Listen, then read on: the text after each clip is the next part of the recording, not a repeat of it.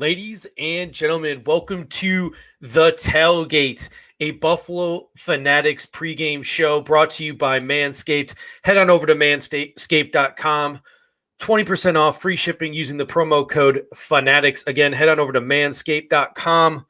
20% off, free shipping using the promo code Fanatics. And it is here, ladies and gentlemen. It is finally time. This has to be the most hyped Buffalo Bills season since Drew Bledsoe, Lawyer Malloy. I remember that season Lawyer Malloy came in right at the end of training camp when the Patriots released him. The Buffalo Bills took it to the New England Patriots 31-0 that season. This season has that sort of vibe to it. This season has this sort of feel to it. And I don't know about you guys, but I am excited. I am so excited, and I'm so blessed to be hosting this pregame show. Kicking things off, let's see who's in the house. We got Sergio Chavez in the house, from a fellow Arizonan like myself. We got Boar in the house, Elliot's in the house, Brian's in the house, Nate's in the house, Anthony. We got our boy Let's Talk 716 Sports. We got so many great people in the house right now. Who else we got in the house? So it's 6:30 a.m. there in Iowa. So let's get this thing rolling. 7:30 Eastern time. currently. It's 4:30 Eastern time for me right now, and I don't know about you guys, but yeah, it is. When I was a kid, and it was Christmas time, my brother and I would always wake up at like 4:15, 4:30, 4:45 in the morning. We'd run into our parents' room, and we'd wake them up, and we'd drag them down. And they didn't want to get up, and we dragged them down to open presents at like 4:15, 4:30, 5 o'clock. And that sort of tradition sort of died away as you get older, and it loses a little bit of its luster. But I'll tell you what, the Buffalo Bills game day never loses its luster. I've slept maybe 2 hours tonight, maybe 2 hours. So, went to bed around 12, 1, woke up at 4 o'clock for this pregame show. So I'm ready to go, ladies and gentlemen. And where I want to start things off today is I want to start things off as expectations, because as I mentioned at the top of this broadcast, this is maybe the most hyped Bills season since the Drew Bledsoe team, or since before then, since like maybe, even the Jim Kelly era. So let's talk about expectations, because I want to the Buffalo Bills are better than the New York Jets, or equal to or within the margin of error at every single position on the football field, except maybe punter. And anyone who's listened to my podcast, my multicast, The Bills Guy, with my co-host Dave Tilton, knows that I'm not the biggest fan of Corey Bojorquez. So maybe at any position outside of punter, the Buffalo Bills have a better or equal to player at every single position. At some positions, we have far superior players. The Jets have lost Jamal Adams. The Jets have lost C.J. Mosley to opting out. The Jets are dealing with a ton of injuries. Denzel Mims, Avery Williamson. Adam Gase is a questionable head coach, and we can get into that over the course of this pregame show. Adam Gase and his antics, and Adam Gase is a head coach. They have a whole new roster in a shortened offseason, when we have, I think, the second most continuity in the league behind the Kansas City Chiefs, who absolutely demolished the Houston Texans on Thursday. So my expectation today, ladies and gentlemen, and this is my expectation for the first time in a long time, my expectation is that we not only beat the Jets, but we pulverize them. I don't want to see us limp to a 19-17 victory today. I don't want to have to see us come back in the fourth quarter and have to see Josh Allen lead a final drive. I want this game to be over by halftime. I want this game to be over midway through the third quarter. I want to see us wallop the New York Jets. Okay? A W is not just a W today. A win is not just a win today. We need to make a statement. Nate Geary from WGR made a great point on Twitter yesterday, and go back and scroll through his Twitter feed. It was a beautiful sight to see and a beautiful thing to read. What he said that he said a steak is not just a steak. If you went to a restaurant and you ordered a medium rare steak, and the server brought you like an overcooked, well done steak, you wouldn't look at that server and thank them and be excited and happy to eat your meal, would you? I don't want to order a well done steak today, which is a 19-17 victory or a win by a field goal. I want to order my steak medium rare. I want to get that big statement W. So here are my expectations for today. My prediction for this game, 27-13. 27-13 Buffalo Bills over the New York Jets. That's the score I'm expecting to see. 3 touchdowns, 2 field goals. That's 5 scoring drives. Our defense has a solid day containing Sam Darnold. We're going to get into the matchups today, folks. I really think our defense is really going to lay it into the New York Jets today. If our defense doesn't lay it into the New York Jets today, it's time to be concerned, even if we do win this football game, because I believe we are at an advantage at almost every place on this from the defensive front to the secondary. I think we line up so well against this New York Jets team. I think what I would consider, and let me know in the comments section, not just your prediction, but let me know what you would consider a win that meets your expectations, because here is my recipe or my equation for a win that would sort of meet my standard, that would sort of meet my expectation, that would not have me going, oh, man, is this going to be another season where we're going to have to fight tooth and nail to go 10-6, and every week is going to be a heart attack? Here's my recipe for feeling confident heading into week 2 and beyond. We score 24 plus points on offense. That is 3 touchdowns and a field goal, or 2 touchdowns and a ton of field goals. Give me 24 points on offense. 4 scoring drives. 4 scoring drives, 1 each quarter, that equals out to. Our offense averaged 19 points per game last year. I want to see that go up by 5 points this year to at least 24 points. So give that to me week 1. That's my first recipe for feeling good after today. I want to see 24 plus points. Second, 20 or less points given up.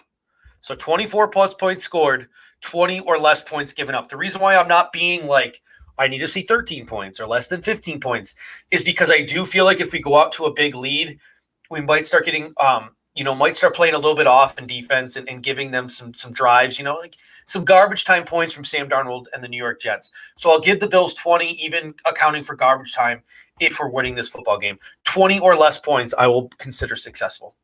Score 24 or more, give up 20 or less. And my third recipe for success, beating the 6.5 point spread. Those are my 3 recipes for feeling really good today. 24 plus points, 20 or less points, and beating the spread. So 27-13, 27-20, 24-16. Anything in that range. Again, my prediction is 27-13. That's my recipe for feeling good going into Miami. That's my recipe for feeling great going into the season and beyond. Now, that's my recipe for success, not to panic, not to hit the panic button, or not to host my show tomorrow and be like, ugh. Like, it's finally time to see if this team is going to live up to its expectations. It's going to live up to the hype. The New York Jets lost to their backups 27-6, I believe it was, in their training camp scrimmage. 27-6. Our starters went and handled the second team in our scrimmage 2 weeks ago. I want to see this football team drop a 40-burger on the New York Jets today. I'm not going to say 50 burgers. I don't think Sean McDermott's got that in him. I think we get into the 30 points, he's going to start sitting on things. But who knows? Maybe this is the new look Buffalo Bills. We cut the fullback, folks. We cut the fullback. Patrick DeMarco's gone. Maybe this is the new look Buffalo Bills. Gabe Davis, Cole Beasley, Stephon Diggs, John Brown, Dawson Knox, Zach Moss, Devin Singletary. Maybe we are more than capable of dropping the 40-burger. I got a couple people in the comment section saying, what time is it? Yeah, it is 4:40 in the morning, but folks, I'm going on 2 hours of sleep, folks. But I'm producing this whole show. I'm going to be here all 6 hours, whether it's on screen or below deck in the waiting room. I will be producing this show from start to finish. This show is my baby today. I wanted to start it at midnight last night, and I think I got a little ahead of myself. I went to bed about midnight West Coast time last night, and woke up around 3:30 West Coast time to get this thing rolling. So we got a great lineup for you today. I'm going to explain that in a second. But while I am explaining the lineup that we have rolling for you guys today, what I want you guys to do is start hitting me up in the question section, because I will be here till 8:00, and then at 8:00 I'll be passing things over. So hit me up with some early questions. Let's do a little Q&A, and let's have a little bit of a conversation before we get into what we're doing today. And the lineup for today is stacked. From 8 to 9 o'clock, you guys will have Casey Reed and Kyle Knapp in the building from the Buff City podcast and Knapp Knows Bills. They're going to talk the spread. They're going to talk fantasy. They're going to talk betting. It's going to be a more of a gambling focus, but still heavily involved in the Buffalo Bills. From 10 to 11, you will have Anthony and Eric from the Hoof Pod. They will be breaking down all the key matchups. At 10 o'clock, I will be back with rotating guests. With rotating guests to talk more key matchups, to talk philosophy, talk who's going to win, who's going to lose. And then at 11 o'clock, I'll be joined by my Bills Guys co-host, Dave Tilton, and we will lead you right off to kickoff, talk the inactives, talk everything, take your questions. It's going to be a fun ride. So let's see what some of the questions we have in here.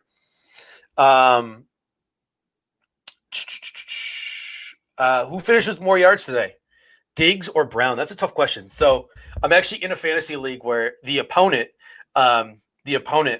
Bruce exclusive, Bruce Nolan from the Buffalo Rumblings. He has Stephon Diggs, and I have John Brown going head to head in our flex spot today. It's a keeper league, a dynasty league. So I'm hoping for John Brown. But another person said, I hope that Stephon Diggs has 3 touchdowns today to shut up Vikings fan. I mean, who wouldn't love that? I mean, I think the number one prediction going around in Bills Mafia right now, the number one prediction going around on Bills Twitter is that the first play of the game. I think this goes back to maybe when we had Matt Barkley, and the first play of that game was a play action bomb to Robert Foster. That Matt Barkley game against the New York Jets a couple years ago. I think that is sort of the origins of this very popular prediction. But I think the most popular prediction I've seen for this game has been first play action bomb to Stephon Diggs. And boy, wouldn't you love to see it. Andrew Miller always coming in clutch with a great question. Are we going to force feed Diggs today? That has been my question since we got Stephon Diggs. That has been my question since we brought Stephon Diggs to the Buffalo Bills. Is Josh Allen the kind of quarterback who can force feed an alpha receiver? I was always of the mindset.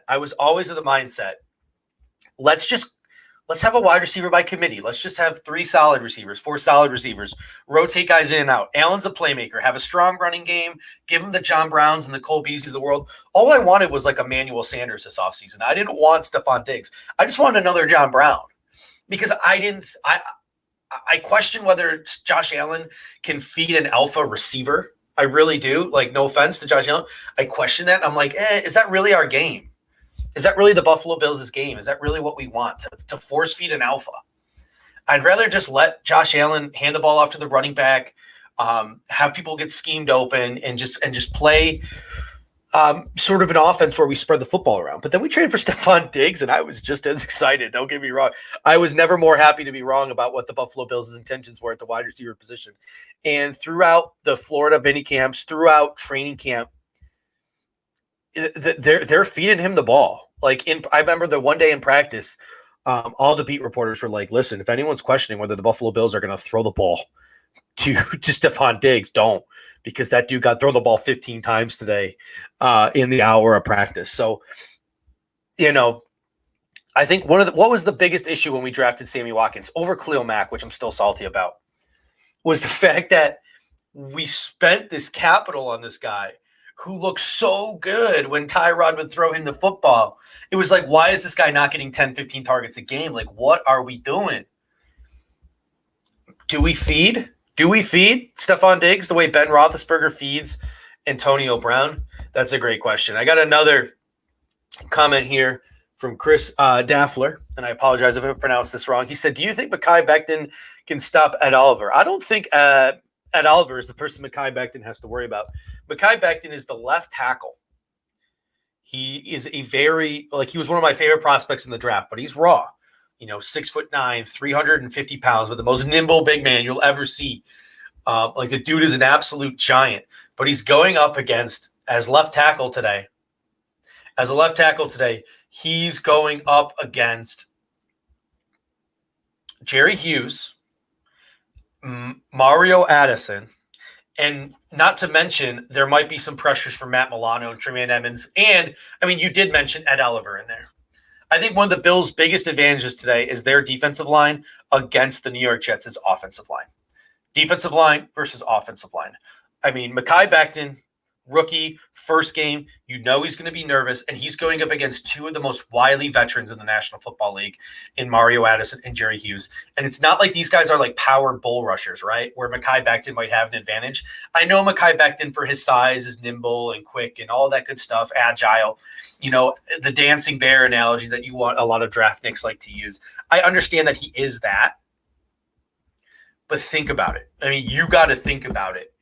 Jerry Hughes, Mario Addison, these two veteran-savvy edge rushers with moves that Mekhi Becton has probably never seen before. These two got to step up, and these guys got to show Mekhi Becton things he's never seen before.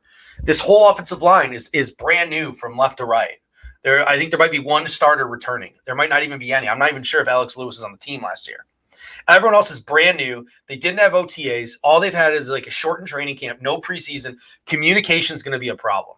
Not only do I think they're like average to below average on the offensive line in terms of talent, I think McGovern's average. I think Van Rotten's average. I think Font is average. Becton obviously has a chance to be elite, but he's a rookie. Alex Lewis is a question mark. They're okay. They're better. Don't get me wrong. They're better, but they're not great. Ed Oliver versus an injured Alex Lewis who might not even play today. Have yourself a day, sir. The rotation: Harrison Phillips, Vernon Butler if he plays, Quentin Jefferson against McGovern and Van Roten. McGovern had his hands full with Ed Oliver last year, when he was with Denver. Have a day, sirs. My only concern on that offensive line is Trent Murphy going against George Font.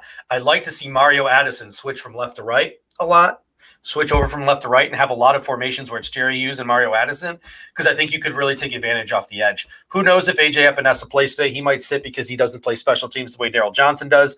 I still am holding out hope that they sit a linebacker. They sit a linebacker like they sit a Delshon Phillips or they sit a Tyrell Dodson, so they can keep both Daryl Johnson and AJ Epinesa in the lineup.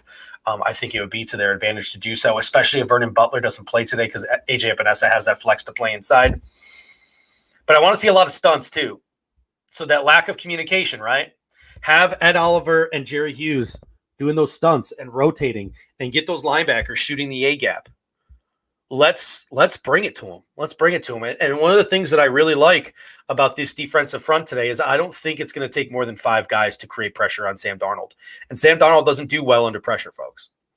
If we can get a consistent pass rush with 5 guys between running stunts and just overpowering our man and A-gap blitzes from the linebackers and surprise blitzes from guys like Saran Neal and Jordan Poyer from off the edge and Teron Johnson from the off the edge, if we can create a solid pass rush with just 5 guys and drop 6 guys back into coverage, that's a recipe for turnovers, which is something we haven't done since Sean McDermott's first year. We haven't really excelled at turning the ball over since Sean McDermott's first year, when we sort of used turnovers to get ourselves into the playoffs because we had an offense led by Rico freaking Dennison. So it's going to be really interesting to see.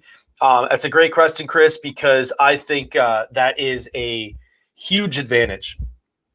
Someone says, how much do you think Levi Wallace gets picked on for the next 3 weeks, knowing Norman was the starter? Of course he's going to get picked on, and here's why he's going to get picked on.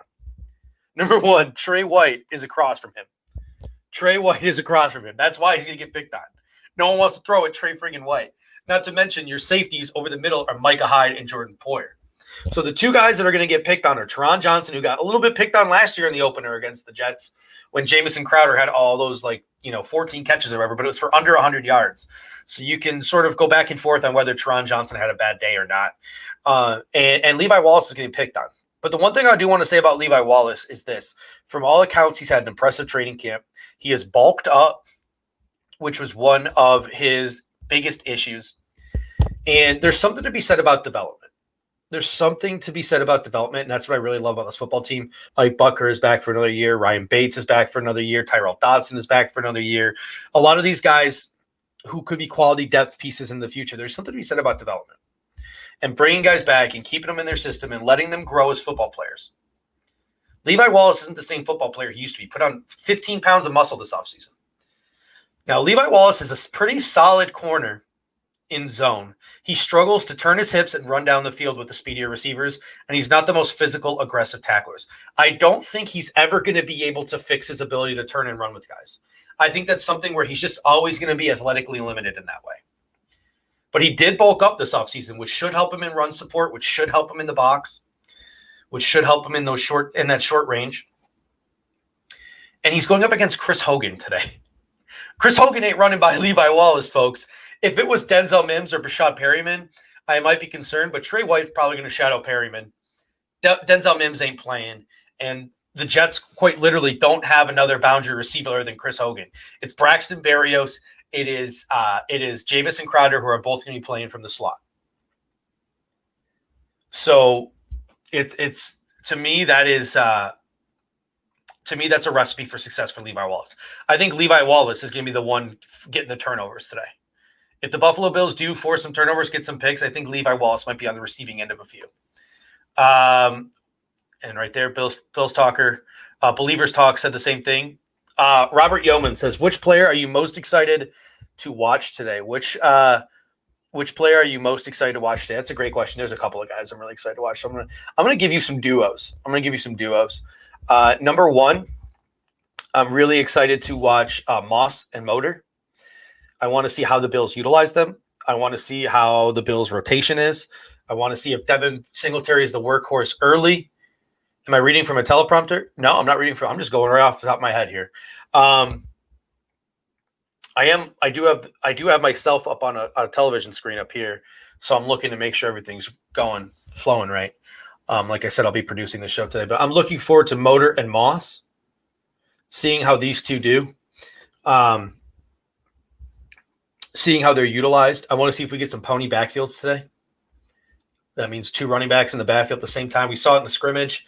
Devin Singletary and Zach Moss were out in the field at the same time. They threw that screen pass to Devin Singletary for the touchdown after faking it to Zach Moss. I want to see Matt Milano and Trey Emmons today. Got a super chat here from our boy Davion Price. Win, win, win. Let's go Buffalo. I'm with you, Davion. Appreciate it. Super chatters always appreciate it.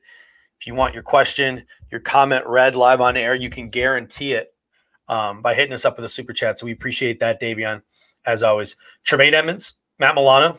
I think with how good our defensive line is and with how much we should be able to create and force their offensive line back with just four guys, Matt Milano and Tremaine Edmonds both blitzing, setting the edge and making plays on the boundary and dropping back into coverage. I think those two are going to make a ton of plays today.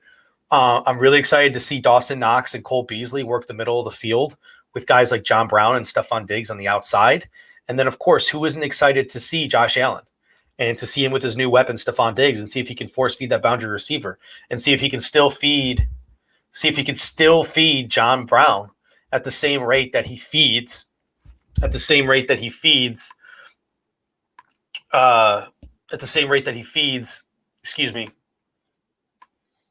he fed John Brown last year. And I apologize. I forgot. I'm producing the show while I am speaking. So I am actually sending right now the invite to our studio to the other hosts so they can get in here to take over for me at the 8 a.m. hour. So I do apologize for this. Sort of the only one being up early in the morning, I guess, is the downside. So I had to send that invite out. So apologies for being a little distracted there. All right, let's get to it. Caitlin Blunt says it's too damn early. I doubt it. No, it's never too early on game day. Thank you, Believers Talk. Took the words right out of my mouth there. It's never too early on game day, folks. We got Pierre in the building. Says Steve's the hardest working man in the biz. Put some respect on my guy's name. I appreciate that. Hey, it is Buffalo Fanatics versus everybody. I got my Buffalo versus everybody hoodie on today. Truly blessed to be working for such a great organization and having such a great boss like Pierre. He is actually the hardest working man in the biz, folks, the things he does for Buffalo Fanatics behind the scenes. That's a great question from Josh Clark here. And let us know, everyone. Let us know what you think. Where's everyone watching from? Where is everyone watching this game from today? That is something that I would really like to know. Where's everyone watching this game from today? Hit me up in the comment section and let me know. We've got about 5 minutes left before some of my co-hosts take over today. Where are we watching? We got Florida. We got South Carolina. It was a really interesting question that I saw on the news. I didn't see it on the news because I don't live locally anymore. Patio in Florida, Albany in New York, Pennsylvania, Surprise, Arizona, Raleigh, North Carolina. It was a really interesting question that got sort of posed on the news. It's like, how's Buffalo going to handle a home opener without the stadium being open? That's 73,000 people. Who are they staying home? Are they going to restaurants? Are they going to bars? A lot of people, I'd say 100,000 people show up to the tailgate. 73,000 go in, and then 30,000 stay outside and continue to party in the parking lot and watch the game from the parking lot. So that's 100,000 people if you think about it. So it's going to be quite the scene in Buffalo today to see what's going on, to see how everyone's staying safe during COVID, how the restaurants are handling the overload of people. I got someone up here. Shout out to Oswego, New York. Robert Yeoman's watching the show from Oswego, New York. I got family from Oswego. The Mathis family, Rick, Judy, Chris, David, Nick, all huge Bills fans. So shout out to Oswego. or whatever you want to call it. I spent a lot of my summers there in Oswego, New York. So, ladies and gentlemen, this is just about going to do it for my portion of the Buffalo Fanatics Tailgate pregame show. We are going to pick up again in 3 minutes with hosts Kyle Knapp and Casey Reed. They are going to take you through the 6.5 point spread. They are going to take you through fantasy. They're going to take all your fantasy questions, all your gambling questions. They're going to talk Bills. They're going to talk matchups. They are going to have you hooked up and ready to go. So they will get you all the information you need, and we will be back in 3.5 minutes.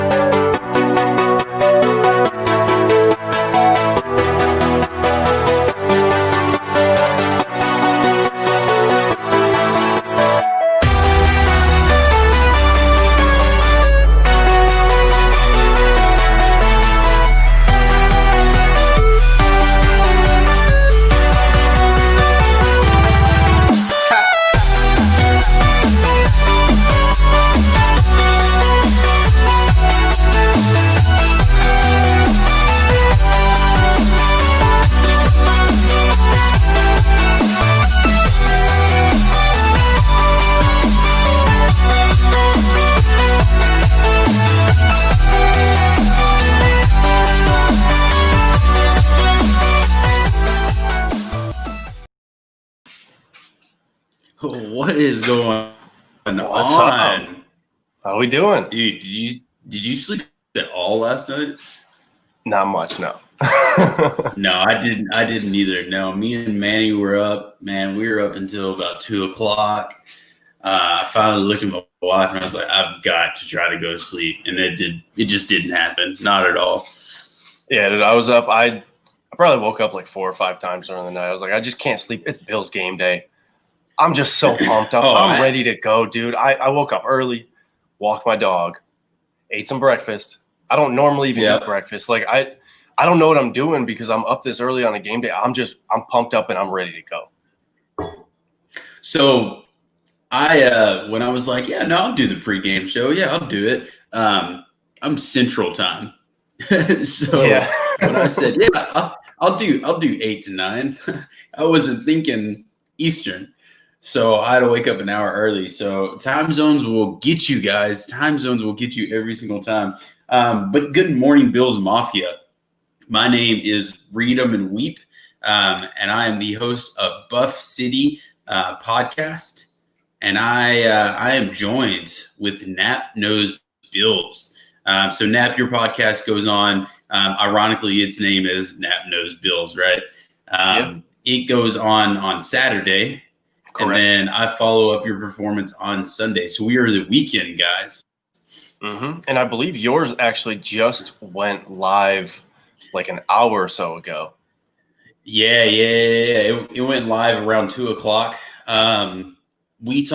This week we're talking fantasy football week 1 and week 2 picks, which is very hard to do, in case you're wondering, because we're a week ahead of everybody, so everybody can get their gambling picks in. But we're a week ahead, so we did week 2 picks and fantasy football week 1 stardom and sit-ems, who I like, and all that good stuff, which we'll get into. But if you're curious about our week 1 picks against the spread, man, go to the Buffalo Fanatics Podcasting Network, find Buff City week 1 picks, and go ahead and give that a listen, and then jump over and listen to our podcast that just came out about fantasy football picks. But let's just jump into it, man. I've got my coffee. It's brewed. My dogs are freaking out because they're like, Casey's up this early. We're fitting to go out. And I'm like, nope, not happening, dude.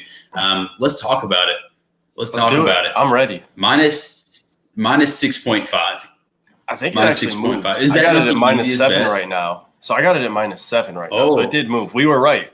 We called it. It didn't move as much as I thought it would, but the line did move. Ooh, bet the house on the Bills today. You were absolutely right, Bills Mafia, 941. That was actually the pick of the week for my podcast, Buff City.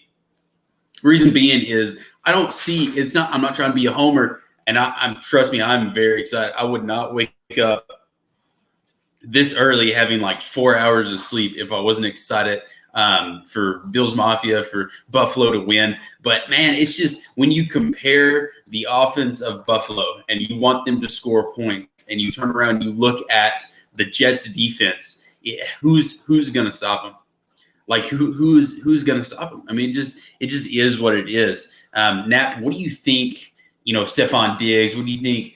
Cole Beasley, John Brown. What do you think they're going to do against this game? So I'm not as certain what Stephon Diggs is going to do. I want to come out and just be like, look, they're going to force feed him. They're going to give him the ball 10, 15 times. He'll end up with like 8 to 12 catches, whatever. I honestly don't know, because it's week 1. I like to think they're going to force feed him, but the one I'm certain that like he's going to get a lot of catches. Like I know Cole Beasley is going to get a lot of catches. That's just the way he fits into the offense. He's at 5, 6, 7 catches. That's almost a lock for him. So I'm ready to I would play him in any sort of PPR league. That's just kind of a little heads up for later on. But I just don't know how their corners stop any of them. If you double Stephon Diggs, you're going to end up having single coverage on John Brown, on Cole Beasley. Yep. If you throw Gabe Davis in there, I mean, he'll have single coverage. We don't know how he's going to end up in a live game, but I like to think that the Jets corners, who not all that great, like who are they? They can cover them. Who are the Jets corners? Yeah, Bless Austin he was a 6th round pick, I think, last year. He wasn't bad. Yep. I'll give him that. He wasn't bad, but like he wasn't special. He wasn't great. He's probably similar to what like other teams think of Levi Wallace, if we're being honest. Like a guy who can be taken advantage of. And I don't know about all of his athletic abilities. I'm just going off of like, who can we take advantage of? Like he's a guy who can be taken advantage of a little bit. He'll make some plays, but I mean, he's not going to stop people consistently. And then is it Pierre Desir? I think is the other corner. Yeah, Pierre Desir. He was dropped from the Colts, and they did not have a good passing set. Like they didn't have a good secondary. What can we expect from them guarding good route runners? I mean, Stephon Diggs, John Brown, Cole Beasley, all at this point in their careers known as really good route runners. Yeah. I have high expectations for the offense. I don't know if I have high expectations for every single individual player, but like the offense should go. Oh, 100%. So, obviously we're betting the house right now. Yes. I took the bet at minus 6.5. I see a couple of people have said that it's minus 7 right now. It honestly could go up as we're getting closer to game day. But minus 6.5, I feel like there's not a lot of respect on it. And a lot of people, a lot of Bills Mafia, I'm on Twitter constantly. You can find me on there at Read 'em and Weep. A lot of people were like, if they don't have a 30-point blowout against the Jets, I'm going to be disappointed, right? So now, what are your predictions for this game that we're going to have? You just want my score prediction right off the bat? Because I'm ready to go. Are you going to be disappointed if they don't score 30 points? Yeah, I will be. Like, I'll be happy if they end up at if it's because I think Judge just said 27-13. I think was his prediction. Like, I'll be happy with that. I won't be upset or anything. I would be upset if it's like last year where it's 17-16 or 20-16 or something like that. Like, I'll be upset by that. I'll be happy that we won, but I'm not going to be happy with how we won. If I put my score prediction was 34-10. I think we should just run through it. I think we might start off slow. I'm not expecting a hot start just because it's going to be a little ugly, a little messy at the beginning. But we're the better team. You go position by 100%. Position. We match up better with the Jets than the Jets match up with the Bills almost everywhere. Almost everywhere, especially with all of the guys who are either traded or sitting out or injured. Their two best linebackers aren't playing. Their best safety isn't playing. They're three. You could argue those are their three best defensive players: Jamal Adams, Avery Williamson, C.J. Mosley. Some people could make an argument for Quinnen Williams. I'll listen to that. But okay, if you say that, 3 out of their 4 best defensive players aren't playing. How do you not take advantage of a situation like that? Not only that, but let's turn around and look at the offense. When we're talking about the spread and we're talking about Buffalo winning by 6.5 points, let's turn around and look at the offense for the Jets. How are they going to come within 6.5 points? Because that's what the spread is, and I have to explain this a lot, right? Because sometimes I'll take the dog. I love taking the dog, right? And a lot of people are like, "Do you really think they're going to win?" It's not that I think they're going to win. It's do I think. Are they going to get within that certain point spread, right? Are they going to cover, right? When you're thinking logically from a gambling aspect right now, do I think the Jets are going to cover? No chance. No chance. Not at all. They're not even going to come close. And they shouldn't, right? They shouldn't. But we don't have preseason. We don't know what's going to go, what's going to happen. My score prediction was actually 24-7. Right, that's what I believe will happen. I believe. Okay. I want to. Manny asked me this question last night, and it threw me off guard. But I was thinking that Josh Allen, 3 touchdowns, 2 passing, 1 rushing. He passes for over 300 yards for the first time in his NFL career. NFL Twitter goes crazy, right? Everybody's like, oh, he threw for 300 yards. And then you have people who are like, he's still trash though, blah, blah, blah, blah, blah. All that good stuff. NFL Twitter. So 100%. So I'm taking that's my score prediction. Okay. Just because I don't see Sam Darnold doing anything with the ball, it's going to be hard unless they get Le'Veon Bell. He's going to have to be the focal point of this offense today. He just is. Who's his wide receivers? Are all of his wide receivers still out? I think Perriman's playing, but you take him out of the game pretty much because Trey White. And then Jamison Crowder, Dinkin Dunkus, 15 catches for 2 yards a catch. Is that what we expect? I don't know. I don't expect a whole lot from the offense. But so I have a question for you on the spread. And I got an answer. You go first. What would the line have to be right now for you to not take the Bills to cover? Now, I think it's an interesting one because it's not going to push all the way to it wouldn't push all the way to 14. I would not take the spread if it was at 13.5, 13.5. I'm not taking that because that's too much. Even though I'm super confident, that's just a lot. But what would it be for you? What would it have to be for you to not take the Bills to cover the spread right now? It would have to be the 14 to 16 range. Okay. Honestly, it would, because I'm sitting there. I'm thinking in my mind, I've already got the score out, right? I've already got 24-7 in my mind, right? I'm not going to do the math because I'm not good at math. But I'm going to say the 14 to 16 range. I'm just not. Look, and I got 4 hours of sleep. I'm not going to do the math, but 14 to 16 points on the Jets, I would be like, yeah, no, I could see it. And that would just mean that the Bills would have to win by 2 touchdowns, which I would still be satisfied with, right? And I would still make my money on the Jets.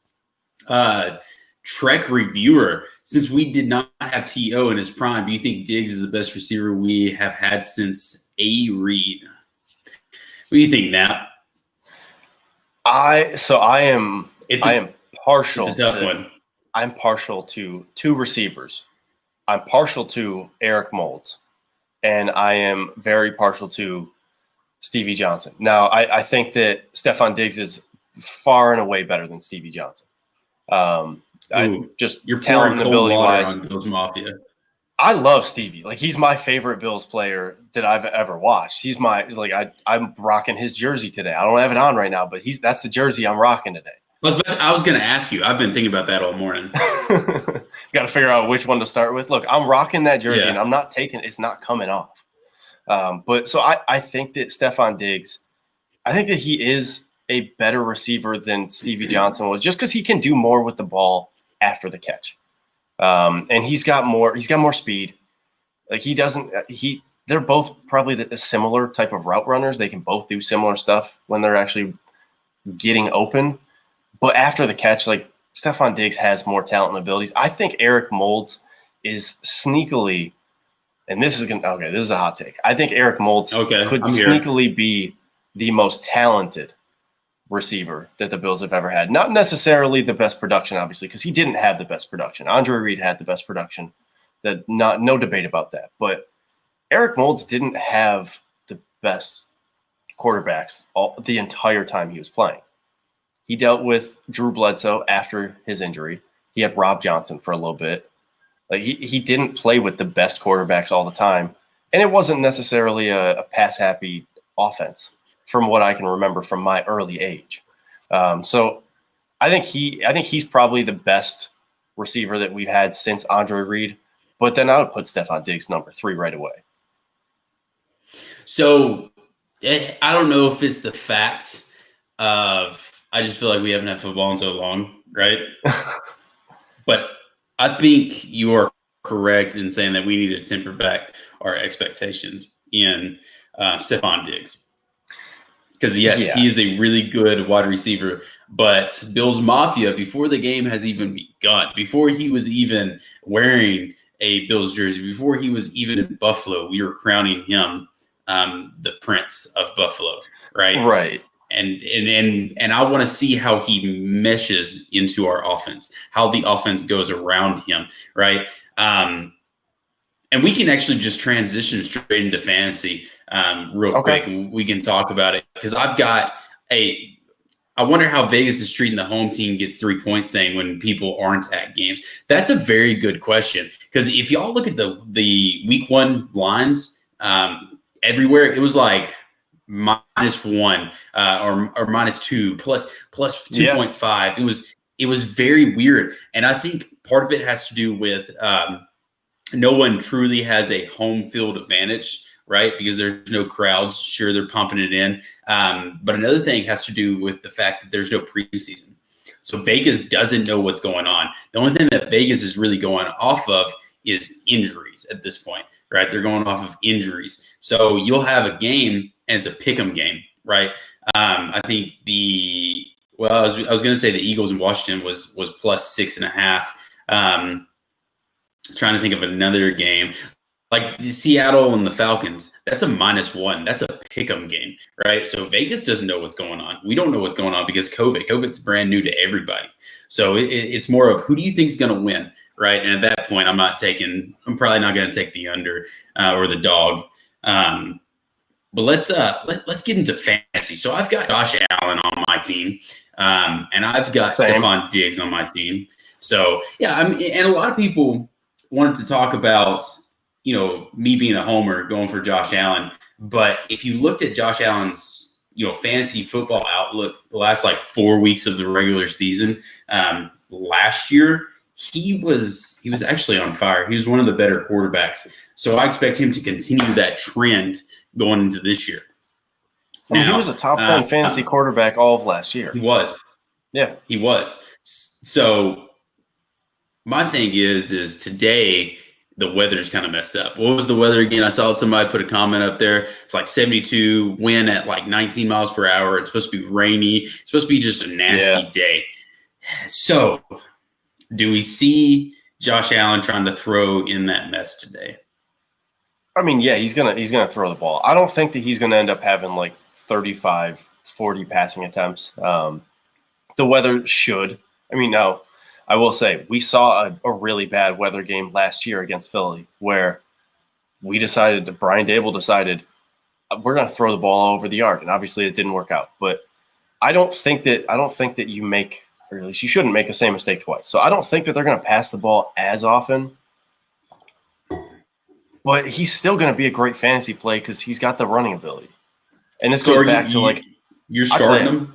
Oh, I'm starting him. Yeah, yes, I'm going to start Josh Allen every single week until he gives me a reason not to. I'm going to start him every single week because his fantasy output, even if he doesn't have a 300-yard game, he's almost guaranteed to have 35 to 50 rushing yards. That's an extra couple points there. You can sometimes half the time you can tack on a rushing touchdown. That's another point. That's more points. And then if he just has an average statistical game passing, not even good, just average, he's a top 10 fantasy quarterback right away. And that's just being average, even below average passing the ball. Because in fantasy, we don't care about if he's at a 70% completion percentage. We care about yards. We care about touchdowns. And he can get enough of those. Chris, I see your comment. We can get pushed up on here, but Chris, you said why wouldn't you take some unders? Defenses will be far ahead of some of the offenses with no offseason. Over unders should be 5 or less points, in my opinion. You've got a good point. And when I say I'm not taking any of the unders, it's kind of a lie. You can definitely go and look at anything for Buffalo Fanatics. It shows where I've taken the spread. It's the Buffalo Fanatics spread picks, and it's got Buff City Podcast / Buffalo Fanatics. A couple games that I am taking the unders with, or the dogs, which would be Green Bay. I'm taking Green Bay as a dog. My co-host Manny is actually taking Baltimore, or not Baltimore, but the Browns +8. So we're taking some of the dogs. I didn't bet any of the over unders this week because I was nervous. I was a little nervous because it's week 1. There's no preseason. I didn't really want to. It's hard that first week because I don't want to waste money on the first week. Some of it is going to be just difficult for me. Week 2, week 3, week 4. When you start getting into the season, that's when I'm going to start noticing how does the offense work? How does the defense work for all the teams? And I'll be able to take the over-unders more confidently and share those picks. Who do I start between Philip Lindsay, Cam Akers, Matt Berea, Adrian Peterson, or Sony Michel? That is an excellent question. Nap, I'm going to let you go first because everybody knows who I'm going to say. So I'm going to go Cam Akers. I think Sony Michel would probably be my second choice here. And it's because Philip Lindsay is he's with a very good running back in Melvin Gordon out in Denver. So they're probably going to split 50-50. He's not getting the same type of carries that he was getting previously. Matt Breida, as talented as he is, as fast as he is, I mean, he's running behind a brand new offensive line in Miami against a New England defense who we don't know what they're going to look like. I know they don't have half their defense right now, but it's still a Bill Belichick run defense. So they're going to still be able to play. They're going to be able to get stops. So we don't know what Miami's offense is going to look like. Adrian Peterson, I'm not going to start Adrian Peterson. No, I just don't like that. So I'm going not this late in his career. Yeah. So I'm going with give me Cam Akers or give me Sony Michel. One reason why I wouldn't start Philip Lindsay, and I'm a big Philip Lindsay guy. I'm on that train all day long. I love his story. He's playing against Tennessee. Right, yeah. Tennessee's front seven is pretty bad. Bad in a good way. Like there's some bad guys. Yeah, like a bad, you know what I'm saying? Yeah. Not like, oh my God, that's bad. Like bad, you know what I'm saying? So like I don't want to start Philip Lindsay there. I like Cam Akers.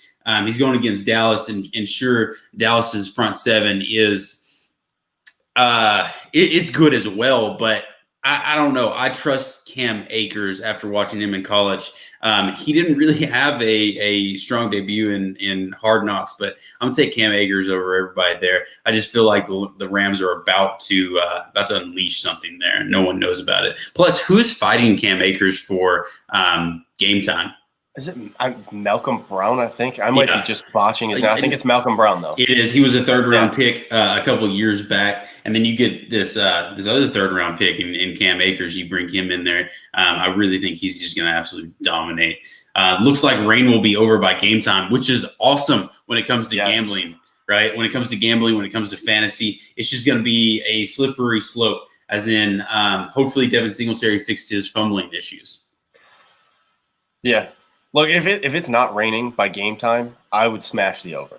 And that's because I think the Bills are going to be able to put up enough points. And I think – so I mentioned this when I can't remember who it was, but he put up the comment of why would you not take some of the unders? It's Chris. So, yeah. So, Chris, the reason I wouldn't take a lot of the unders right now is because of tackling. Like, teams have not – like, they don't have the practice tackling like they normally have in a regular season week 1 game. They haven't had the preseason game. So as much as people want to say defenses are going to be ready and offenses aren't going to be as ready, defenses just haven't had as much practice like actually hitting somebody, wrapping someone up and taking them to the ground. So I love the over especially in this game. Oddly enough, I think the Bills can put up points, and I think that the Jets will be able to put up enough garbage time points. It's not a bad parlay if you're doing the over under. And I say that if anybody doesn't know what a parlay is where you take 2 bets and you bet that both of them will hit. So if you parlayed the Bills over, which is 39.5, which is not a bad over. It's actually pretty small. You should be able to hit that. And the Bills covering the spread at minus 6.5. Say we just throw down $10, you will win $26.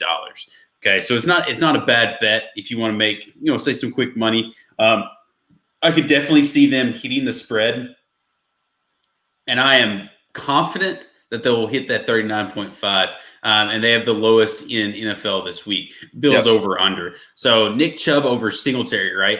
Yes.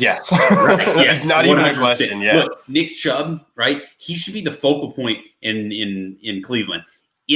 When they run the ball through him, the Browns offense does good. And there's a lot of people who don't like the Browns, right? But if you ever focus on Cleveland, when they were running with Nick Chubb, they were doing good. And what Kevin Stefanski needs to do when he gets there in Baltimore, because that's a tough defense, is he needs to establish the run. He needs to establish the run and go play action, and he needs to get Austin Hooper involved and David Njoku, right? He needs to do that. And to do that, you need to take a running back who's arguably a top 10 running back, right?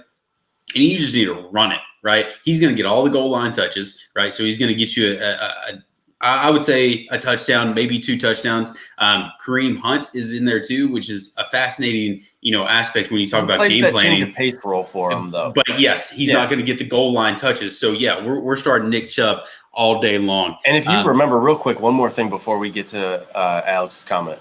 Okay. If you remember last year, I think it was last year, Nick Chubb went off against Baltimore. And the Browns had a bad offensive line. Yes. They have a revamped offensive line. They have a couple of new guys. They brought in a new right tackle. They got a new left tackle.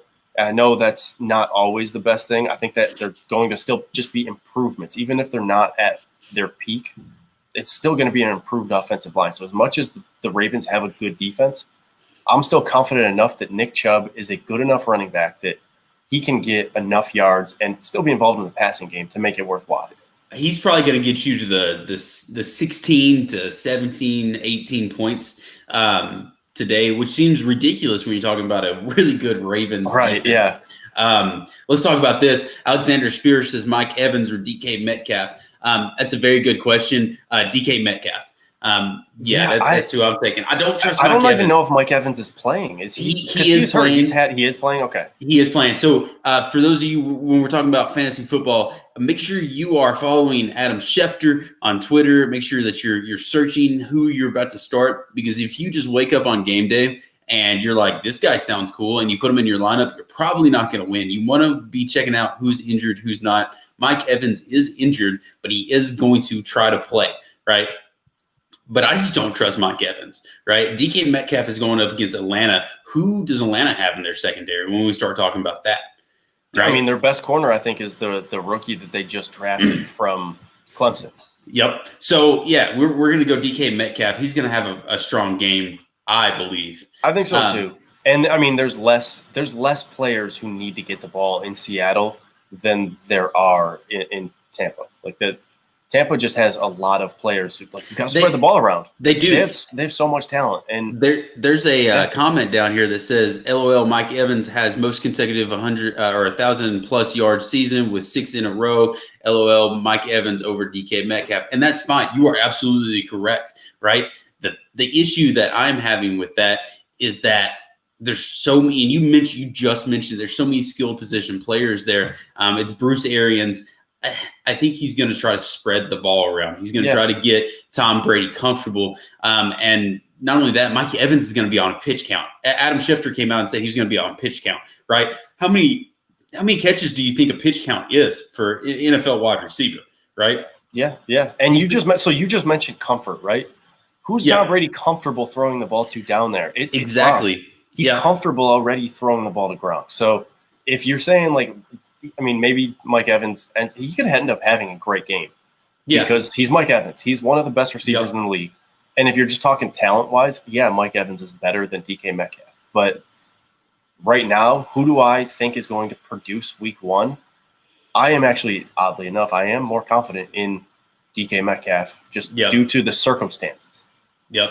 And that's what fantasy is. It's not about, like, Mike Evans having 1,000+ yards, and that's all fine and dandy. Fantasy is a week by week basis that we're dealing with. It goes, who is this guy going up against this matchup, right? And when you're looking at it, a lot of the media pushes it, right? They're always like y'all saw it on Thursday night. You looked for and that's a good one. We're going to talk about that one. But they said Deshaun Watson against Patrick Mahomes. It wasn't. Right? It was Deshaun Watson against Kansas City's defense and Patrick Mahomes against Houston's defense. And that's essentially what you're looking at when you're looking at fantasy, right? You're taking these skill position players, these quarterbacks, and you're going against that defense. Jeffrey says, Terry, I cannot pronounce that last name, saved my life. I tried like 15,000 times. McLaurin. I tried so hard to pronounce that last night, and I butchered it like 15 times. Or Allen Robinson. That one's an easy one, right? We're going Terry. Right. Yeah. Who else is a threat to take if his snaps away in Washington? Now, so I think it does get interesting if you're playing in a PPR. Oh, which I do. I know. And so do I. I think most people play PPR. I think if you're not playing in a PPR, it's 100% Terry McLaurin. Like, no questions asked. If you're playing in a PPR, I think it gets a little closer because even though, like, Allen Robinson probably isn't going to get 100 yards. Terry McLaurin is much more likely to get a 100-yard game than Allen Robinson is. But Allen Robinson could still end up with like 6, 7, 8 catches for, 70 yards. And if Terry McLaurin ends up with 4 catches for 100 yards, and you're looking at who gets a touchdown then. Yeah.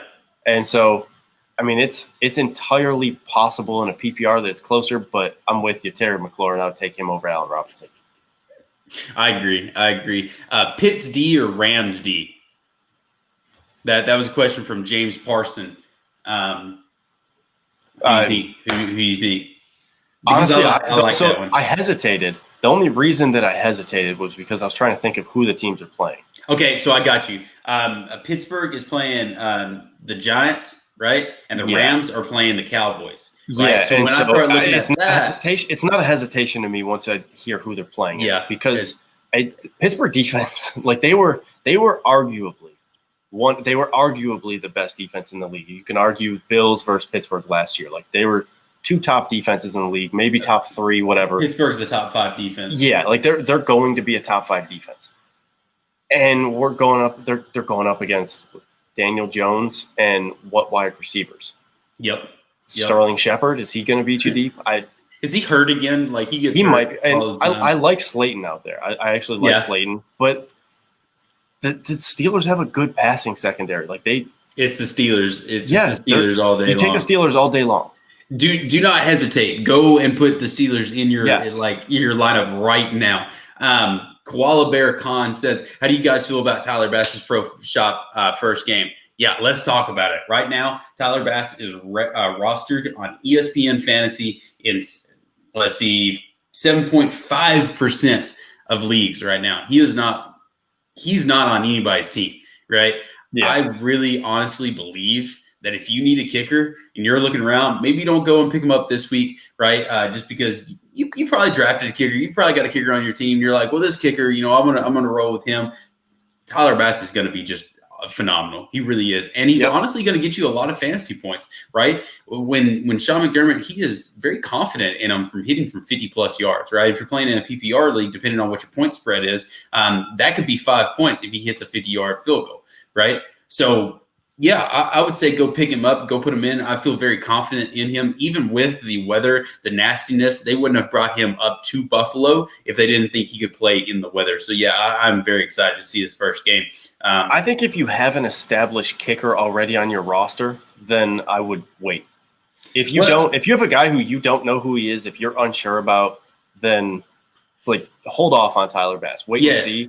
But if you have a guy who's obviously, if you have Justin Tucker, you play him. Yeah, don't drop Justin Tucker. Play Justin Tucker every single week. Yeah. But if you have a guy who's like a middle of the pack, I don't have a problem playing Tyler Bass over somebody who's not one of those top tier guys. Correct. I've got Greg Zuerlein, and I'm not dropping Greg Zuerlein for Tyler Bass. Greg the Leg is too established for that. But I am very excited about Tyler Bass's first pro day. I think he's going to shock a lot of people outside of Buffalo.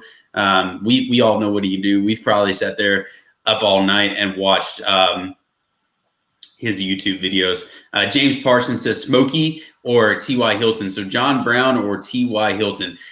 T.Y. was actually on the injury list. I do not know if he's playing the game or if he's not playing the game, but I'm going to take John Brown, honestly, because if the Jets do cover Stephon, double team Stephon, then John's going to get a lot of looks, right? So we're going to go Smokey on that one. Right. I am.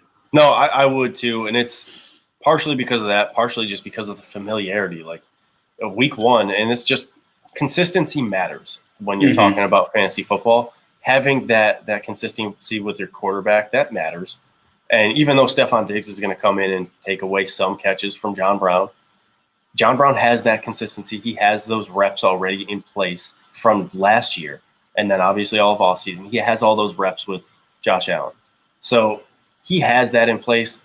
T.Y. Hilton and Phillip Rivers, they don't have those game reps yet. So we don't know what they're going to fully look like, even if he does play. Outside of Allen, who has the most fantasy points on the Bills team today? And that's an interesting question. I think me and you had talked about that a little bit before we came on. Yeah, can we get into this? I have a love list, and then I have an avoid list. All right, you go ahead. I want to go through that real quick. I want to be obviously Josh Allen is on. He's a quarterback. You play him. Yeah. I have Dawson Knox on there too. I love Dawson Knox today. I'm a big fan of Dawson Knox. I really am. He's a Tennessee boy. I love it. Why do you like him today, though? Quick thing, because we got to keep talking fantasy. But why do you like him today? Just out of curiosity. Yeah. So, and I like him to have a good season, but today specifically because Jamal Adams gone. Yep. C.J. Mosley gone. Yep. Avery Williamson not Tennessee playing. Boy. Tennessee boy. Yep. Their linebackers are decimated right now. Yeah. Their safeties, though May and McDougal, and then if you want to throw Ashton Davis in there, like they should be good but not great. But they're linebackers who, like, linebackers cover tight ends. Yep. Their 2 best linebackers are out. I love Dawson Knox in a situation where he can go against guys who are not normally playing, guys who would not normally be on the field because they're not good enough to play over the other guys. I love Dawson Knox in that situation. And then you add in the fact that, okay, what if Stephon Diggs and John Brown get doubled? Yep. Who are you going with? Who are you going with? Cole Beasley or Dawson Knox? And so I love Dawson Knox. I love the Bills' defense. If you have the Bills' defense, if you you're starting the Bills' defense. You're starting the Bills' defense. Yeah. I love them, but I love them to get multiple sacks, probably 1 or 2 turnovers. Yep. I'm not going to push it to like a defensive touchdown, but like no, I don't. I love them to get points. I love the Bills' defense. So I think it would go if we're going in structure. I think Josh Allen's going to get you the most points in the Bills' defense. I think it goes down from there. I think a lot of people will be shocked. Stephon Diggs will probably get you about 15 points, roughly. I see him 100 yards and a touchdown. So in a PPR league, around 15 points. Then John Brown, right? So I think it's a toss-up whether who gets it, John Brown or Stephon Diggs, but one of them is going to get you around 15 points. I think whoever doesn't get that 15 points, I think the other guy ends up with like 8. Yeah, I think so too. Because once there's one ball, right? Yeah, and I think one person that we're missing out on. Thoughts on CeeDee Lamb in the flex position? Yeah, do it. 100%. Do it. Like he's play him every single week. CeeDee Lamb's a beast. Yeah, he's going to turn into a number 1 wide receiver. So if you can put him in the flex spot and you have 2 other wide receivers that are super good, you're going to absolutely destroy your league. He was the best receiver in the draft. I don't know why he lasted that long. He shouldn't have. He absolutely shouldn't have. But getting back to it, it's Devin Singletary, right? And the reason why I like Devin Singletary is the same reason why you like Dawson Knox, right? Because I feel like they should feature him more in the passing game. And when you're doing that, well, who's that running back going up against? He's going up against those safeties. He's going up against those linebackers. So I like Devin Singletary. I think they should do more running back screens. I think they should do more tight end screens. But I really like Singletary today. Singletary or Mack? I'm gonna play Singletary because Jonathan. Are we talking Taylor. Marlon? That's what I took it as Marlon Mack. Yeah. Because Jonathan Taylor. Yeah, because I've got Jonathan Taylor on my fantasy league, and he was. So I write an article for all y'all listening. I write an article every. It's Wednesday. Every Wednesday, it comes out. And that is a fantasy football stardom sit-em. Jonathan Taylor was actually on my stardom list because I really think that we don't know about preseason or anything like that and how the reps are going to go. But I think Jonathan Taylor is going to take over that role. He seems to be the missing piece that Indianapolis was missing for so long besides offense line. But they built that up. Now we got Jonathan Taylor. He's going to go out there and he's going to absolutely dominate. And they took him early. They want him to play. They took him early. Not only that, but he's playing against Jacksonville. Jacksonville gave up everyone 26 points. Roughly 26 points in fantasy to a running back last year, right? They were the worst defense when it came to running backs. And then you got Jonathan Taylor, who absolutely destroyed it in college. He had 2,000 yards last year, 2,006 yards, something like that. So Jonathan Taylor's up there. I'm not starting Mac this week. And then you add in the Jacksonville just offloaded half of their team. They are tanking. I don't care what they say. They're tanking. So I'm going Jonathan Taylor. Now, if we're talking Jonathan Taylor or Devin Singletary. I'm going to take Jonathan Taylor. Yeah, I'm going to take Jonathan Taylor because you've got Zach Moss, and I think Zach Moss is honestly going to get a couple of carries today. So that actually, I'm gonna add one more player to my love list before I go. Let's go. Avoid this. The last player is Le'Veon Bell for a PPR league. I love Le'Veon Bell in a PPR league. I'm sorry, Bills Mafia. I've got him on my team. I'm going to play him. My avoid list. Zach Moss is actually on my avoid list. He's not going to get you a lot of points. Yeah, but he is going to get a couple of handoffs today. I think he's going to be effective, but he's not fantasy football effective yet, in my opinion. And then you're not going to like this one. I actually have John Brown on my avoid list because I think John Brown is going to be the guy who gets 8 instead of Stephon Diggs. I think like you were saying, Stephon Diggs 15, John Brown 8. Like I think that's probably the way it goes. It's a toss-up right now, but I like leaning towards Stephon Diggs just because he's a stronger wide receiver in my mind when it comes to route running. If you think Josh Allen is going to be a top fantasy quarterback today, go ahead and smash that like button. 100% smash that like button. The pregame, we're going to continue talking about fantasy football for probably another 15 minutes, right? And then we're going to get taken over. I think the guys from the Hoof podcast are going to jump on here. So go ahead, smash that like button. Tell your buddies to get on here, jump on the stream. Let's talk fantasy football for the next 15 minutes. What about Judy in Denver? With Sutton getting hurt, Judy might make an impact right away. Chris, like we were about to become best friends because you are exactly right? And I was thinking of it yesterday. I was driving to work. I'm not lying, Chris. I'm driving to work, right? And I think football constantly, right? I'm pulling into work and it hits me, right? Because a coworker is a Denver fan, right? And I was like, ooh, Jerry Judy's fitting to blow up in Denver because what's his name? Drew Lock. His safety blanket was who? Cortland Sutton, right? Yep. But then you go in there and you throw in Jerry Judy was touted as the most well-rounded receiver coming into the draft. The most pro-ready, yeah. Yeah, the most pro-ready. He's going to come in there and he's going to become Drew Lock's best friend, right? I think that is who you need to pay attention to in Denver. If you have Jerry Jeudy, I have Jerry Jeudy in my Buffalo Fanatics Dynasty League, and I'm starting him today, and I think it's going to shock a lot of people. I'm going up against Sterling from the Hoof podcast. So, Sterling, you are going down. You have no idea. So, I think Jerry Jeudy at worst, like week-to-week basis, at worst should probably just be a flex play with the way that like Drew Lock likes to throw the ball around.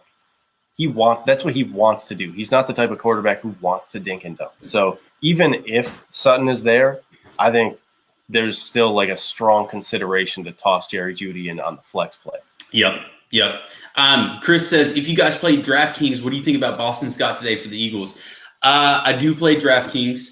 I have the saddest DraftKings story in the world where I had like 4 leagues in DraftKings. David Johnson was a rookie. I had him starting in every single league but one, right? He was playing up against I think the Eagles, who had one of the top running defenses. And I was like, you know what? Not going to start him. He's a rookie. He went on to explode for, by the way, before the game started, I was winning like $50,000. So I was like, let's go, right? David Johnson starts, he gets like 200 yards, 6 touchdowns, and I win like $100. So that was my saddest DraftKings story in the world. I was on cloud 9 for about 50 minutes. That's a tough one to lose there. You just watch that dwindle away. I was so mad. I was at a buddy's house, and I was like, I can't believe it. I started him in everything but this one. But getting back to Boston Scott, I don't like him. I don't like Boston Scott. DraftKings is a little bit different because you get to buy the players. So depending on where you bought somebody, do you have enough cash to go after another running back? So I think this is actually a valid question though, because Miles Sanders, I think he's out. He's right? out. He is out, right? Yeah. Miles Sanders is out. And there we go. Buffalo Fanatics is gonna. But they're playing Washington, right? And Washington has a sneaky good defensive line. I like Miles Sanders over Boston Scott against Washington's defensive line, but I don't necessarily like Boston Scott going up against Washington's line. And that's where you don't think he has any value in the passing game, though? Like, because Miles Sanders would also have value in the passing game. Sure. But you also look at the Eagles' offensive line. It's demolished, right? Yeah. And, but he's not going to – if he's your last resort or one of your last resorts and you start looking around, you start looking at these other running backs – that's what you have to compare him to, is the defense. I personally don't like Boston Scott going against Washington's defensive front. He's not a guy that I would want to just make like one of my – I'm going to pick him. He's a guy that I would be comfortable if I'm like I have X amount – I don't even know what his value is in DraftKings right now. But if I have like X amount of dollars left – and he's your last resort. And he's a guy who's available, I'm comfortable taking him in that scenario, but he's not a guy who I'm like going to plan around. Yeah. I'm not picking him up in my ESPN league. Hayden Hurst or Austin Hooper? It's such an awesome question, Caitlin. Austin Hooper. I'm going Austin Hooper. Hey, look, I'll let you fight me in a minute, but I'm going Austin Hooper. And it's gonna be a tough one for Austin Hooper just because Baltimore. I've got Buffalo on the brain because it's game day. Wake up. Yes, it's game day. So Baltimore has a really, really tough defense, but Kevin Stefanski, I keep saying his name. I'm pretty sure I'm saying it wrong, but it's so fun to say, right? Kevin Stefanski coming pretty over. Close. I appreciate that. Yeah. Coming over from Minnesota, he loves tight ends, right? He went out and he grabbed Austin Hooper. Austin Hooper was arguably a top 5 tight end before this year. We'll see what he does. But Kevin is going to scheme to get him open. And that comes back to run the ball with Nick Chubb, make Nick Chubb the focal point, and get Austin Hooper out there. So I'm going Austin Hooper. I think Hayden Hurst is actually with Atlanta now. Yep. Right? And they're going against the Seahawks. Yeah, People so that's why I just it. checked. Seattle is still a good defense. Okay? Seattle's still a very good defense. They just added Jamal Adams. They have one of the best, if not the best linebacker in the league, with Bobby Wagner. Like, they have guys who can play. They have guys who can cover the tight end. And so I actually changed mid when you were talking. I changed my mind. I was gonna go Hayden Hurst because I really like the Atlanta passing attack. They like to throw the ball around, and even though they brought in Gurley, like, they still want to throw the ball around. So I was originally going to say that, but then I checked and I was like, I just don't like. I don't like Hurst against Seattle. All right, let's talk about it. Mystic Rune says, final question, Knox or Gronk? I can't decide. You're not the only one, I promise you. When it comes down to it, it's almost the same situation, all right?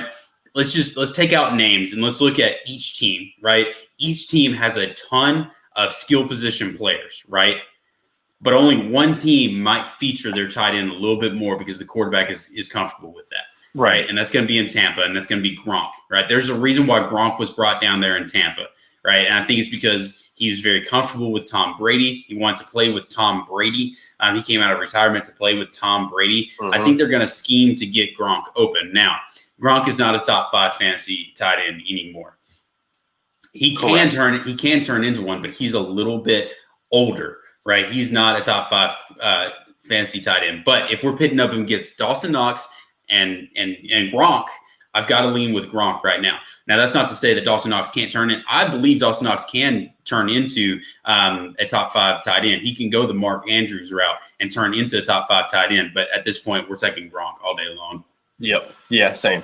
Can we? So we have about 10 minutes left. Can we transition to some player prop bets that I found? Yes. I want to get your opinion on these. I'm here. I don't know him. He asked me last night if he wanted to tell me. I said no. Leave it for the show. I love being surprised. I wanted you to say that too. Like, that was what I was hoping you were going to say, because I want genuine reactions on these. So I found 1, 2, 3, 4, 5. I actually have 6 that I want to ask you about. Okay. 5 of them are for the Bills. 1 of them's for the Jets. So Devin Singletary rushing attempts over under 15.5. That's a tough one. I'm going to go over. I'm going to say over. I'm going to say over. And I want to take the under because I think they'll split it, right? But I think they're going to give Devin Singletary to go first because he is a little bit higher. And at that point, I think if they're rocking and rolling with Devin Singletary, I think Zach Moss will come in there every so often, but I think Devin Singletary is going to get it. I'm also thinking, on passing plays, third downs, they're probably going to have Devin Singletary in there over Zach Moss at this point in their career. Probably, yeah. So Josh is going under. I want to go over, or I want to go under, but over was right there. Last year, and this is actually the only thing that I actually found direct stats for to back up my argument, because I think this is I actually think this is one of the harder ones that I have. But last year, Singletary was getting 17.5, like on average, 17.5 carries the last 6 games. But that's with Frank Gore splitting carries. Yeah. Now that you have a guy who you drafted because you want him to get carries in Zach Moss, even if he only takes 2 to 3 more carries away from Devin Singletary, that puts him in the under category. So, and I actually think that Buffalo's going to come out and throw the ball a little bit, and then Josh Allen takes away some carries. Yeah. Devin Singletary also doesn't get goal line carries. So he's getting carries from like the 10 to the other 10, but he's not getting like those 3 to 5 goal line carries that running backs can sometimes get in a game. Those are going to Josh Allen and Zach Moss. So I'm going with the under on that one. So we disagree. That's fine. That's fine. Yeah, that's fine. That's fine. Whatever. Next one. Yeah, fine. Whatever. I got Stephon Diggs receiving yards over under 51.5. Oh, that's an over. I think that's disrespectful. I think it is too. I think that's an over. I think that's an easy bet. Go ahead and put your money on that one. He's going to have over 51 yards. Yeah. Something drastic can have to happen. Yeah. That one's too good. I think he could have a bad game and go over. Because I think he could end up with a bad game. I mean, even let's just put it back into the fantasy stats there. We go 8 points. he could end up 3 catches, 55 yards. He's still over. So I take the over on that. Josh Allen rushing yards, over under 28.5. Over. I could see him getting 30. I could honestly see him getting 30 because he'll bust out some of those third and 10 plays and get a first down. Yeah. Right. So I could see him. The only issue with his rushing yards is, are we counting his true rushing yards, or are we counting sacks that he might take that would take away from his rushing yards? I think fantasy true. Yeah. Cause I don't know how they're counting this one actually. Because that's a hard gambling. one. Yeah. Cause like fantasy just counts as regular rushing yards, but I don't know how they're counting this for this. I would take the over because I think against a bad Jets defense, if they end up having like a couple of plays where they just have everybody locked down, they're bad enough where they're not going to be able to cover Josh Allen on a scramble. Yep. So I would take the over because I think he can get this on one run. Yeah, he's probably not going to, but he can. Play man coverage against him and turn your back. Like, he's going to take off a run. I would, right? And I'm not even that fast of a runner, but yeah, turn your back on me and give me a cushion. I'll take off running. Right. All right. Next one. I think this is a fun one. Josh Allen, longest pass. So longest completed pass. And they didn't say it was air yards. They just said longest completed pass. Oh, okay. Well, that's over under 35.5 yards. Over. Yeah, over. Yeah. Oh, in my mind, I was thinking 50. The over under being 50. Yeah, so I'm going. I think that's way too high, just because they have to look at what he did last year. So you have to take that, even though the team is better. He has seemingly gotten better. You still have to take that into effect. I'd take the over on that too. Well, at this point, I'm thinking Yak, right? Stephon Diggs. Yeah. Like, I mean, come on, like you could honestly take a 15 over 45. I like that. Yeah, and that's what I'm saying. Over all day long, because if we're not counting true like yards in the air that he's throwing, right? And we're just throwing, he could honestly throw a screen pass and Devin Singletary could take it to the house and it'd be 75 yards. And all of a sudden that's 75 yards to Josh Allen. So yeah, I'm taking the over. That's kind of disrespectful. We'll be a game winner. I hope it's not a game winner. Over. Let's go. Okay. Can we pull that back up? Take the over. Can we pull it back up real quick though? Over in the game winner. I don't want it to be a game winner. What? I want to blow him out. I don't want to blow him out. I don't want that to be a game winner. I don't want it to be a situation like that. So two more. All right. Cole Beasley receptions, over under 3.5. I'm going to take the over on that one too. So I think that this is almost as disrespectful as it's a little bit receiving yards. Yeah. So I'd smash the over on that. The over on that one. Yeah. And then the last one that I have, and this is the Jets one. Sam Darnold passing attempts, over under 33.5. I think over. I think they're going to get in a situation where they're behind in the game and they're going to try to make it up by throwing the ball. That's what which is going to come into some garbage time points in some fantasy league, which is great for fantasy football. But yeah, he's going to have to throw it a couple of times. That one was easy. You had a couple of easy. I think the hardest one was Devin Singletary. I was trying to find some harder ones, but I found it interesting that they have them so low. Yeah, that was part of why I wanted to do that. There's no respect on Bills Mafia or Buffalo in that sense. But guys, that's going to do it for us. We've got about 5 minutes, so roughly about 2 minutes. Like one or two more questions, right? We can take that. Before we get into the questions, as we find some, make sure that you check out Nap Knows Bills on Twitter. There's his handle right there. Also find his podcast. It comes out on Saturdays. Go back and listen to that. We've got about 4 hours until the game starts, roughly 4 hours. So go back, listen to his Saturday podcast. If you're interested in any of the Week 1 fantasy picks, go back, listen to Buff City Week 1 fantasy picks. If you're interested to know anything about fantasy, my podcast came out today, and we did Week 1 fantasy stardom sit-ems, and we also did Week 2 bets, so you can get a touch-up on Week 2.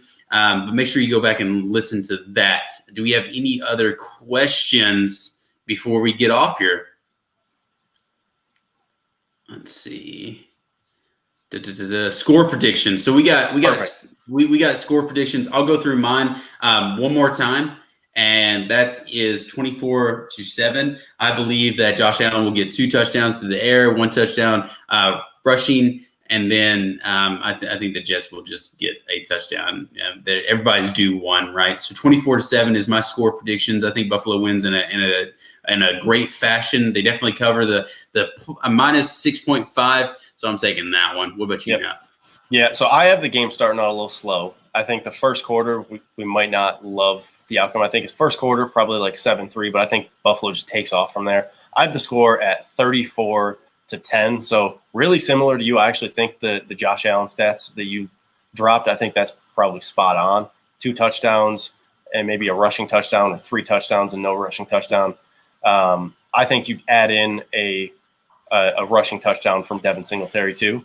Yeah, I thought about that. Maybe a goal line rushing touchdown, like somebody like Zach Moss just kind of steals one from him, but he doesn't get much else. I think 34-10, that's probably around there. What's your prediction for the season? You want to go record prediction? Just a real quick record prediction. Yeah, real we'll quick. End it there. Yeah. All right. Let me hear yours first.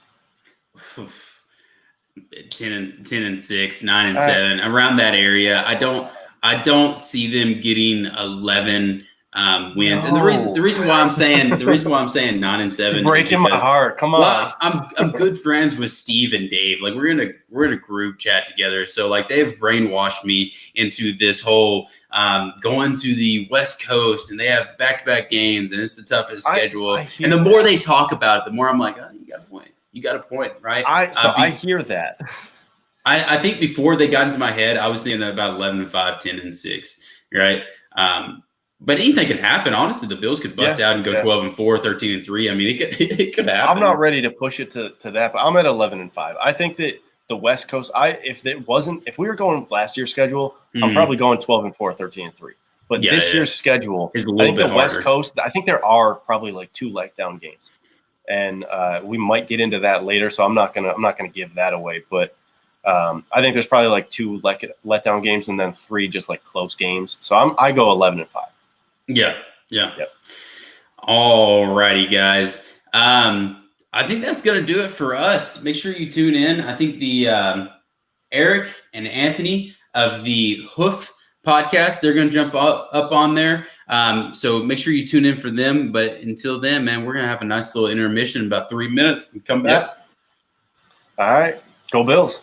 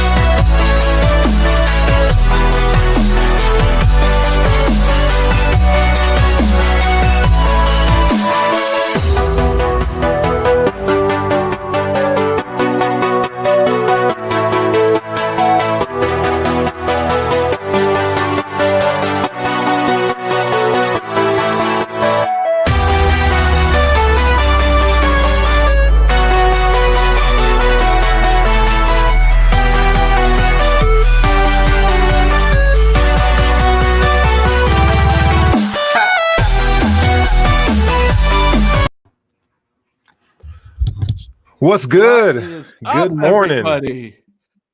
Yes, sir. Good It is morning. another Merry Christmas. Happy opening day. Let's Dude. go. Happy Hanukkah. Merry Christmas.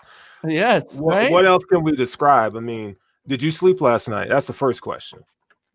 Barely got any sleep. I've been up and this energized since 5 a.m. this morning. Tossed and turned last night, but I'm ready to go, baby. I am hyped. Let's go. Bring the energy. We're in Denver. We're 2 hours earlier than you guys on the East Coast, right? But we're ready to go. Damn it. We're hyped for this game today. Hyped is not even a word to describe it. It's dude, I couldn't even. I mean, to tell you that I didn't sleep last night is an understatement. But anyways, man, thank you guys for tuning in this morning. I know it's early for a lot of you, but that's okay because this is why we're all here for this Bills game. We got a jam-packed show. We got guys going every hour on the hour leading up to the game, and we're ready to rock, man. But first, before we get into that, we want to say thank you. Before we get into anything, yeah, I do. I want to give props where they're due here, right? Our episode dropped on Friday, the Hoof podcast, right? The recorded podcast drops every Friday on the Buffalo Fanatics network. But my guy Sterling, right next to me here, had the opportunity to sit down with Thurman Thomas and interview the man, Thurman Thomas, and did a great interview with him that is on that episode. If you haven't caught it yet, you absolutely have to listen. It was awesome, and my guy Sterling killed it. Just wanted to shout that out for him because I know, he's got to get the props where they're due. And trust me, when you listen, you will not be disappointed. You guys know Sterling. He does a great job with these things, but the man, Thurman Thomas, wow, that was just incredible. I'm getting goosebumps just thinking about it. Oh, dude, I appreciate that, man. It's all good. I couldn't have done it without, everybody in Fanatics. We all pull for each other. When there's opportunities out there, Pierre, Enrico, and Bobby, those guys do a good job of just, finding that kind of stuff, man. It was nothing I did on my own. But yeah, Thurman's super cool, man. Anytime you get to sit with a Hall of Fame running back and just talk shop, dude, I was already like just shaking and whatever. But dude, it was real cool, man. But we got a jam-packed show for you tonight. And should we pay the bills with the Manscaped? Should we pay some bills right now? I guess we should pay some bills. But for those of you, we are Manscaped, refining the gentleman, okay? And if you have a crummy ball situation, you can get that taken care of. I myself have not gotten all my Manscaped products yet, but I did order some. And the ball chafing and all that good stuff, your lady will thank you. So thank you to Manscaped for being part of this whole journey. Fanatics, and it's all good, bro. 20% off on your first order. And thank you for that. Okay, Jay Spence is already look. Is it tonight, this morning? See, I don't know, bro. Everything kind of runs together, but we already got people in the chat ready to go, man. Let's pay some respects there, bro. We got John Marlowe in the house. He said if they say don't go to Super Bowl and Bills are playing, I'm getting arrested for sure. Oh, I might have to be there too if we're in it.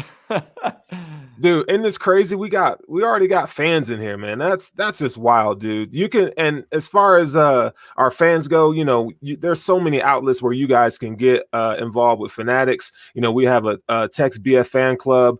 We have all of our live shows, our podcasts, and everything that you guys want to know as far as Bills concerned. We got you covered. We got you covered, bro. We got you. Sergio's in here showing some love. Sergio Chavez, my guy. That interview with Thurman was great. Really good job, man. Thank you, Sergio, for the love there. Oh, and then look at this. Gang Green David, Jets fan here. Best of luck to you guys. You know what? I'm not even going to hate now. Props, man. I appreciate you. I don't know if you're going to like what we're going to say later, but, props. Good luck to you, too. You're going to need it. He might not like what we have to say about the Jets, but, hey, you know what? I'm going to pay you some respect, man. Thank you for that. That's really crazy that you're in here watching the show with us today. He says he has us winning 27-13. Here's one for you, Anthony. There we go. Anthony, I want to hear. I want to wear that suit for my wedding, but my fiance won't let me. She's a Steelers fan. My wife and I got married last summer, and the only instruction she gave me was it can't be your Bills suit, right? So instead, I had a custom suit made in the Buffalo Bills blue color and wore Buffalo Bills cufflinks and socks. So I got my Bills stuff in there somehow. There's ways to sneak it in. Don't worry. Yeah, there's definitely ways to sneak it in there. And Anthony, are you wearing the socks today, bro? Oh, yeah, I got the socks on now. I haven't put on the new sneakers, but I got the socks on. I mean, I can't even show it here. There you go. Chris Brown, folks. Chris Brown is in here repping the Bill socks and the Bill shoes. Everything he has on is Bills, man. These shoes I got today, these are, I can't wait to break these out today. I've been waiting for opening day.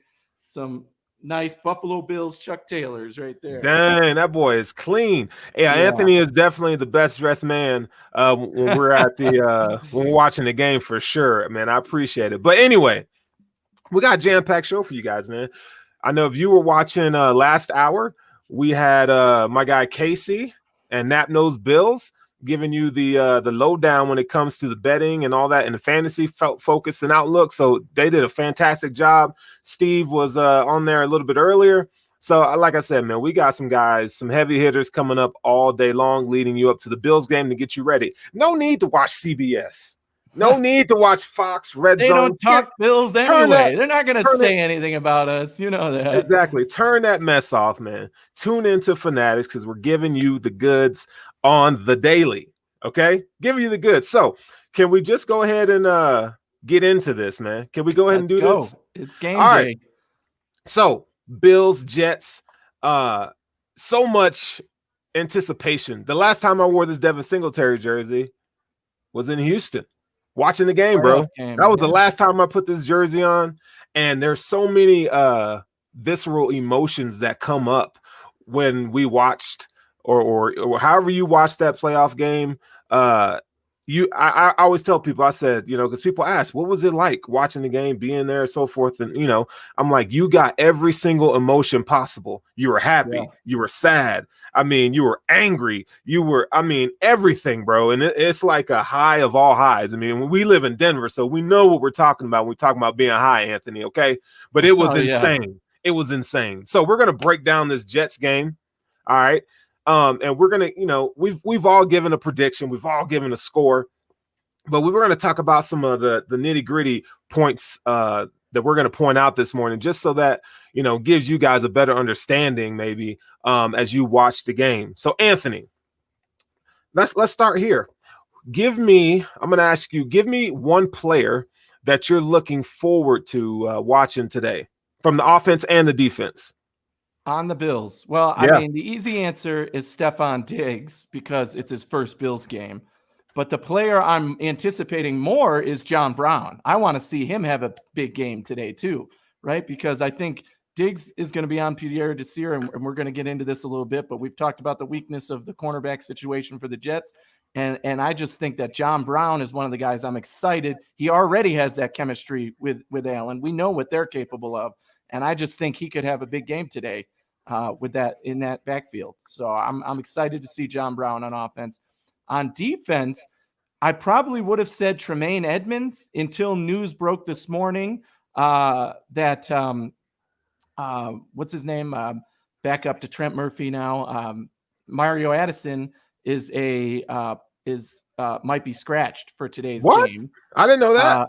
Yeah, I saw it this morning on Twitter. I don't know. I haven't verified that, but I did see it on Twitter this morning. And if he doesn't play, then AJ Epinesa is going to get his first chance in this game. And I think this is a perfect situation to put AJ Epinesa in, actually. I want to see him in there going after the quarterback, right? That's what he's supposed to be good at.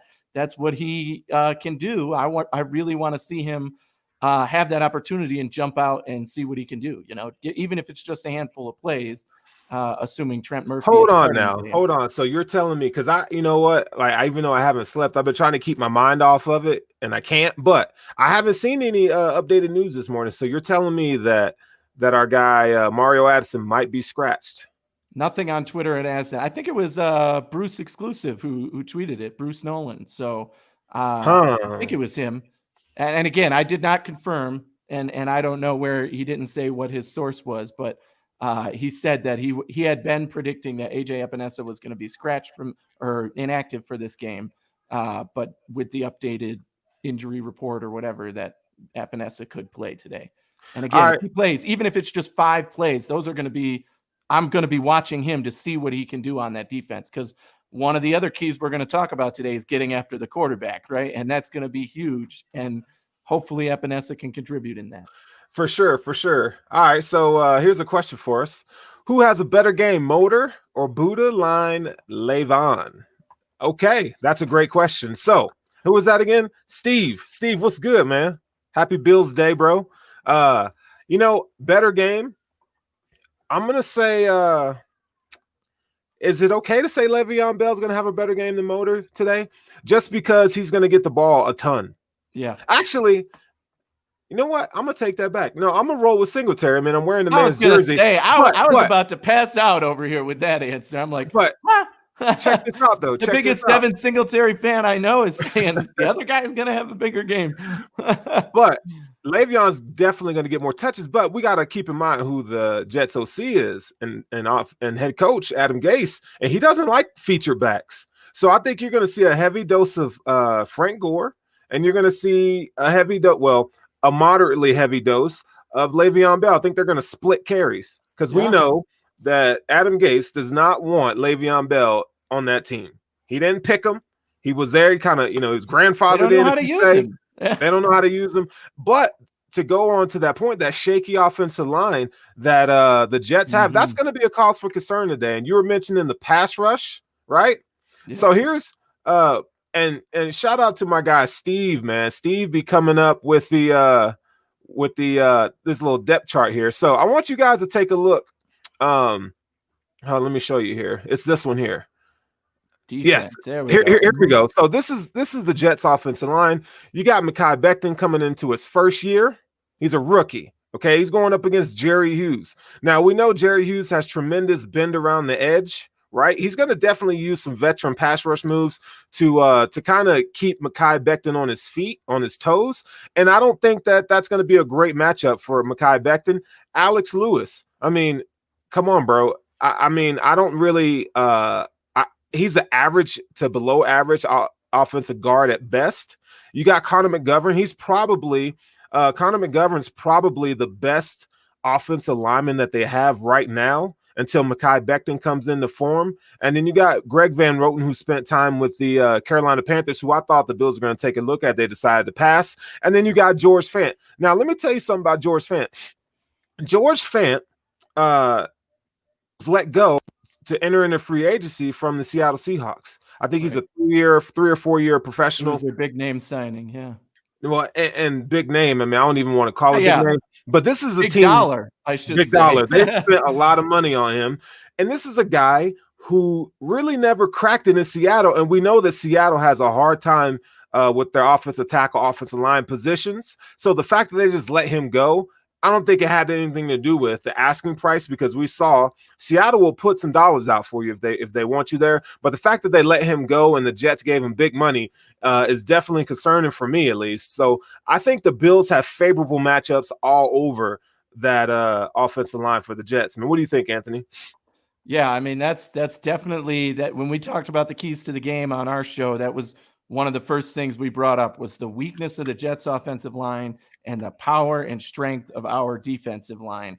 And it's just going to be a mismatch all day. I mean, Mekhi Becton's going to be great, hopefully, in this league. I mean, he's a big guy, and he's got the talent, but he's a rookie in his first game, first time lining up against NFL players who are really coming for him. And I said it before on our show, but I think they're going to come right at him and try and knock him over right on the first play. Just push two guys right into him and bulldoze him over. That's not easy to do with a big guy like him, but and Hughes' speed getting around him, I mean, he's not ready for that. I don't think he's ready for that. And this whole offensive line, I mean, it's a whole new, got group of guys working together. They're just not going to be ready for what they're facing today. I predicted too. My big prediction was 7 sacks for the Bills against Darnold and the Jets. So he could be seeing himself on his butt a lot today. Hey, and I just want to say something before we even continue, Anthony, and I love that point. For me, today is for me to be a fan. I'm not into it's game day, man. I'm not really into the analytics per se, right? Or the fine X's and O's. And when I watch the game, I'm definitely going to dig in, make some notes and so forth. But as a fan, I'm just excited. So all y'all at home, wherever you're watching the game, be a fan today, man. Right. Have some damn fun. Don't get so wrapped up in someone else's opinion of what they think. If you think the damn Bills are going to win the Super Bowl, roll with it, baby. Because that's right. You know what? That's what we do. It's our this team. Is the Buffalo Fanatics, and this show is all about the damn fans. Let's go. All about the fans, right? And let's not forget, even though if we hit 50, I agreed to shave into the Allen stash. And I'm enjoying the beard right now. But, man, if we score 50, trust me, I'm going to be happy about it. I'm going to be excited. And you will see me on Tuesday's show rocking the stash. But let's go. I'm rooting for it all, baby. All right. Okay. Here we go. Bills all the time. And we're going to be all over the place today. So, again, and if you guys are in the comment section, shoot us your questions, man. We'll get to them. What about Zach Moss? So, Zach Moss, I watched a scouting video. That was one of the assignments at the Academy of Zach Moss. Yeah, from Matt Wallman. Matt Wallman, if you guys go on his Twitter, I think I may have retweeted it yesterday, but it talks about like what Zach Moss is and what he does, and the fact that, like, you know, when we watch the film of Zach Moss, you as a fan, we get so used to, well, what's his speed? We get so wrapped up in like the measurables, right? Well, there's some really fine intricacies that Zach Moss brings to the table. Contact, vision, and balance. He's a bulldozer of a runner. But one of the things that he does have some get up and go. And he's a great blocker behind the line of scrimmage and pass protection. I think, now, look, I don't know if my guy Spence is watching this, and I'm a big Motor Singletary guy all the way. But I'm gonna just go ahead and say Zach Moss has more tools in his shed at this point in time in his career than Devin Singletary. Now, I'm not saying that Zach Moss is right now better, because he hasn't played an NFL game, right? But he has more tools in the shed, which lends to him being a better running back over time. And the question was, what do we think about Moss today, right? Yeah. And we know that McDermott likes to slowly work in the rookies into the lineup. And like he did last year with Devin Singletary, I think Singletary had 6 touches in the first game, right? So, but in this game, I think if we end up with a big lead in the second half, which I think is very probable, Zach Moss could be seeing a fair share of touches. Yeah. Just to see what he can do, and I think he could end up, it only takes one play for him to bust it, man. He can run right up the gut, knock a dude over, and be headed for the end zone in no time. I love Zach Moss. That's no secret. I've been clamoring for him. I wanted us to draft him where we did, and I think he could end up being one of, if not the best running back drafted in this class, even though we saw Clyde Edwards-Helaire do his thing on Thursday night. But yeah, man, I love me some Zach Moss. Singletary's still the guy. He's going to get his touches. He's going to probably go for 100 yards today. And then Zach Moss is going to be an excellent complement to that. Shout out to my guy Spitz, man. To talk that talk. Okay. So Stephon Diggs, is he going to reach 100 yards today? I'm going to say, hell yeah. Look, dude, here's how I feel about the whole Stephon Diggs thing. Okay, I haven't felt this excited about a wide receiver on the Bills since Sammy Watkins. Oh, yeah. And I love Sammy Watkins. I had his jersey, and many of you guys had his jersey too. It's going to be nice just knowing I feel secure with a real number one wide receiver for Josh Allen, bro. So I think he's going to get 100 yards. That's not asking a lot. It's, if I expect Josh Allen to pass for over 300 yards. So if 100 of those aren't to Stephon Diggs, I'd be surprised, right? Unless, like, the only reason is I mentioned John Brown at the beginning, right? I think the Jets are expecting that Allen is ready to throw that ball to Diggs, right?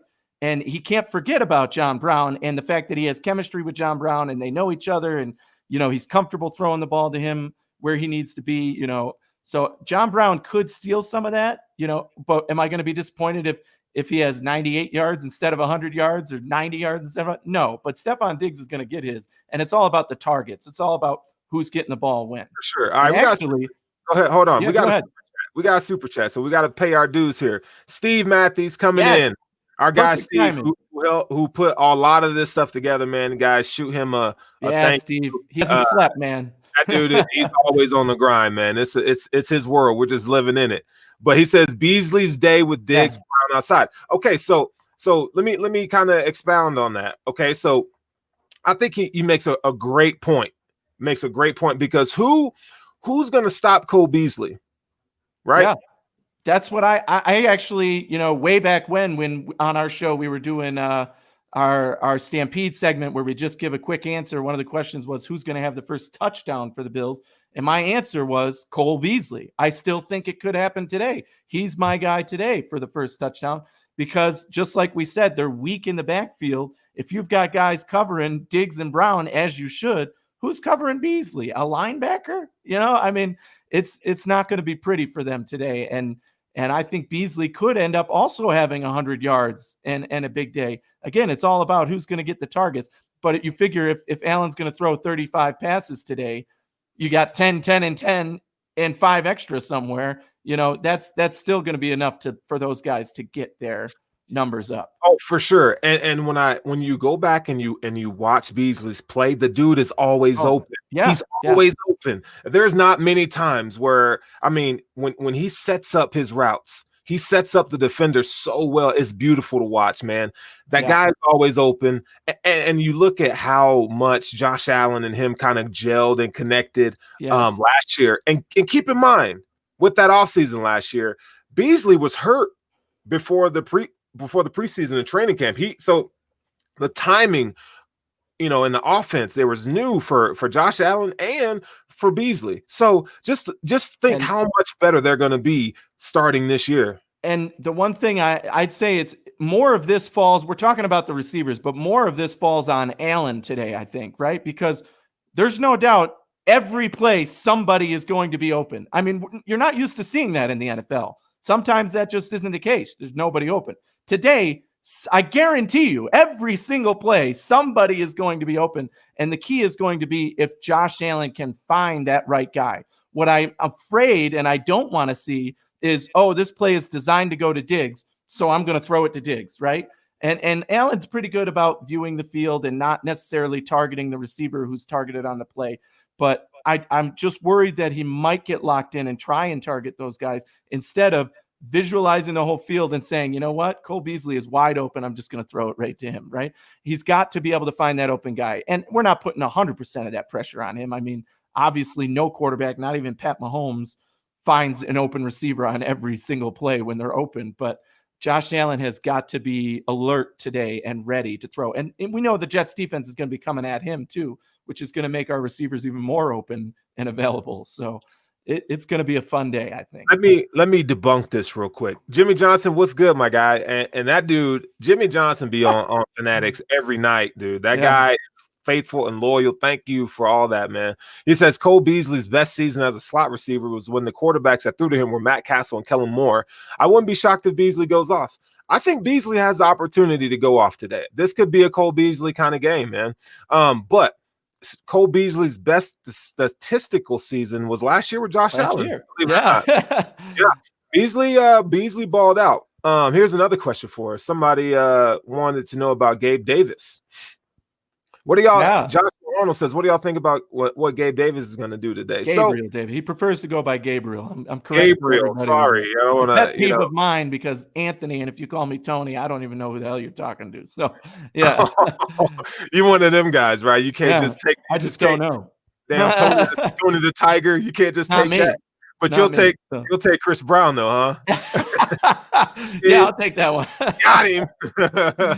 All right, so Gabriel Davis. Okay. I don't know, man. I know McDermott doesn't necessarily love to play rookies unless he has to. That's the problem. Yeah. Right. But I do. If everything that we've seen or not seen, heard in training camp comes to fruition, I think he might have a big spot in this offense, man, because again, he's the fourth wide receiver and the Jets really don't have much depth in the cornerback position. So I would see him having a maybe 3 catch, 48 yards kind of game. Kind of solid, but not, not crazy. I'd take that stat line for a fourth wide receiver. To get 50 yards, man, that's saying something right there. And again, I think this all depends on how McDermott wants to play it going into the second half. I don't want to see conservative. I don't want to see put the backups in, right? I want to see let's score 50 and put an exclamation point on it.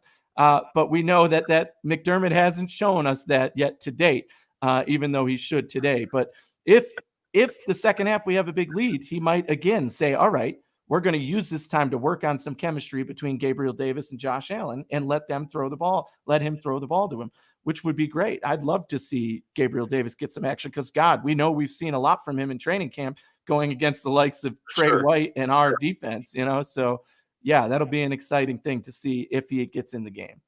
Anthony, let me ask you a question. Did you watch Sesame Street this morning? Because you know how like on Sesame Street there'd be like the number and the word of the day, and you keep saying 50 points. Okay, 50. Did you hang out with Oscar the Grouch? A man coming out of trash can, 50 points, in that suit. Like what are we doing here? 50. They should have had me on there today. The number of the day is 50. That's what I mean. God, what a statement you'd make. The networks would have no chance. They would have to talk about the Bills if we put up 50 against the Jets. Although they might just say, "Oh, the Jets are so bad, the Bills put up 50 on them," right? Instead of giving us the credit we deserve. Hey, can you do 75? Like I said, it's fan day, bro. You can be a fan. You can have the craziest takes today. You know what? Today is like a pardon day. Anybody could come out with crazy shit, and it's all good because you're either high on emotion, you're either drunk or you're high, right? Watching this Bills game. That's what I'm saying. Look who's in. My guy Chris Janke. That's my dude right there, man. He's such a good dude. Sterling, you rocking the Devin Singletary right now. My guy. Yeah. Yes, sir. All day, bro. That's what I rock, man. Singletary's my guy, man. But Josh Allen, we kind of are kind of skating around the whole Josh Allen talk. And I want to kind of get into that. So let's kind of focus, guys, in the chat. Let's talk about some Josh Allen, bro. So here's one of my keys to the game. Okay. And we'll go ahead and switch to the keys of the game segment. You good with that, Anthony? Yeah, let's go. Okay. So keys of the game. Before we hit that Josh Allen talk, here's key number one. The Bills need to finish tackles. Now, of the playoff teams last year, the Bills were ranked last in tackling. Okay. We were bottom third in the NFL when it came to tackling, right? Evidences of that. The Eagles game. Mm-hmm. The reason why the Bills were sat home and didn't make it to the playoffs round 2 is because of tackling. The Bills have to finish tackles. And I think, one of the reasons why the Bills weren't great at tackling last year is because we lacked depth on the defensive line. Now that you add Vernon Butler, Quentin Jefferson, even Epinesa as a rookie, these guys, they're bigger, more stout. Mario Addison, Harrison Phillips coming back. You're going to see the Bills be better against the run. I do expect the Bills to be a top 3 run defense now. Yeah, that's a hot take. I like it. That's Bills will be a top 3 run defense because they're bigger up front and they have guys who attack the run, and we didn't really have that last year. I think that would be great. If we could be a top 3 in the league against the run, we'd be the number 1 defense hands down in the NFL. No, we already know our passing game is good on defense. So, that would be absolutely incredible if we can get up there in the run defense. Yeah. And I think you're right. Again, our defensive line, oh man, how many times in that playoff game did we see guys miss tackles, right? I know it was rough all season. And off guys with the ball. Oh my God. Even when 2 guys were there and somebody just bounces right off of them. And it's all about wrapping up. And I think the names you said that we brought in, they're really wrap up kind of guys, right? Like wrap up on first contact. And that's really what we need. You're still going to see a broken tackle here or there, but hopefully we can clean that up and get back to at least average, if not top 10 in tackles upon contact, right? Like that's what you want to see. I don't want to see guys, dragging somebody for 5 extra yards or missing it and getting the first down or something, tackle upon contact. Yeah. So yeah, we'll see. That's a big thing for our defense this whole year. I think we need to improve on that from last year. And we need to keep in mind too. So, and I challenge everybody, if you want, when you come up with your thoughts and ideas, one of the things last year that I noticed when watching, the Bills season on NFL Game Pass was Jordan Poyer in game 1 when they faced the Jets. You got to look at how McDermott uses Poyer. They, like I said, they kind of used cover 1 and cover 3. So pre-snap, it looks like cover 1. Okay. But when the snap takes place, you're looking at cover 3, cover 4. So McDermott disguises his coverage. It looks very basic up front. But what you saw was Jordan Poyer coming from that safety position. He's playing around the line of scrimmage, and they're going to do that to stop the run. Jordan Poyer was an animal last year against the Jets week 1, bro. If I could find his if I could find that dude's stats that game, I think, dude, he had let's see. He had 9 tackles, okay? 9 tackles. 4 were behind the line of scrimmage. I was going to say, I think the thing he likes to do with Poyer is kind of make it look like he's dropping back, and then all of a sudden he's running after the quarterback, right? Or coming after the running back as he's getting a carry. So we've talked about our safety tandem and their communication skills and our whole backfield a lot this offseason because they deserve credit and they deserve to be lauded. But Poyer is a key part of that. And he can take away the ball too, right? He's good at getting interceptions, at forcing turnovers. Yeah, I mean, he's going to be a key part of our defense, no question. For sure. All right, moving on to Josh Allen, what I wanted to get into. And Gavin helped us do that. Gavin Myers, what's good, my guy? He says, let's go, Josh Allen. How many good throws for him against the Jets? Now, that's differentiating because it's how many good throws. How many good throws does Josh Allen actually have a game? I don't. He has throws, right? He has throws, but good throws a game? I don't know. I have to keep a tally. I will keep a tally during the game of the throws that I think are good throws because it's really hard to determine that because we watch football on Thursday night, right? The Patrick Mahomes, the best player in the league. We saw what he can do, but there were a couple throws where I was like, if Josh Allen does that, all we hear is inaccurate. Or if Josh Allen throws that pass a little high and a guy has to jump, it's not a good pass. But if Pat Mahomes does it, wow, it's incredible because the guy caught the ball and it was over his head. No, right? It equalizes out. So the definition of a good throw to me means something that is ball placement is where it should be, right? Okay. In the chest, at his shoulder, somewhere where the guy can catch it and in the right position, right? And heck, you could even consider throwing the ball away a good throw if it means he's not throwing it up and it could get intercepted, right? So, but if we're talking accurate passes to his receivers, I want to see at least 10 to 15 of those passes be on the numbers and accurate. Not Josh Allen. Not a lot to ask for. No, it's not because we know Josh Allen's style of play and our receivers, right? With a guy now like Stephon Diggs, Josh Allen shouldn't be afraid to just throw it his direction and let him do the work because he has the talent to make a catch on an uncatchable ball, especially if he's in coverage, right? One-on-one, you can throw it up to Diggs and he can catch the ball. He can fight the other guy off for it. So it's going to be interesting to see. But yeah, I'd say 10 to 15 if he's thrown 30 to 35 passes, accurate on the numbers, really great passes is not a lot to ask. I wish I had counted Patrick Mahomes' good passes to, compare that, but we'll see. We'll see how he does. All right. So here's some context for our listeners, watchers to look out for Josh Allen in the game. Here's key number 2. Okay. So Josh Allen has to play quarterback. Now I know that sounds, you hear that, you go, damn, dude, that sounds very John Madden-y. I know, but here's what I mean. Okay. So like all the tools.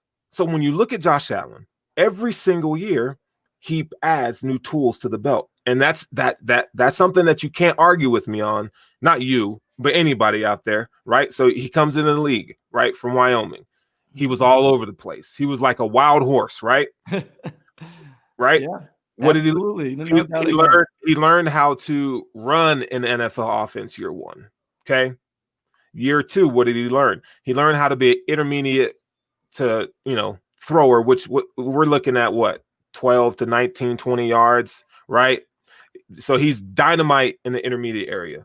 So now this offseason, so what did he work on? Because last year and the year before, it was based around chaos, right? Josh Allen was such, a young quarterback. He kind of needed to learn the nuances of the position, which he's learning now, but it was based around chaos, which means you see a blitzer come in, right? So let's say, you got blitzers on the outside. Well, instead of stepping up into the pocket, Josh Allen would start to scramble around the outside. That's chaos. So what one of the things that I want to see Josh do is use the tools, man. Don't revert back into bad habits. Learn from your stay mistakes. in the pocket. It sounds like stay in the pocket, man. He's got to stay. He's got to stay in the pocket. He's got to read through his progressions. Okay. Certainly. I mean, I don't want to take anything away from Josh Allen's style of play. He's certainly electric when he gets out and can make a play either with his feet or throwing the ball crazy and making a play. But I agree that if he can learn to stay in the pocket and make the majority of his throws from the pocket, and assuming our offensive line can hold for him, because there are some questions for us on that offensive line, right? We don't know who's starting on the right side today, although we kind of have a clue, I think. But yeah, if they can hold the line for him, he certainly needs to be able to stay in that pocket and make at least 2/3 of his throws from the pocket rather than rolling out every play. Although I love Josh Allen rolling out. I think that's where his special gifts come in. Although usually when a passer has to roll out, it means they're getting hit or they're going to throw it away. Josh Allen can make that play, but we don't want to see him do that every play for sure. For sure. We got to see him step up in the pocket. Yeah. That's one of the things that, if you go back, you look at Tom Brady, I know everybody hates him, but he's called the GOAT for a reason. The guy is not the best athlete in the world. He's a below average athlete, NFL average standard terms. He's a below athlete. Okay. But one of the things that he does a lot better than a lot of quarterbacks is he has pocket awareness. He knows where he is. He steps up in the pocket, sets his feet, makes a throw. Now, Josh Allen has a really hard time with some of those core fundamentals, feet placement, ball placement. We need to see Josh throw with anticipation today. Okay. Mm-hmm. That's one of Josh's weakest points. That's why I think if Josh can throw with anticipation, Cole Beasley will have even a bigger season. Yes. Wide receivers will have a bigger season, and you'll see rack. Stephon Diggs, one of his best attributes is run after the catch. Josh Allen has to throw with anticipation. I think, and we already talked about one of the Jets' strengths is their defensive line, or at least it was last year. I certainly think they're going to take a huge step back without their two best players in Adams and Mosley on that defense, which made the whole team better. But that defensive line can still come to play, and it's no secret that a Greg Williams-led defense is going to come after the quarterback. So you're right that Josh Allen has to be ready. They're coming at you, man. They're coming in your face every play. So you better find that guy. You better be ready to have that quick release to somebody, even if it's the running back, although we know he doesn't check down very often. Whoever's in there, Singletary most likely. If he gets a couple of checkdowns, he could have a huge day receiving too. So it'll be fun to see. Here's a couple questions for you. Tack Attack. He says, do you think Josh will rush a lot today? I don't want to see Josh rush a lot today. Like I said, I want to see him play quarterback, but I want him to be himself. No more than 5 rushes. I mean, and Casey and those guys and that they brought up a good point. They said that Josh Allen's automatic for 40 to 50 yards rushing every game. Right? And that's now that our offense has improved, what I definitely do not want to see a lot of is design quarterback runs. I mean, it's one thing if it's 3rd and a half a yard, then a quarterback sneak makes sense. You have Josh Allen, right? He's good at that. He can definitely press forward for that half a yard. But what I don't want to see, we have too many weapons to justify a design quarterback run to the right or whatever. No, just give it to Devin Singletary if you're going to run it. Or no, just run a quick route and let Josh Allen pass it to that guy. Because what we absolutely cannot have happen is Josh Allen get hurt, right? So we don't need to do that with the weapons we have on offense, with the plays we can make on offense. Okay. I do not want to see design quarterback runs, but Josh Allen is going to do what he does. Like I said, if he rolls out, everybody's dropped back in coverage, and he's got one guy to beat for a 20-yard run. Guess what? He's going to make that run, and I think it will happen today. So I think 40, 50 yards is a perfect estimation because I could easily see him breaking a couple away for 20-plus yards. All right, here's another one. So it says, not this one, but thank you, Cordeas. It's true, too. Clayton, here we go. This is one I wanted to get to. He says, how soon before we see Dable call a deep ball shot? Got to be the first drive, right? You know what? Here's what I think about as long as it's not 3rd and 2 and he decides, here's a good time to go deep to Stephon Diggs or whatever, Just get what's given to you, man. Don't do something crazy because we know that Dayball has done that in the past, and we've all kind of been like, what's going on here? You know what? I'm going to disagree with you on that because I want to make 3rd and 1. You're going to throw it deep. Dude, no, not 3rd and 1, but as far as the deep ball, being initiated in the offense. Yes. I'm all about making a statement. I think do it on first and second down. Make a statement today. And you remember when Josh Allen's very first preseason game, what'd they do when he first got in the game? Threw it deep. Yep. Although Robert Foster, I think he overthrew it, or Robert Foster kind of stopped running. Yeah. But either way, I want to see you throw it deep. Make a statement with Stephon Diggs, man. Tell the Jets, hey, you know what? Guess what? This is a new Bills offense today. It's a new era. And, we're not going to be so ground and pound and run the ball all damn day. We're going to start using our pass game effectively. And I definitely agree that you have to throw the ball deep because, again, we've already talked about it, right? Diggs and Brown versus those cornerbacks, you could run them deep all day. And Josh Allen could basically punt the ball up to them and let them beat the cornerbacks, right? So I won't be surprised if we see a lot of deep passes today, at least in the first half when we're not being conservative. Hopefully in the second half too, because like I said, I want to see them put their foot on their throat and just keep scoring and keep driving and keep doing what we do. There's no reason to change the game plan when it's working and you're scoring. So let's hope they keep that up. But yeah, I wouldn't be surprised to see them implement the deep ball early in this game for sure. All right. So, and our last point, last key to the game, coach to win the game. A very John Madden-y kind of saying, right? You play to win the game. Who said that? You play to win the game. That's what's his name? What coach said that in the chat? Someone tell me who said that. You're playing in the game. I don't remember who said that, but when he was with the Colts, right? H. What the hell's his name? God. Somebody in the chat will take care of us on that. Yeah. Here we go. Herm Edwards. There you go. Herm Edwards. Hello. You play to win the game. Rico came in on that with the Herm. Herm with the perm. Herm Edwards. Yeah, you play to win the game. We have a coaching staff that they are very conservative by nature. Okay, they play it easy. The Bills have gotten lighting my fuse, man. You're lighting my fuse. I want to get you pumped up for this. The Bills have lost games. Lost. They've been so conservative. Yes. Houston, do we have a problem? We fucking did have a problem. Houston, we lost the game because we got conservative. And then tried to turn it on at the end of the fourth quarter, and you put so much pressure on your young quarterback because Brian Dable has to play aggressive. Continue to do what's working. I mean, I don't care if we're running the ball for 10 yards every play, then keep running the ball. But if we're passing the ball and then all of a sudden you're trying to run out the clock and you're only getting 2 or 3 yards per carry, again, the strongest part of that defense indisputably is their defensive line. So it's going to happen, right? Like we're not going to expect them to bust big runs all day, but keep doing what's working. Stop being conservative. You are the ones, the coaching staff, the team, the GM is saying we're not scoring enough points. We're not doing enough.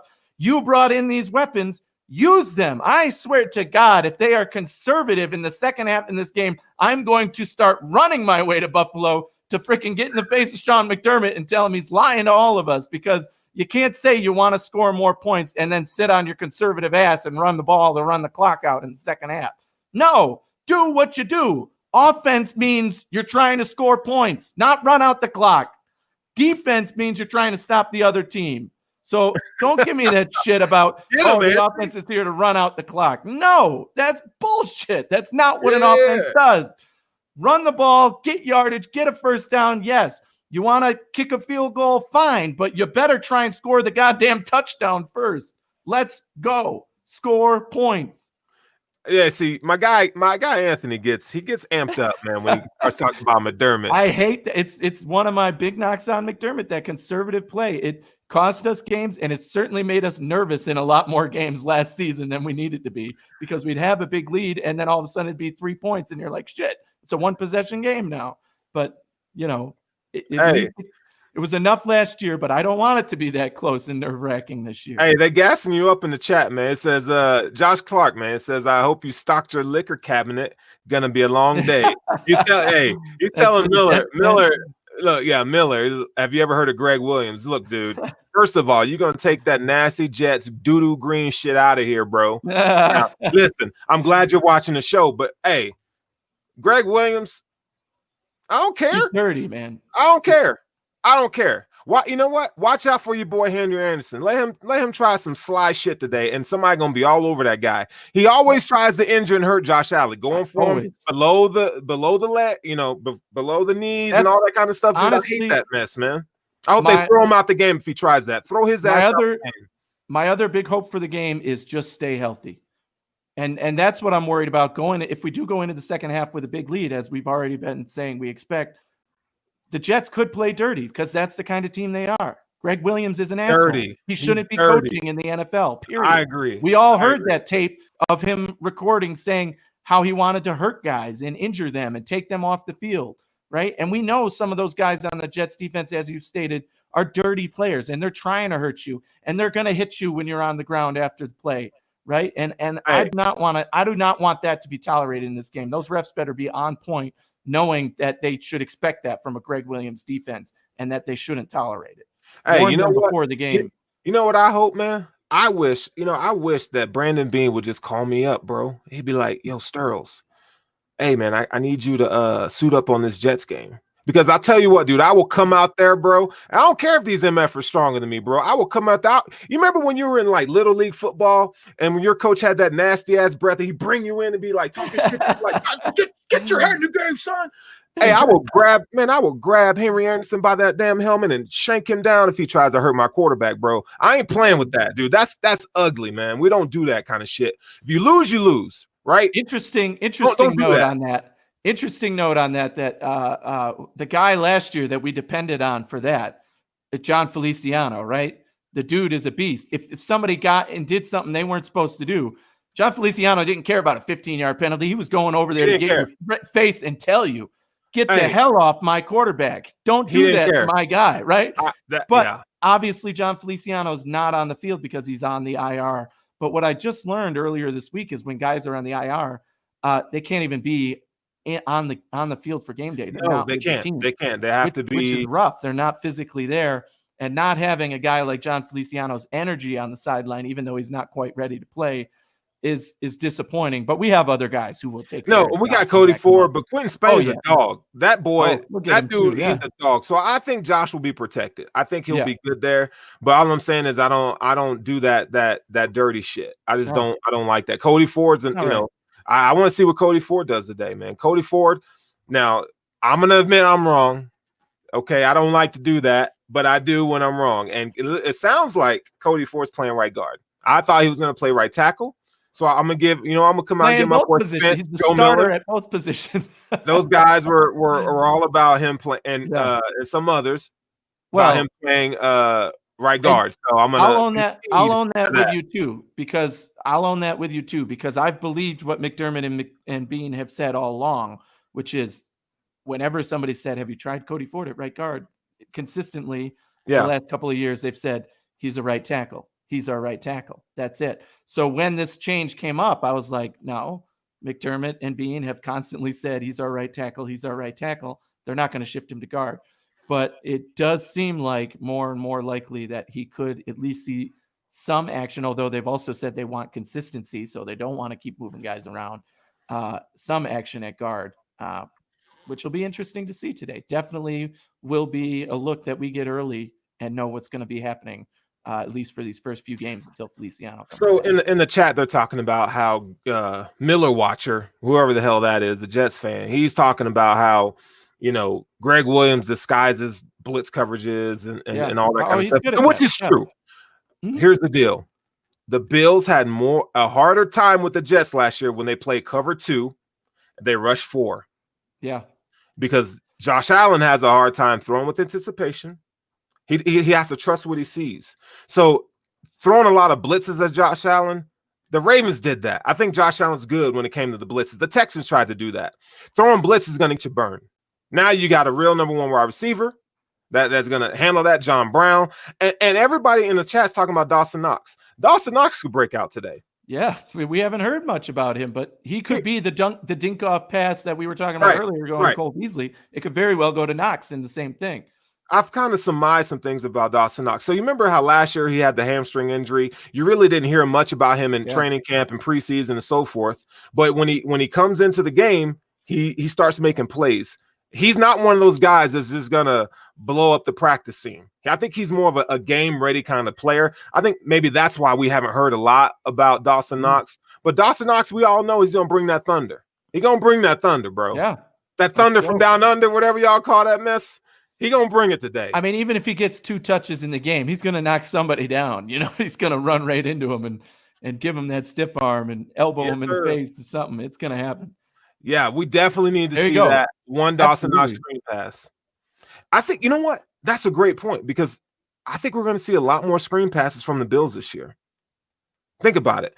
Stephon Diggs is money with the screen game. Cole Beasley got some wiggle when it comes to the screen game. Dawson Knox, I think if you take a book from Kansas City Chiefs, look how Andy Reid uses those tight ends and those screens. Man, you could have a dynamic. Use Dawson Knox as a weapon, man. We shouldn't have to tell Brian Dable, here are all the weapons you have, and tell you how to use them. Not that they listen to us. I know that he's the expert. I'm not saying we're better. But sometimes the fans have a point too.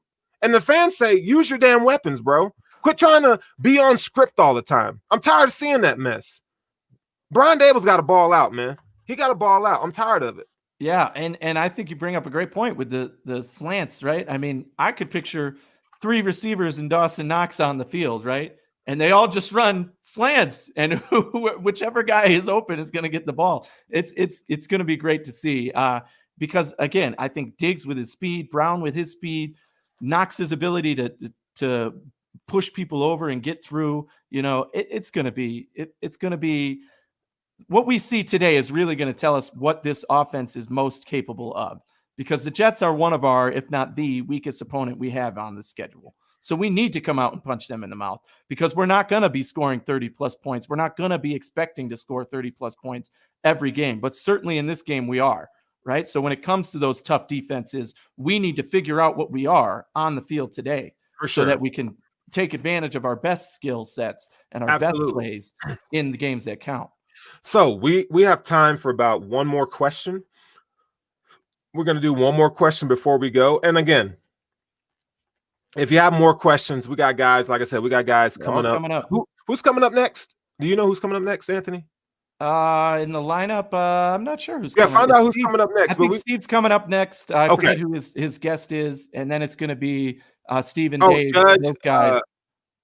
Judge and Knapp are coming on next. So Knapp knows Bills is coming on, and my guy Steve Matthews is coming back on. So they're gonna kind of take over. So we got one more question. Let's see if we can find one more question before we get up out of here. Okay, here we go. Cody. Hey, Cody, what's good, bro? Happy Bills Day. He says, how many sacks and turnovers do the Jets and Bills get? Okay, so we got 2 minutes left, Anthony. I'm gonna start off with that. So I think the Bills get 5 sacks, 2 turnovers. I'm going 7 sacks, 3 turnovers, and if those turnovers lead to points, I might be shaving this stash, baby, because I think we could get 50 if our defense puts some points on the board. And Tremaine Edmonds is going to get 10-plus tackles. Let's not forget what my guy did in the Houston playoff game. He was straight and nasty. He's an animal. Tremaine Edmonds is breaking out this year on that defense, man. And I'm telling you, there's a good chance that guy could be Defensive Player of the Year talks. Now, we've seen it with McDermott and Luke Kuechly. So he's in the scheme to do it. They got the horses up front to do it. Tremaine Edmonds, watch out because that's the name to watch for. But anyway, we're going to wrap up here, man. It's it's Buffalo Fanatics, game man. Day. It's the pregame. It's a tailgate with Buffalo Fanatics. And you can still, guys, super chat. Okay. If you want your stuff read, you want your opinion out there, by all means, man, feel free to super chat us. Like I said, we got guys all day long. And I think my guy Rico's on tonight with the postgame show. So that's going to be fire. Yeah, tune in to Rico. Y'all already know he's going to be bringing that heat. But hey, y'all came in with the best with the Buffalo Fanatics, man, and we appreciate all of you guys. Most importantly, guys, be safe today. My bad. Be safe today, and go Bills. Go Bills. Let's do it, baby.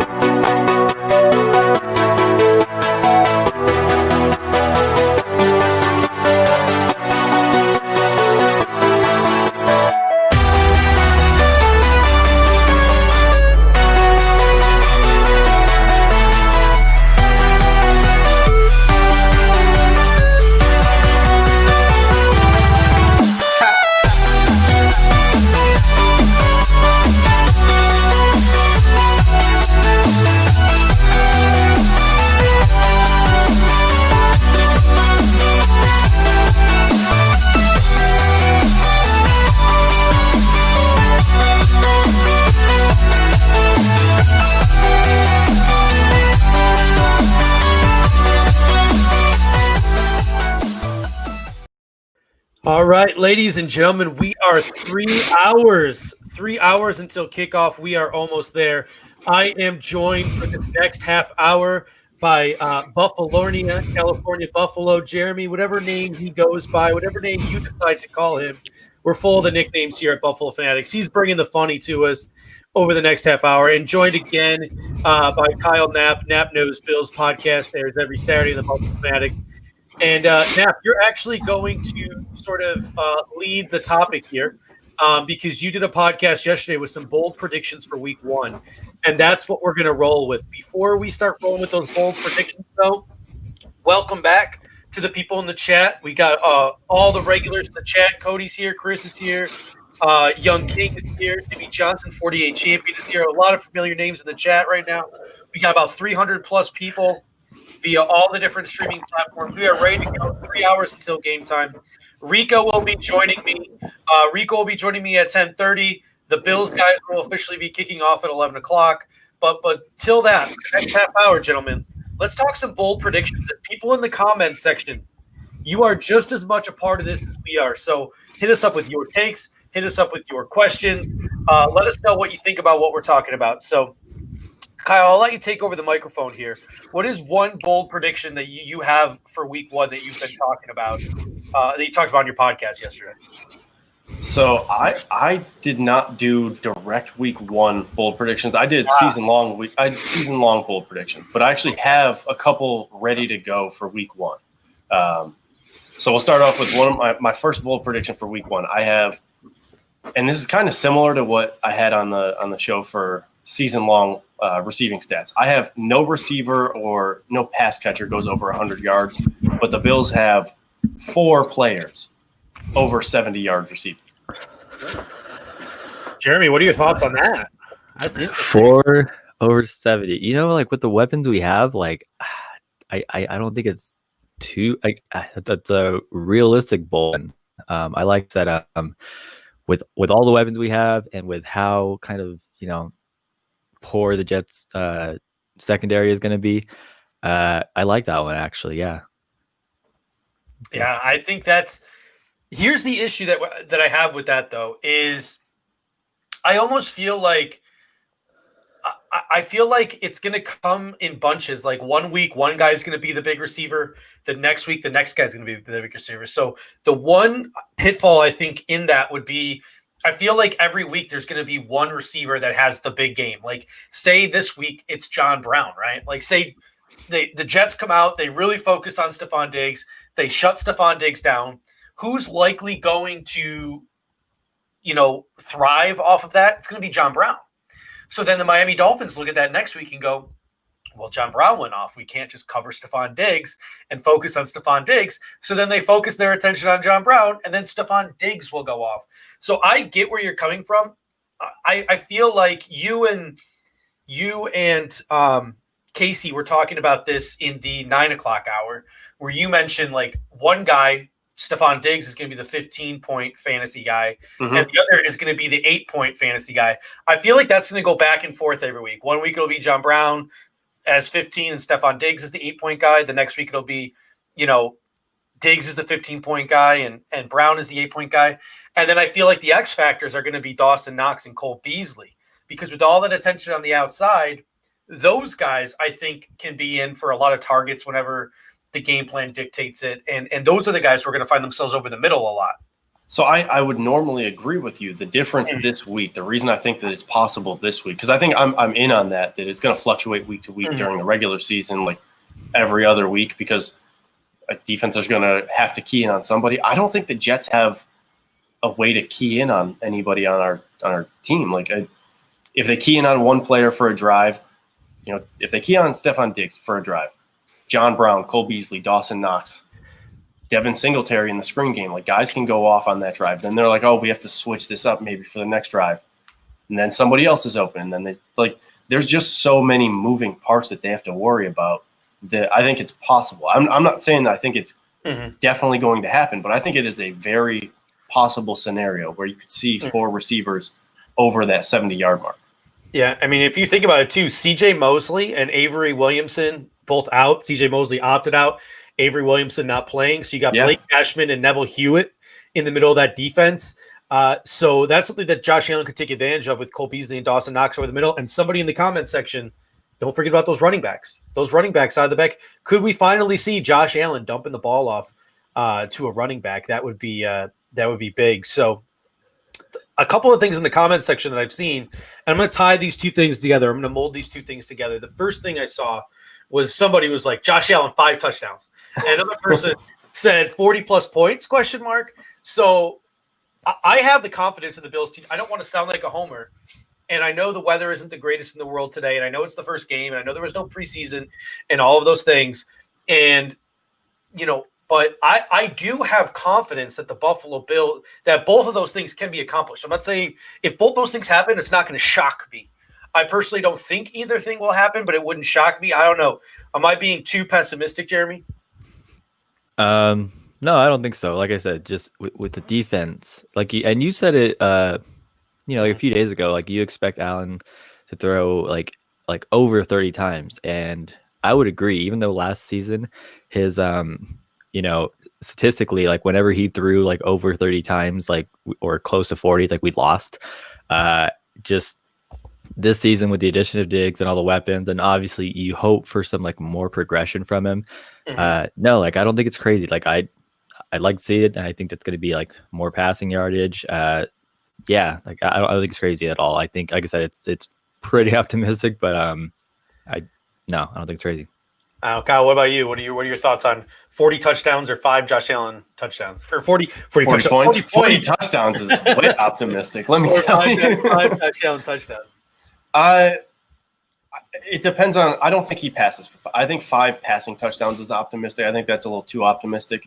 I think if you're saying like he could get 4 passing touchdowns and a rushing touchdown, or 3 passing touchdowns, and then maybe he like vultures 2 rushing touchdowns on the goal line, I think that's possible. But if you're saying like 5 passing touchdowns, if that's what the commenter was saying, I think I'm out on that. I think that's a little too optimistic for me at this moment. Yeah, like I think the Bills are capable of doing either one of these things. Like the Jets got trounced in their scrimmage by the backups, 27-6. Yeah, and Josh Allen pretty handily took care of the second string defense when he played. So that makes me think that maybe the Bills, despite the lack of a preseason, are maybe a little bit more geared and ready to go than the New York Jets. Plus, Sean McDermott's, in my opinion, way better in preparation and getting his team ready for game day than a guy like Adam Gase. I can see in a COVID-shortened offseason a Jets team under Adam Gase coming in like underprepared, flat, all these different things. I can picture that. But at the end of the day, Sean McDermott, I don't think he's wired to put up 40 points. I don't think he's I don't think so either. For his quarterback to score 5 touchdowns. Like if we get up 27-13 or we get up 24-10, he's going to just start running the ball. Like he's going to milk that clock and trust his defense. So as much as I think we're capable of doing it, I don't know if that's Sean McDermott's mindset. So that's where I am with that. What's another sort of bold prediction you have either for this game or this season that we can sort of bounce around here? I'll stick it to this game. And I think I'm going to run with Tyler Bass here. I think Tyler Bass makes a 50-plus yard field goal, and I think there's a chance that he attempts a 60-plus yard field goal to end a half, like to end the first half. Ooh, I like that. 15-mile-per-hour winds today, though. Are you feeling as confident? Is it? I didn't see that. Yeah, 15 Oh, I'm going to pull back. All right, let me switch this because I have a third one that was ready to go. All right, let's go to the third. I have a third one that was ready to go. I didn't see the 15-mile-an-hour wind. It is. I actually, hold up. I have the I came prepared, ladies and gentlemen. I'm going to cover our faces real quick with the weather. At 1 o'clock, it's supposed to be 17 miles per hour wind, southwest. Then another 17, 18 mile an hour wind gusts during the game time. So it's going to be a little rough on that. I'm going to hold off on that. We're going to save that prediction for another week then. So I'll switch over to what you got in the hamper here. I'll switch over to the defense. I have the Bills getting 7 sacks this week.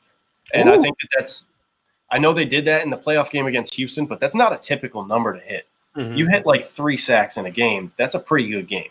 So I think 7 this week is very attainable with the Bills' defensive line. Maybe get like a Teron Johnson sack. Maybe get a Jordan Poyer sack.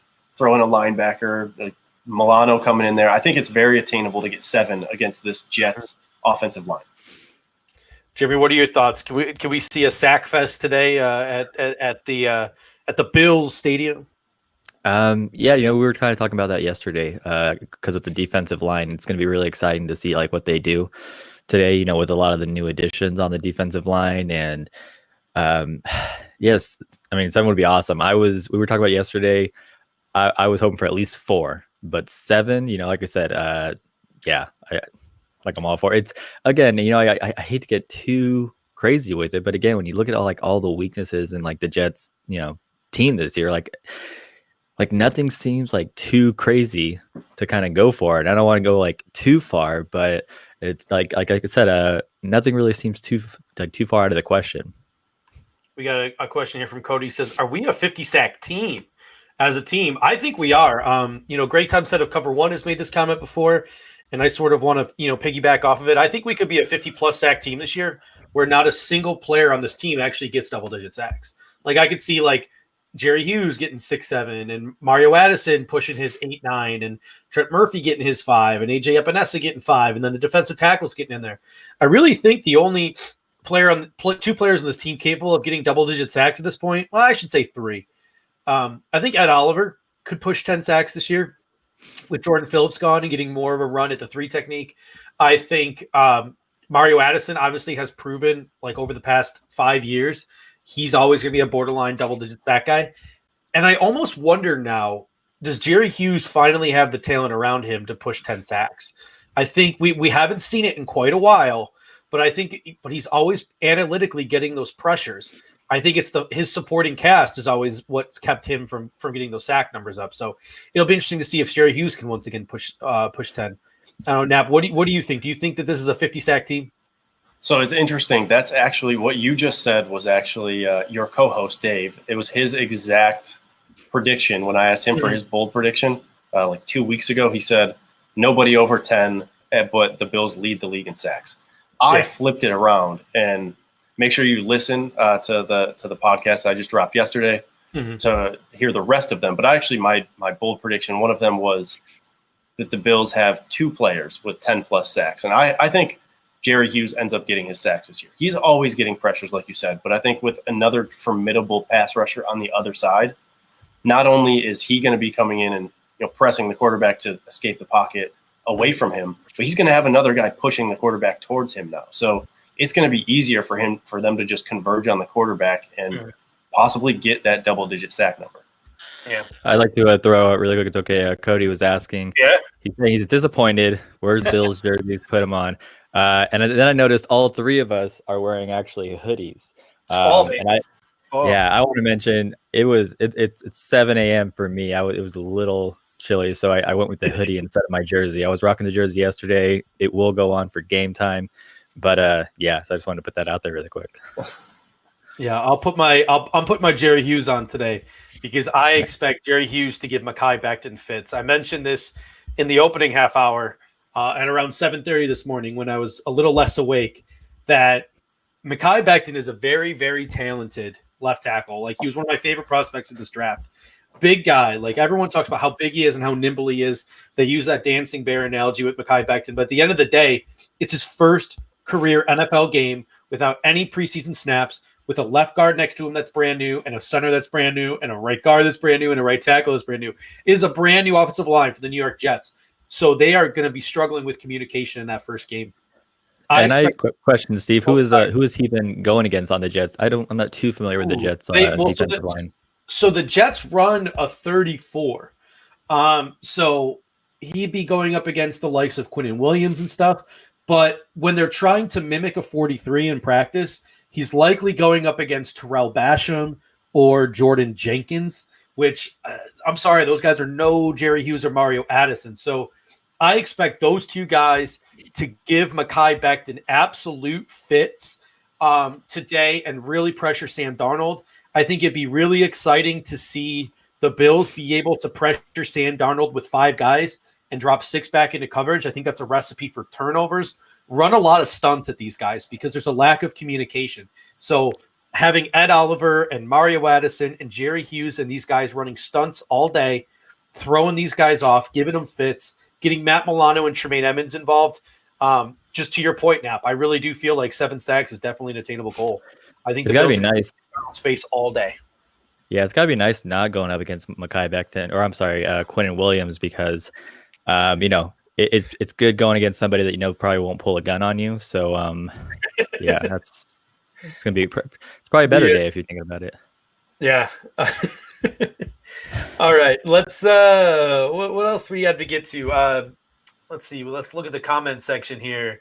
There was one I was going to get to.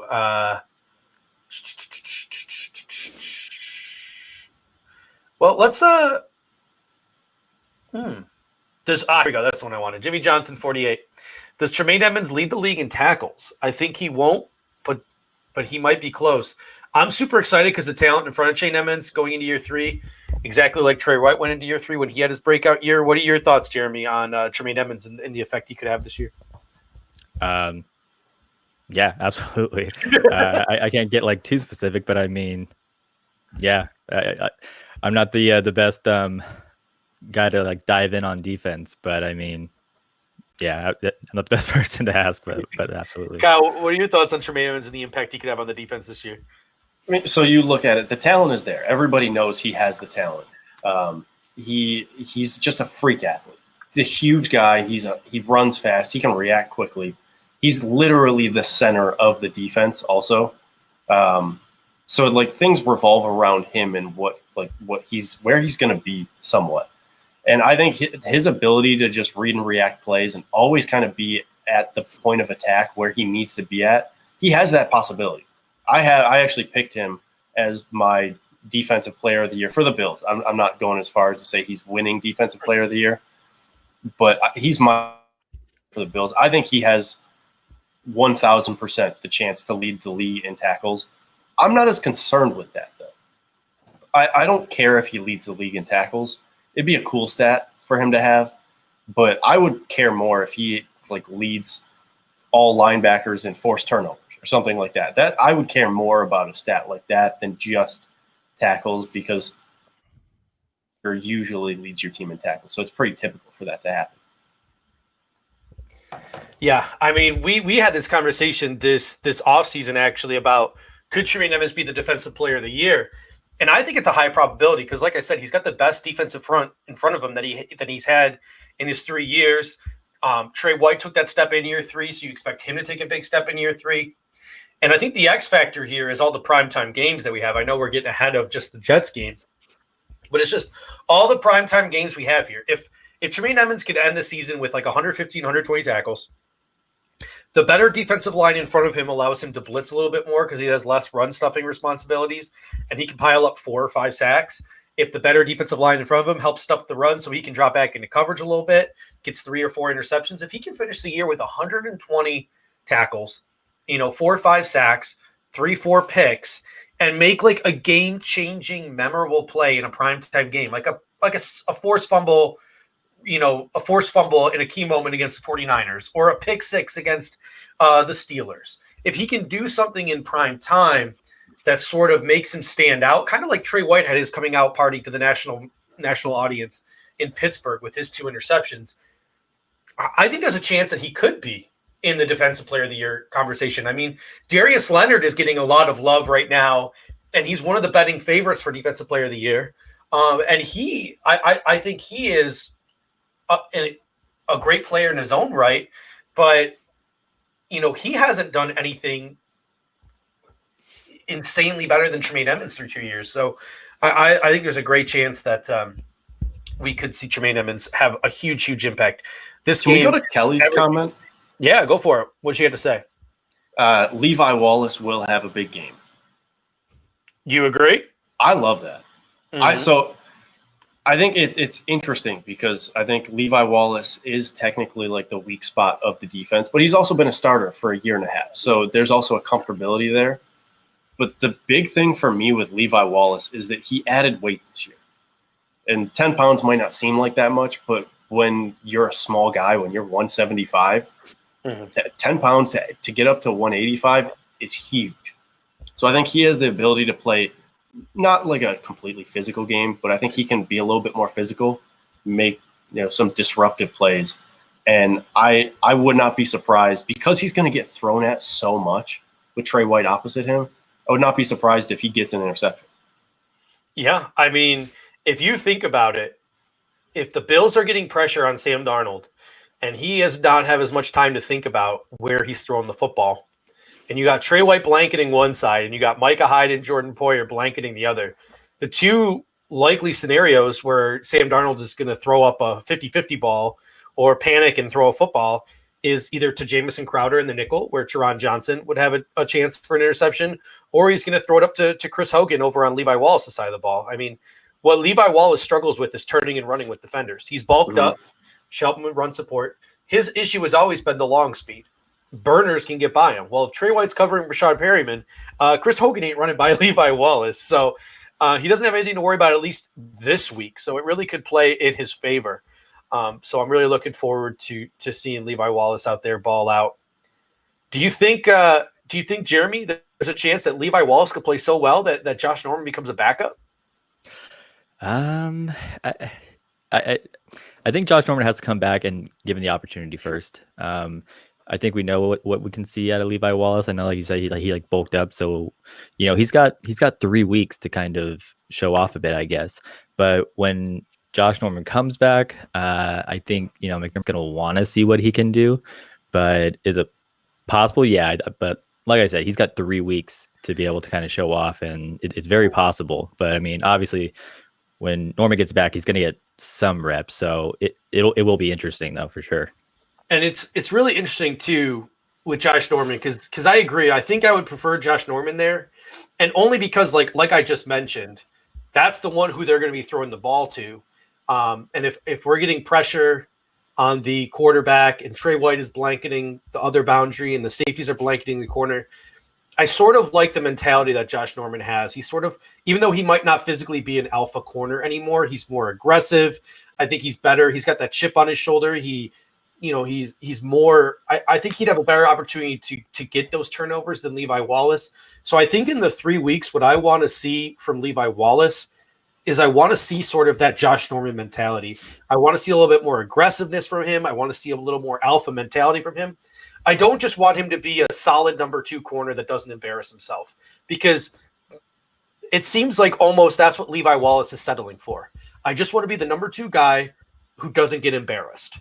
And that's not Josh Norman's mindset. That's not Josh Norman's game. Josh Norman's like, all right, I'm going to do everything I can to be just as good as the guy on the other side of me. I think Levi Wallace might just have all right, I just want to be the best number 2 corner I can be, where Josh Norman is chomping at the bit to be that number 1, to be that alpha. I've seen a couple of comments in the comment section here about the deep ball. And so I want to get into the deep ball. A couple people said, are we going to see a deep ball today? Someone says John Brown's going to catch a deep ball. Someone says Stephon Diggs is going to catch a deep ball. We got Gabriel Davis, who can work his way down the field. Jeremy, do we see a deep ball today? Do we see a completed deep ball today? Okay, I was going to say statistically, absolutely, we will see a deep ball attempt. Yeah, sure. Do we see a completed one? I'm going to absolutely say yes, because I'm definitely not going to be so negative and say no. But yeah, absolutely, we're going to 100% see a completed deep ball today for sure. App, how about yourself? We're going to see a completed deep ball today? I think it depends on, yes, I will say this. I think we could see multiple, depending on what you consider a deep ball to be. I think there's going to be a lot of openings to take some shots down the field. So if you say like a deep ball is like 30 yards down the field, I think there's a possibility that we get like 2 or 3 even completed deep balls. Mm-hmm.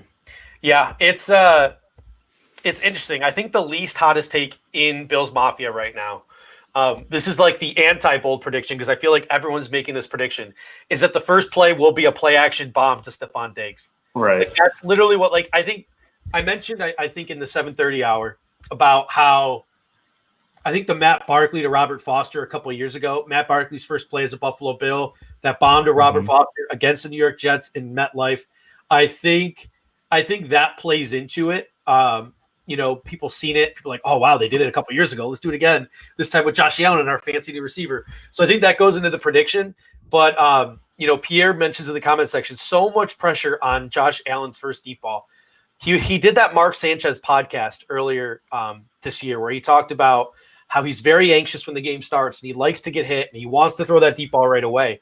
Do you think it's a Josh Allen, or do you think it's a Josh Allen's best interest, Kyle, to throw the deep ball within like on the first drive to get it out of the way? No, I don't. I think it's in his best interest to like have a couple of running plays on the first drive. Honestly, I mean that's what he said in the podcast. We want to do what he's comfortable with, and I would much rather have him like just take one or two carries and then get him in the flow of the game, and then maybe the second or third drive take a deep shot. Because like you have to do it semi early at least. I don't think that you can. I think you have to take at least one in the first quarter. I don't know if it has to be on the first drive. I will be excited if it is, but I don't think it has to be. Yeah, I mean, it's really interesting too because that could honestly sort of hurt his psyche a little bit if he throws a deep ball and he's way off. And Greg Williams mentioned this week. He said, "I'm expecting the Bills to come out like they did last year, up tempo, spread it out, throw the ball a lot on the first drive." So maybe to your point, the Bills come out and do opposite of what Greg Williams is expecting. He expects what you did last year. Maybe come out and run the ball.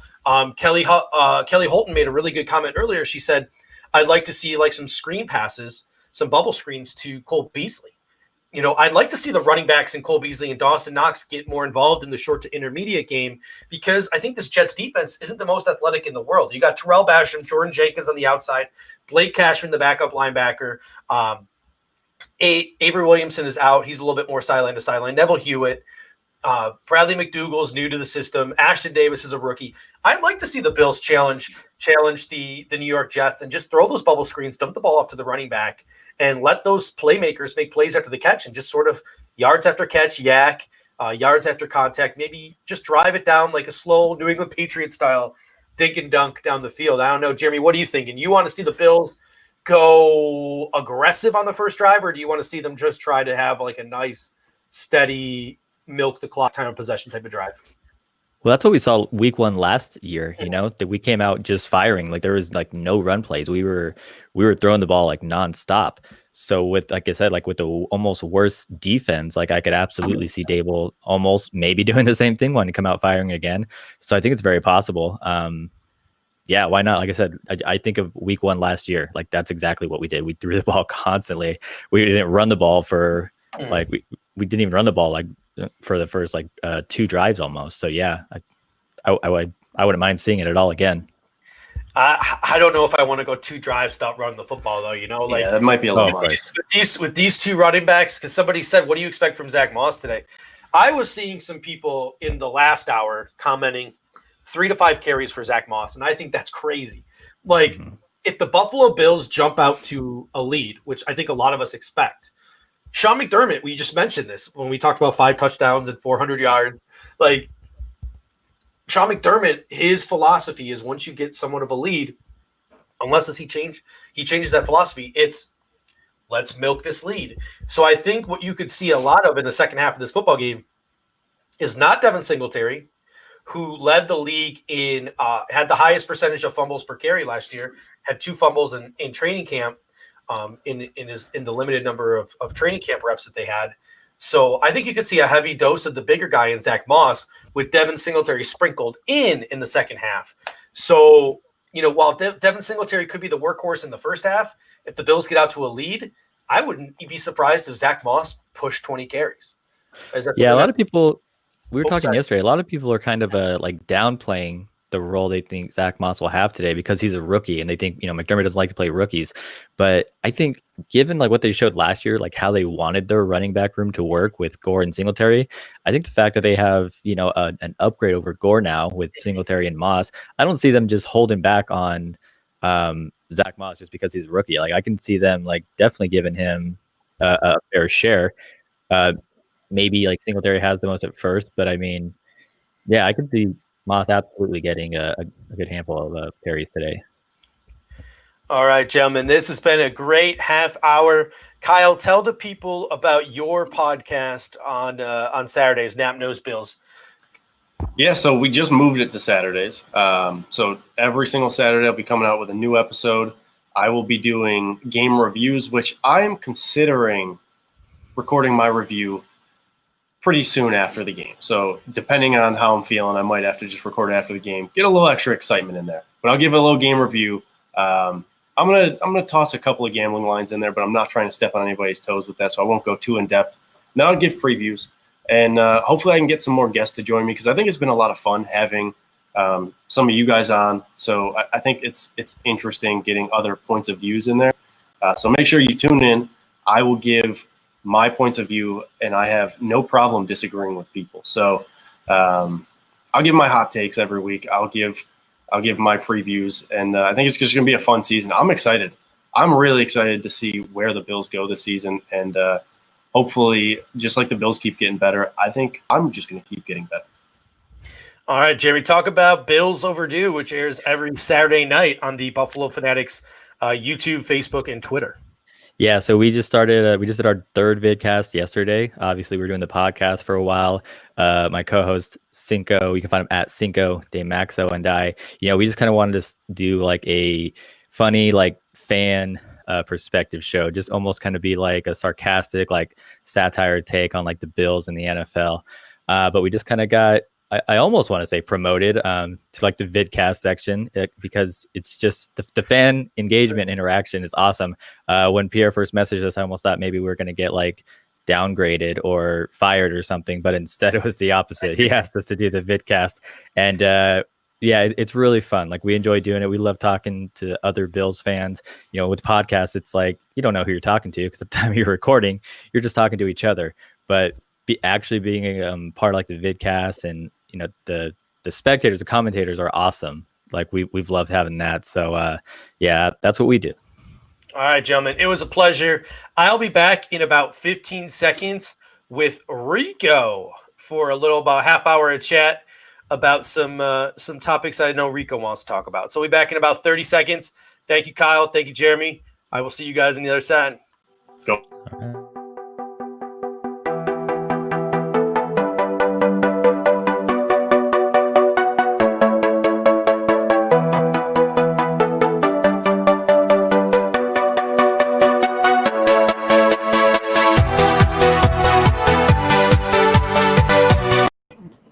All right, we're back. How we doing, Rico? You turn the music off? I turned the music got to come off for us to go live. It's I didn't want to make the people wait another 3.5 minutes like they had that. But hey, it's been a while. I don't think we've been live together since the draft. We have not, and you know what? That is my fault. That is entirely my fault, and it's shame on me. Shame on me, because we have too talented of a group for me to not collaborate with, and you guys are intelligent group.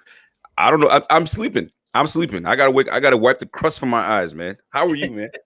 Well, I'm running about 2 hours of sleep. So I live out here in Phoenix, and I went to bed about midnight, and I woke up about 2:33. And I started this show at 4:30 my time, 7:30 Eastern. I kicked us off. So, but this is my typical before week one sort of ritual. I don't sleep. Okay, what I was about to say, because I'm part of the no sleep gang, because I usually work the overnight. Now I have a gig right now. I'm back on that training. I remember last year everybody was like, "Yo, why are you always in hotel rooms and all that stuff?" Mm-hmm. This year is a little different, so I'm gonna be home a lot. But I get it. The no sleep is not fun, not cool. I gotta commend wifey. Wifey must be like, "Yo, are we doing this again?" And you're like, "Yes, I have to." I totally get it. This is the second year we've lived together before a Bills home opener. So she's now used to me just not sleeping the night before a Bills game. So she's used to it. She's not used to me being locked in the guest room talking to people on the internet. That's new, but that is new, and and get used to it, because it's gonna be plenty. Yeah. I'll tell you this. Before I came down here, I tried calling this place that I do my stuff, the studio, and it's not quite working out. But today I was like, I gotta go down to the studio. She's like, "What? You mean the basement?" Yes. Yes. And I gotta go. I gotta do a spot with my man Steve. And she's like, "What's happening today? What are you doing?" I was like, "What's happening today? What did you just say?" And she's like, "What's happening today?" I was like, "Today's the game." She's like, "Is it week one?" I was like, "Girl, you know what? Good day." I gotta go down. I have no time. I don't have no time for this. So we are here with my man Steve. Now, before Steve says anything, right? And it's funny because like we're two hosts in one, right? So you're used to kind of leading the way. I'm used to leading the way. So I'm gonna let you still spot it. But I gotta say this, man. If you guys are not realizing what has been put together for the fans, it is unbelievable what Steve has done. He is put all this together, came up with this idea of, you know what? Instead of us watching the Bill Cowards and the yahoos that are out there talking about our team that really don't know our team, why don't we do it? We know the team the best. We cover the team. We follow the team. Why not do it ourselves? And golly, man, you did it, Steve. Oh, yeah. I'm having some fun here.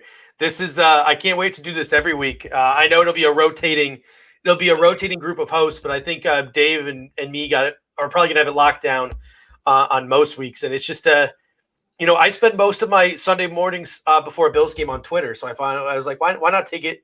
Why not take it to the video? We want to thank awesome. Great name here, the Pullout King. The Pullout King. I like that. The super chat here. Appreciate it. He says, Rico and Judge, what's your biggest disappointment and biggest surprise of week one? So what do you think is going to disappoint you the most? And what do you think is going to surprise you the most? Before I comment, the Pullout King, love the name. I would like to call myself the Pullout King the last 5-6 years. I've been pretty good. No kids. I'm primo. Pullout game strong. Anyway, when it comes to the biggest surprise and the biggest disappointment, you know what?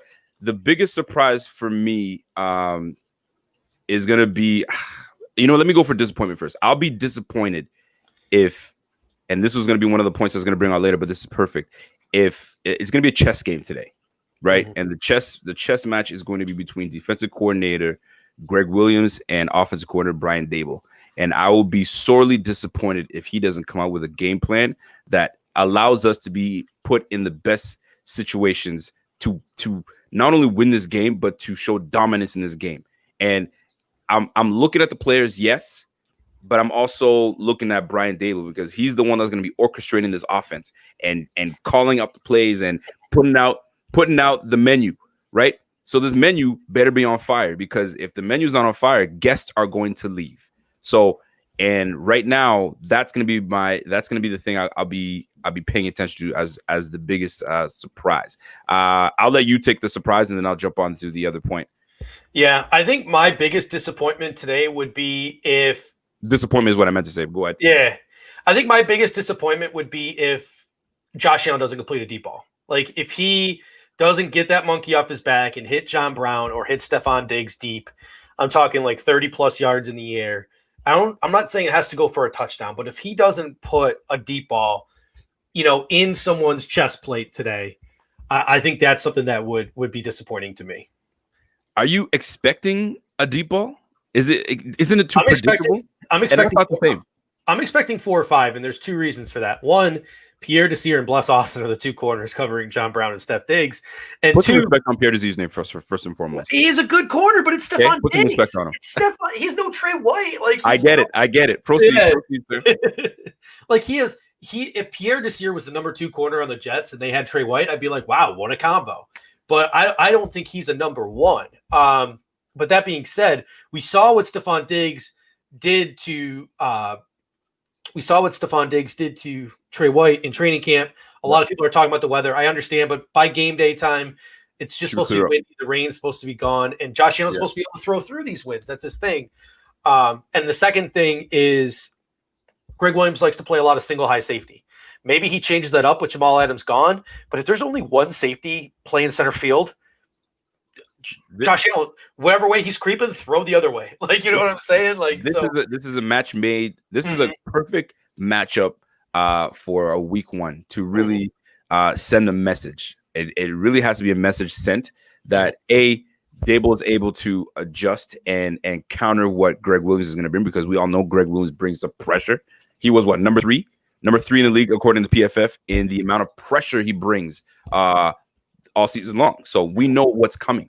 But the thing is, Greg also knows what's coming as well, because last year, how we countered his pressure is by going no huddle, quick, and get going. So he's like, okay, I know you're going to do that. So that's why I say it's going to be it's going to be very much of a chess game. So I'll be disappointed if Brian Dable doesn't come through. Now, when it comes to the big surprise, what will I be surprised about in this game? I will be surprised if we don't hand the ball off to Zach Moss and Devin Singletary at least 10 to 15 each, at least. And Singletary must get 15 touches no matter what. 15 to 25, I'll take it, right? With the weather that's going to be not so great, potentially, we don't know. It seems like it's going to clear up later on, but I'll be surprised if these guys don't get a good handle of this game and dominate. And if we don't give the ball up and we let Josh Allen throw 35 to 40 times, I'm going to be disappointed in that, but I'll be surprised if we don't just hand the rock off and dominate the freaking trenches. I think I read that a little bit differently than you did in terms of surprises. So I'm going to give my take on who I think will surprise some people. Sure. Today. And I think we just mentioned this in the previous half hour. I think Levi Wallace is going to surprise some people today, because if the Buffalo Bills defensive line can bring pressure, blitzing, 4 or 5 guys, rushing 4 or 5 guys in every play, and you got Trey White blanketing one side, and you got Poyer and Hyde over the middle, Sam Darnold is going to be heaving up a lot of balls towards Levi Wallace, and Levi Wallace is covering Chris Hogan, who's the only boundary corner they have left other than Rashad Perryman. So as much as I would have preferred Josh Norman out there because he's more of a veteran, he's more aggressive, I think he's probably got a higher IQ to sort of jump some of those routes and be more aggressive. I think Levi Wallace could surprise some people today and maybe pick off a pass or two. And the second guy I think could surprise some people that we're not talking about this offseason, and I think he's going to have himself a day against Connor McGovern and Alex Lewis and Greg Van Roten. And that's not Ed Oliver, but Quentin Jefferson. I think Quentin Jefferson surprise people today. I think he could get in the backfield, and we could see like a two-sack day for a guy like Quentin Jefferson from the interior. Now you know what? I the same way you read the question differently, I kind of took it upon myself to read different. So I'll say who will be my big surprise. Mm-hmm. My big surprise today, and nobody's really touching on this, but Bjorquez. I'm just kidding. I'm not even going to say anything about Bjorquez. Are you kidding me? Get out of here. So my big surprise will be Andre Roberts takes one back to the house. Ooh, Andre Roberts takes one back because I'll speak on myself. I've been talking about how excited I am about Roberts, and I feel like every time he's behind, I always feel like he's got an opportunity to do it. And I mean, everybody should feel that way. However, I think today's a day that he takes one back to the house against his former team and really solidifies himself as that guy, because a lot of people are talking about, we don't need Andre Roberts. We have freaking Isaiah McKenzie. Get out of here with that nonsense. Okay. We need a threat that can take it back to the house every single time that he's actually back there. And I think today is the day that he takes one back to the house, whether kick return or punt return. The surprise will be that Andre Roberts takes one back to the house. It'll be really surprising. You mentioned the name Isaiah McKenzie, and somebody brought it up in the previous hour, and we never got a chance to get to it. They said, what do you expect Isaiah McKenzie's role to be this week? Do you think Isaiah McKenzie's going to even be active? Ooh, that's a great question. Will he be active? So if he's not, I mean, yeah, I think he will be active. Because if he's not active, like who are we going to put ahead of him and have him sit down? A lot of people are saying it could be Gabe Davis or Isaiah McKenzie. Like that could be the choice the Bills have to make if they only want to bring 5 wide receivers out. If they want to bring 5 wide receivers out, is he the one? That's one thing I don't know. Maybe Steve, you do. Have we ever just brought 5 receivers out? Have we not always had 6? Typically, it's been 5 on game days. It was always a rotation between Duke Williams and Robert Foster last year. Understood. That being said, I could definitely see McKenzie being inactive. This could be the coming out party for Gabe Davis. Mm-hmm. So it'll be interesting to follow up and see how that goes down. Because it's really interesting, right? Like I wouldn't be surprised if the deadline for inactives roll out, and maybe like I know this is going to surprise some people. Maybe we see Gabe Davis inactive today, and here's my reasoning why. Right. Is if the weather's really bad, right? If the weather is not great, we don't think we're going to throw the deep ball. And I get that Gabe Davis is that bigger body. I understand that. But maybe the Bills think that today the best way to counter the New York Jets is by running a lot of misdirections and throwing a lot of short passes and hoping your guys get yards after the catch. And if that's the case, we're talking Dawson Knox, we're talking Zach Moss and Devin Singletary out of the backfield, we're talking Isaiah McKenzie on those jet sweeps. If the Buffalo Bills feel like the wind is going to be a real big factor, and the Bills are talking about how they want to attack in the short to intermediate, maybe Isaiah McKenzie is more of a factor in this game than Gabe Davis. I would personally hate to see that. Like, I would be miserable. I cannot wait to see Gabe Davis out in the football field. But it wouldn't shock me. It wouldn't shock me if now it all depends on the game plan, right? The whole wind is a factor. I think we got rid of the wind is a factor 3 years ago when we drafted Josh Allen, right? This whole wind is a factor bullshit. Excuse me, not buying it because we have a quarterback that has a ball that can cut through the wind. So I'm not buying that. Forget about the wind being a factor. Now, if we're trying to send a message today, you put your best people out.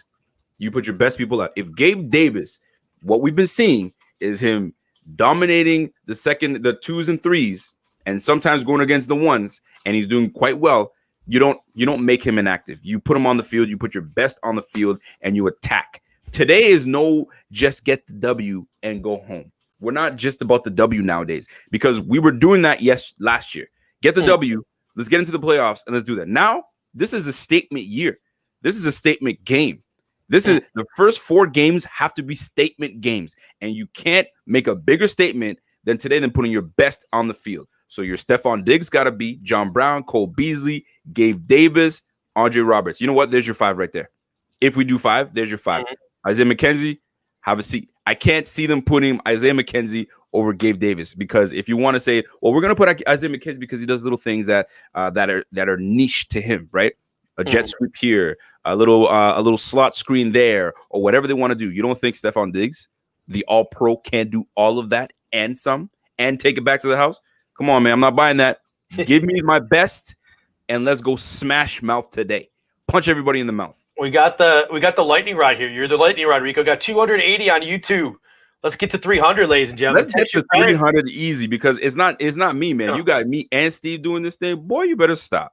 Let's text your friends, text your family, text all the people you tailgate with normally. Tell them the tailgate's happening today on YouTube at the Buffalo Fanatics. No doubt. Subscribe. Join us here. We got 300 in the Facebook.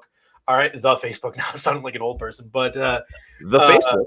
The interweb. But ladies and gentlemen, this is the place to be. You don't want to hear Bill Cowher and Michael Strahan today. You want to hear what what the Buffalo Fanatics have to say about this. So now I do have a question for you, Steve. Did you do your Manscaped drop today? Did I do my Manscaped drop today? Sunday is my manscaping day. So that's I literally have an alarm on my phone Sunday morning to remind me. Listen, let me tell you something, man. Let me take a sip of this. So I've been laughing my butt off when it's time for you to make your Manscaped drop, and I die because I'm like, okay, what's he got today? Because I'm in competition. I got to try to keep up with you. The first one you did was the best one thus far. I'm like, yo, I gotta find a way to combat my guy Steve. So keep it up. For those that have been wondering like how and where and what to do about this manscaping business, listen, man, get yourself cleaned up for your lady, right? Steve, look at it. Steve.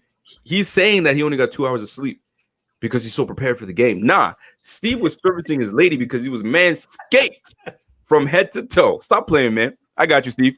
I got you, bro. I hope she's not watching right now. But who am I? She's watching. She's not watching right now. But, yeah, I'll tell you what, gentlemen. Like, if you want Sundays to yourself, all right. If you want Sundays to yourself to watch the game, unbothered, you don't want anyone to interrupt you during game time. You got to make them feel satisfied the other, 6.5 days of the week. And in order to make your lady feel satisfied, you got to, in order to slide down. In order to slide down the runway, you got to do it from a clean cockpit. I mean, am I right? So, my guy, Steve. Did you also mention the BF Text Club? The BF Text Club is always in the ticker. If you're looking for a new best friend, your best friend isn't cutting it. All right, you need a new friend. You should be friends with Bobby, Rico, Pierre. Join the BF Text Club, 716-219-0086. 0086. So 0086. Look at my guy Bobby says the duo we didn't even know we needed. Hey, watch out now. Yeah, you guys got to do the BF Text Club. I'm not playing with you. Let me tell you why. Because the more people that join the BF Text Club, right? You see what my man Steve and I are doing right now. It's fun. When you're talking to an audience of people that you care for, You know what I'm saying? Like your Chris Jankeys and your Brian Bowers of the day. I mean, the guys have been, like, your Scott Blakeleys of, when you see these guys, Cody Fitties, you see these guys on the daily, they show love. And we appreciate that. So a lot of times, I'm sure of it, Steve, you're hit up. Hey, man, I got this idea, and I think it'd be great if you can put me on the show. Great. Join the BF Text Club. And then one of these, I'm telling you right now, we're going to start bringing on guests that have been following us for forever. We will bring you on for a segment, whether it be 5, 10, 15. If we like you, we bring you on.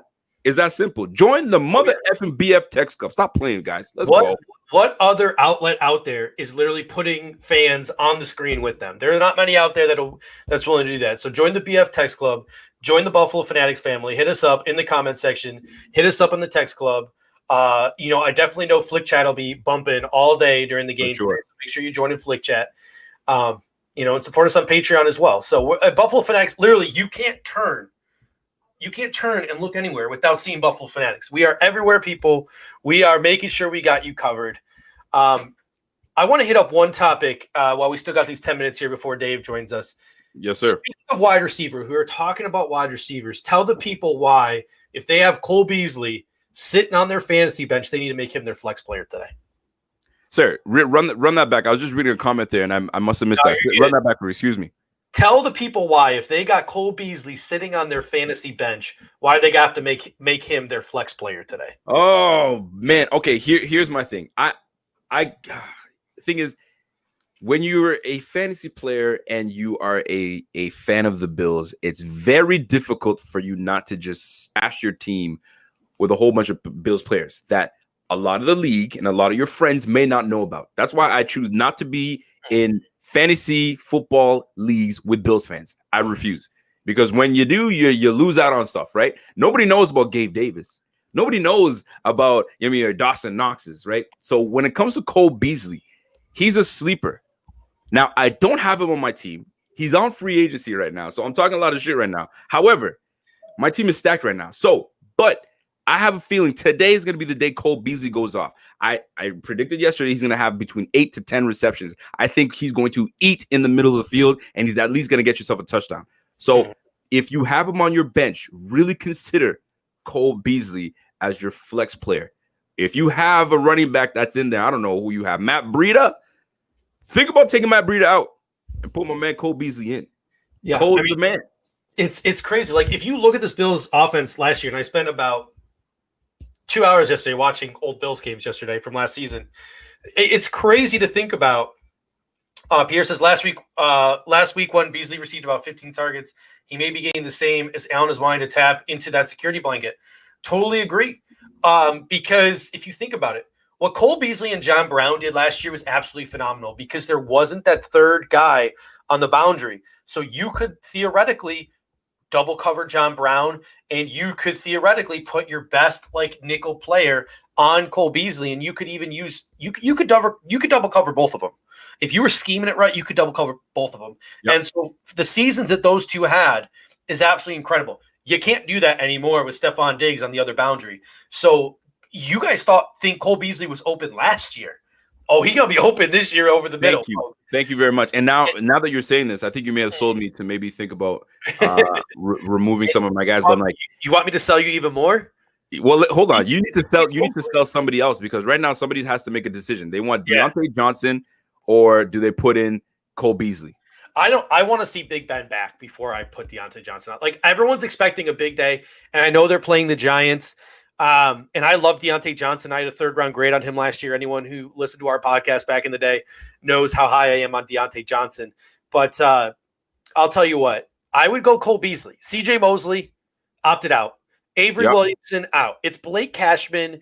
It is it's Neville Hewitt. They're going to bring Ashton Davis or Bradley McDougall down.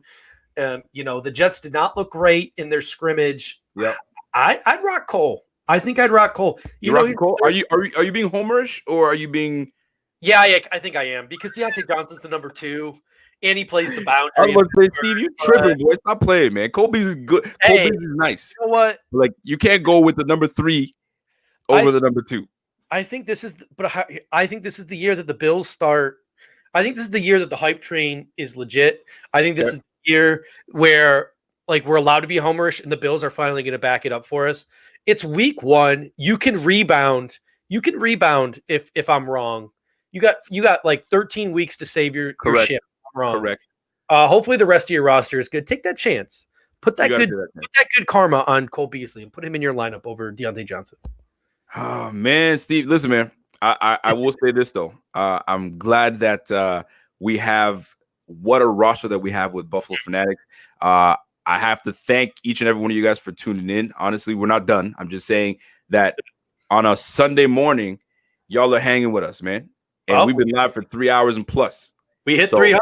We're hitting 300 now. Yo, we had 316. Let's keep it rocking. Are we stopping? Let's go. Let's get the 400. I do need to say that when Dave arrives in 5 minutes, I do need to take a little bit of a break because the fiance has to come into the office and grab some things. So I'm gonna let you two take over for 15 minutes. We got it. Don't you stress, my man. Don't you stress. I do listen. Say Davion Press says I would love to see 300 yards from Josh Allen as well. I mean, let's talk about that for a quick second before your fiance comes in, before Steve comes in. Dave, 300 yards. I mean, I would like 300 yards, right? But like, I don't want people harped on 300 yards like it's a necessity for us to have in this game to solidify. I just want a beat down. Give me a beat down, and I'm content. I just don't understand the 300 yards. Are you now part of the school of I need 300 yards from my quarterback? I need 300 yards total. I don't need 300 yards passing. I think Joe Miller did a great job on his podcast about a month ago when he talked about this is the new era of quarterbacks, and we need to start looking at quarterbacking differently. If Josh Allen goes out today and throws for 260 yards and he runs for 45 for 305 total, and he throws 2 touchdowns and runs for 1, I'm completely content with that. Like I got no issue with that at all. You know what? I'll say this. I'm also good with that. I just don't need. It doesn't need to happen. It's organically going to happen, and once it does, it'll be like, okay, I got it. We're good now. What next? Right? So it's going to come down to that. That's what happens when you manscape. That's what happens when you manscape, guys. You can't keep your hands off you. That's what happens when you manscape. When you manscape, man, it takes care. It takes care of you. It really does. I mean, that's a slogan right there. When you manscape, it really takes care of you because it does. Golly, man. Yo, y'all paid. I don't need to pay me. Joe Smith says, get the tables. I mean, are we getting virtual tables? What's going on here? Because there are no fans allowed at this place, and they're going to be cuffing you guys up if you head to the stadium as we speak. And apparently, I'm hearing that people don't give a damn. They're going to the stadium regardless. It's going to be like when they raided Area 51 a couple of years ago. That's what it's going to look like. It definitely is going to look like that. But I mean, some people are just so like it's ritual for them. They need to go and be part of the festivities. But y'all forget there's a little something called the coronavirus that's out there. Y'all better be careful now. All right, I'm gonna take a little 15-minute breather here, and I'm gonna send Dave in, and you guys just do what you do. You keep the good work going. We do. Well, folks, back in the driver's seat. It's your boy Rico. Oh, my man, Dave Money Tilton. What's going on, Dave? What's up, man? I got my McDermott shirt on today. The McDermott and shirt. The reason being is because like I've heard a lot of talk about the players. We haven't really talked about McDermott a whole lot and what to expect out of him today. So we got a little while to go to the game, but I'm gonna hit on some McDermott points too today because I like that. But you have the McDermott hat. I've got my Labatt that I'm cracking right now. Hold on a second. It's not even noon yet. You cracking a beer? That's how we roll. It's not even 11. This guy's cracking a beer. Okay. It's 2 minutes to 11. I want Labatt to come in sponsor us too. So there you go. I like that. I gotta ask you this, my man Dave. I need to know because I haven't asked you this yet. Where the hell does Dave Money Tilton come in? Well, Money. Where's the point? I need to know this. Yeah, so this is a nickname that like goes back a long ways for me, like going back to probably middle school. My last name's Tilton. Obviously, people probably know that already. But so I kind of had like all these different sort of shortened names for that, like Tilt. And then for some reason, this one guy in middle school started calling me Tilt Money. I guess because like I always seem to come up with like clutch hits in like the baseball games and stuff like that. So he was like, all right, your money, man. And so that was part of it. And then also I started doing like a lot of gambling stuff for a while and I was like doing pretty well. So people were like, Tilt Money. So that's kind of how it came to be. And then I just decided to make it like a Twitter handle and Instagram handle because I don't know, it seemed to ring pretty well. I didn't want it to come off as like too conceited or anything like that. It just kind of stuck. I didn't give it to myself. Someone else did. So that's how I got it. Well, listen, I'll tell you this. Shotgun tilt. Bring the hammer lot to the BF page. Damn, how you feel about that? Because we were just talking about it right before you came on. You probably heard us. But people are heading to the stadium, man. And they have no regards for anything but being around for no damn reason. When the stadium's not letting anybody in. Come on, man. Y'all tripping. Yeah, I mean, I can kind of understand maybe doing like I think Crystal Noel, a follower of ours on Twitter, she mentioned like people were going to drive by and like honk, let's go Buffalo, like drive past the stadium and kind of move on. Like, okay, fine, you stay in your car and you do that, you know, get a little parade going, fine. But like getting out and kind of getting in there, like you mentioned it, like Corona's out there, man. I would be kind of in the safety of my own home. I'm used to that anyway because I got to watch the game from home anyway. But I would just say be careful if you're out there. Maybe stay in your car, do a little parade thing, and just be careful. Do it in your damn backyard, man. God, I'm tripping. So let's get to football talk, baby. So I got my guy Justin Napalatino. Okay, Napalatano.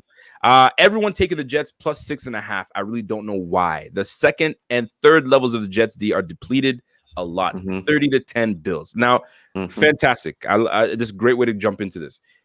6, I don't get it.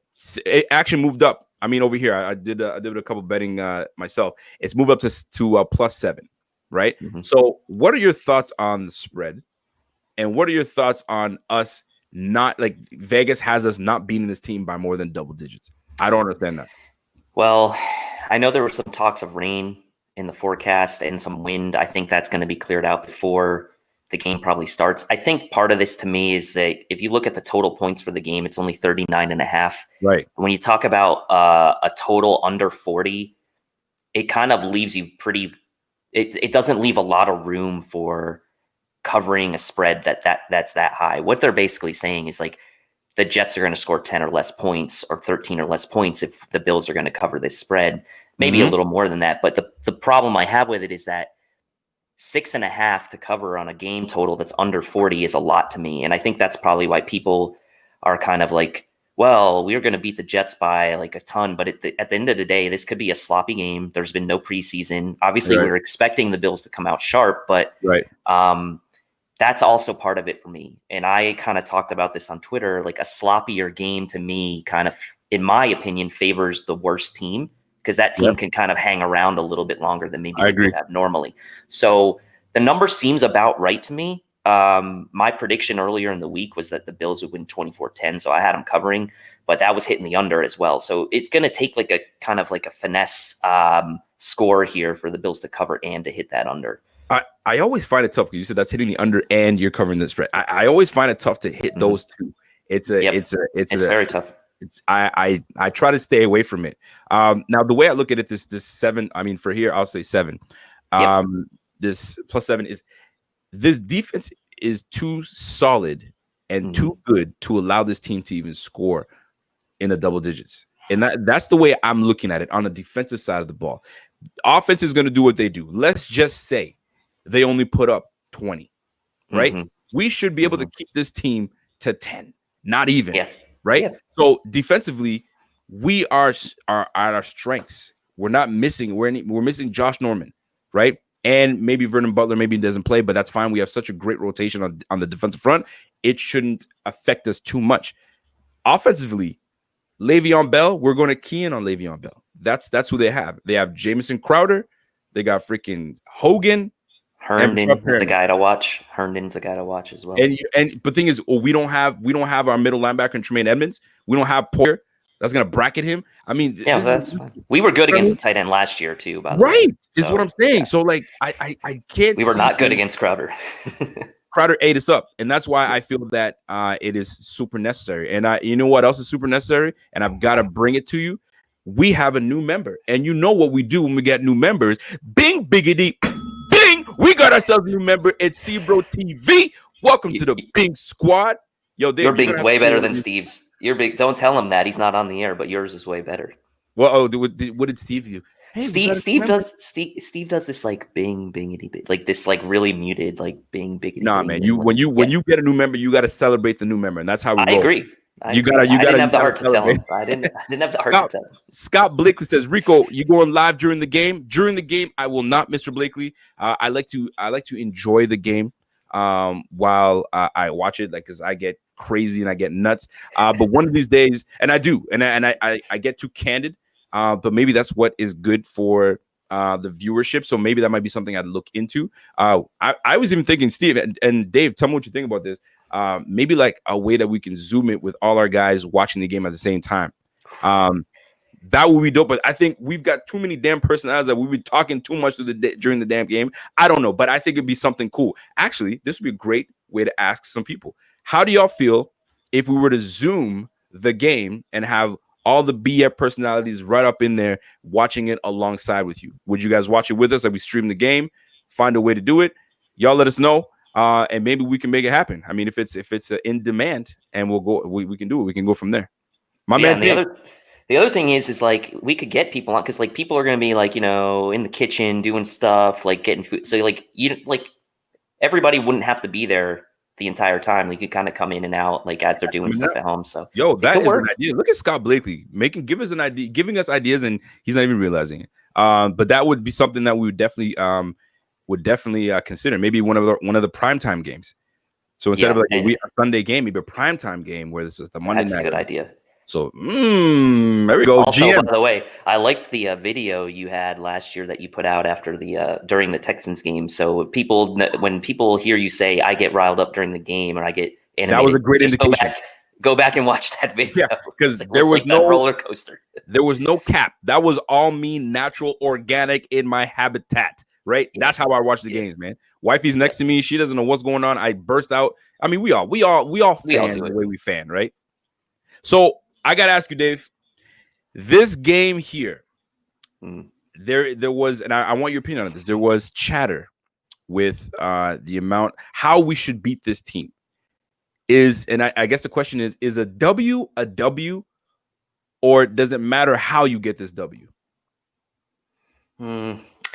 It's tough because it's week 1. I would say if it was like week 3 or 4, how you get the W maybe matters a little more. But week 1 is always so unpredictable.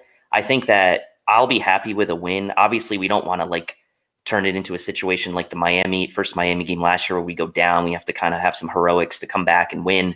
You don't want to see that. You also don't want to see what happened week 1 last year against the Jets where you go down and come back because you're a better team. Absolutely. I do think at the end of the day, the W is the most important. So like if we do get it and it's not pretty, I'm not going to get too worried about it until it's like week 3 or 4 when we kind of got our feet under us. No preseason to me. I'm not expecting like the sharpest game out of either team. So I think getting a W today will show that we're actually ready to play and beat a team we're supposed to beat. Yep. Getting close to a double-digit win, I agree. That would be kind of like the benchmark for me. If you win by double digits, to me, that's a good win. Like, and it's again going back to the total, 39 points. If you win by double digits, that's a good win to me as this team because, the Jets, for all their flaws, they do have a good defensive line. I don't think we're going to necessarily be able to run the ball that efficiently today. I do think we'll be able to pass the ball all right, but at the end of the day, the win's the most important. Style points on top of that would be great as a bonus, but I'm not worried about that until a few weeks into the season. So you're not worried about that. But you know what I am worried about? I'm worried about that we just got ourselves a new member, the Buffalo Defendant. Dave, can you give us a bing, biggity, bing? Bing, biggity, bing. Oh, bing, biggity, bing. We got ourselves a new member. Dave, I like your enthusiasm, sir. You, sir. I like the GM's got it. So I'm going to say this, though. With the win being a win, I get it. Yeah. If a win is a win is if you're a mediocre team. Fair. When you're a mediocre team, you're an okay team. And a lot of people might look at us as an okay team, right? Because a lot of people don't trust Josh Allen. They don't. Yeah. If you look outside of Bills fans, we believe in Josh Allen because it's our guy. It's our team. That's just the way we're wired.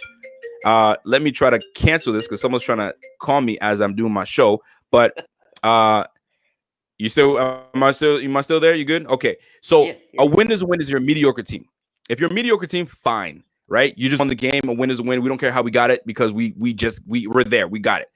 But to me, when you have the potential that you have in how we roll with this, you can't just get a W. You have to dominate in your W to show and prove to everyone that you are a contender. Nobody just gets by just winning to win the Super Bowl. You've got to have some games that you dominate. Now, a lot of people are going to talk about the Giants when the Giants kind of squeaked into the playoffs and did their thing. An anomaly. It doesn't happen often. The teams that usually win the Super Bowl are the ones that usually dominate and show that they are contenders. If we're supposed to be contenders, we can't just squeak by with just the W, because that means when we're squeaking by, at any point we could lose that game. We need to show dominance all day, every day, and it doesn't stop. And just by saying that, I got to introduce our guy, Steve. I think he went to go handle his lady. Oh, he's not ready yet? You know what? No, I'm good. I just wasn't. You good? I'm good. Yeah, I'm good. So hold on a second. I'm good. I'm good. Cameraman came through and is showing love and with donation. Steve gave me the not ready yet. No, I'm good. You straight? What? Damn, you got a quart. What are you drinking now? It's actually, I forgot to do a beer run. It's the only beer I have left. It's the Blue Moon Light Sky. My summer out on the lake drinking beers. Let me tell you guys something, because I see you guys sipping away on the show, and I love it. And I was away for the weekend, a couple weekends ago, when you guys took over the show for me, and I do appreciate that. Great stuff. Mark Bloomquist, Rico, what happened with the beef you cooked? Oh, I will speak on that in just a moment. So I got so hammed when I was away, like bad. And so I've never done this, right? I'm not much of a drinker. I don't. But when I do, I indulge, right? Somebody handed over me a White Claw. I had no idea what a White Claw is, but I've heard you guys talk about this White Claw business. Yeah. And I had it. Refreshing. It was very refreshing. Every company's making seltzers now. Bud Light makes them. Corona makes them. What's that beer that we all drink in college? Keystone or Busch have seltzers now too. There's also the Natter Days from Natural Light, which are like the strawberry flavored Natural Lights. Yep.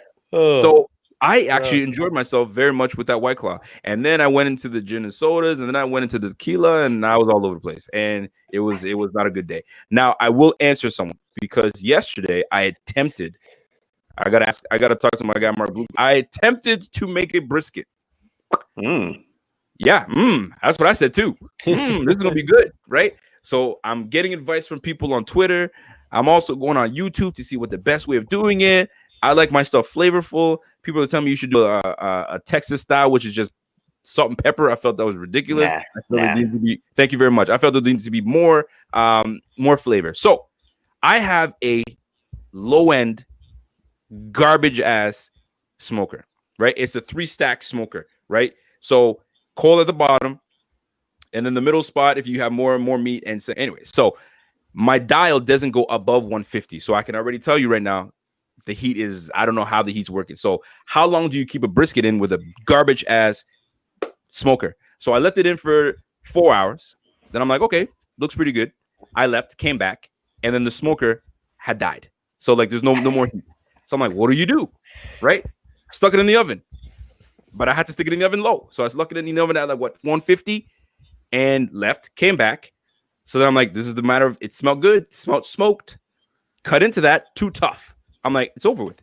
It's over. But I don't like wasting food. So what I'm going to do is I'm going to try to make some kind of nachos, a nacho brisket. So if you are asking how it went down, I think I failed miserably, and I'm going to invest in a better smoker, or I just don't smoke at all, period. Sorry. They got Sweet Baby Ray's up there in Canada. Oh, they certainly do. I love me some Sweet Baby Ray's. Some Sweet Baby Ray's, some Stubbs. some Stubbs is good too. Stubbs is all right. A little overrated. I like the spicy Stubbs. Sweet Baby Ray's, Mexican cheese, some onions, some green peppers, some brisket. You got yourself a nice nacho right there, in my opinion. I like the way you think. So I was talking to Steve before we came on. I was like, I have to prep some food before we come on. So yesterday I made the wings, but today I've got the flank steak in the crock pot, and that's what I'm making today. So that's gonna cook for like. It's gonna be ready by like game time. Steve, what do you got cooking? You cooking anything today? No, I don't like to eat. during a Bills. I can't eat during a Bills game. I said that yesterday. On Bills overdue. I went on. I was like, I get so nervous. You can't before eat the game that I'm hungry, but I can't eat. I just end up just like pacing around. I'm so nervous that I feel like I'm gonna throw up for most of a Bills game. Like, I literally am. Hopefully the Bills are so good this year that I don't have that feeling.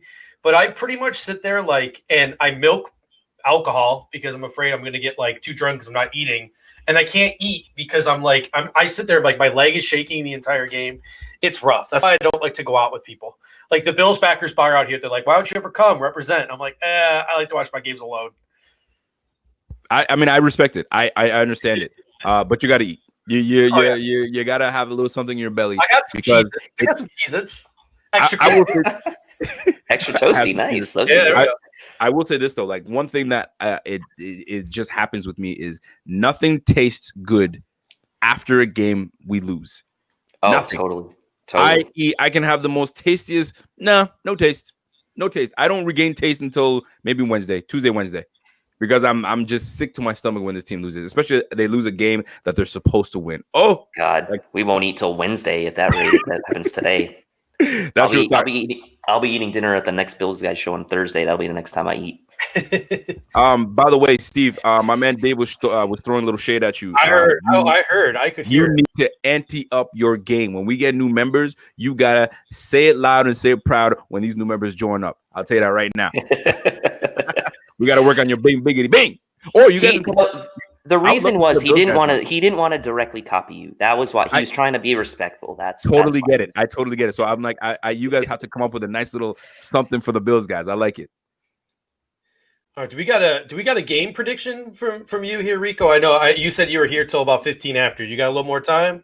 I got much more time. And unless you guys want to do your thing, you guys want to keep your boy out. You can stay with us as long as you want. I just want to be respectful of your time. So game prediction, you want to score? Oh yeah. I said it in my show yesterday. On Friday, and I think I may want to change it, but I think I'm just gonna keep it gully. I'm gonna say 20. I wanted 24-13, but I'm gonna give Bass another field goal. 27-13 Bills. Ooh, that was my prediction right there. Or no, yeah, I had 27-13. Yep. 27-13. I'm gonna give my Bass. I'm gonna give my guy Bass. I think he's gonna kick at least 150 yarder. They're gonna test his leg today. 150 yarder and then a couple chip shots. I think we'll be all right. I said this in the 7:30 hour before everyone was awake. So I'm going to say it again.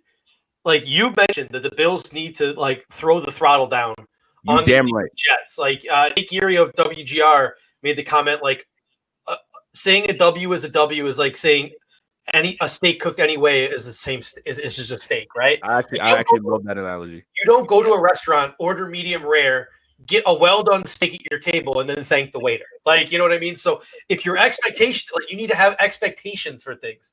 So my expectation is we need to beat the Jets handedly today, and I've come up with sort of a formula for how the Bills can perform today that won't put me in like a panic mode or won't put me in a bad mood after the game.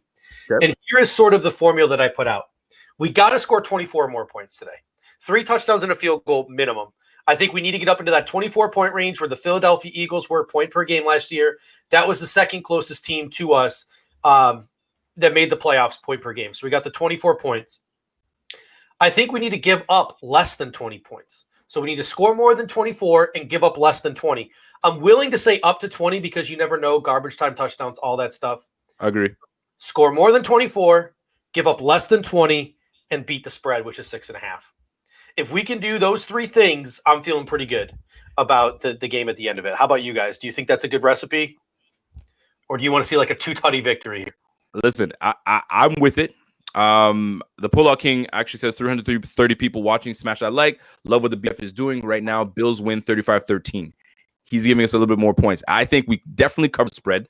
I think this game is such an important game, and because people are watching. We as Bills fans have been busting balls all over Twitter like we are defending champs and we've been doing this. I see it, man. We just talk like we are the cat's meow. I don't like saying that, but I got it, right? So it's true. And we and like my friends always keep me straight. You guys haven't done shit. What the hell y'all talking about? right? And he's right. We haven't done anything. We made the playoffs. We lost in the playoffs. Yadi-da, la-di-da, right? So we have to come out and beat it. And your formula is great. Score more than 24, it's a must. We have the offensive firepower that I feel that we can. Second year, Devin Singletary. First year, Diggs. Second year, Dawson Knox. Third year, where you're supposed to take the leap in Josh Allen. There's no reason why we cannot put 24 points a game. And that is going to be a very big indicator as to what and how Brian Dable handles this freaking offense.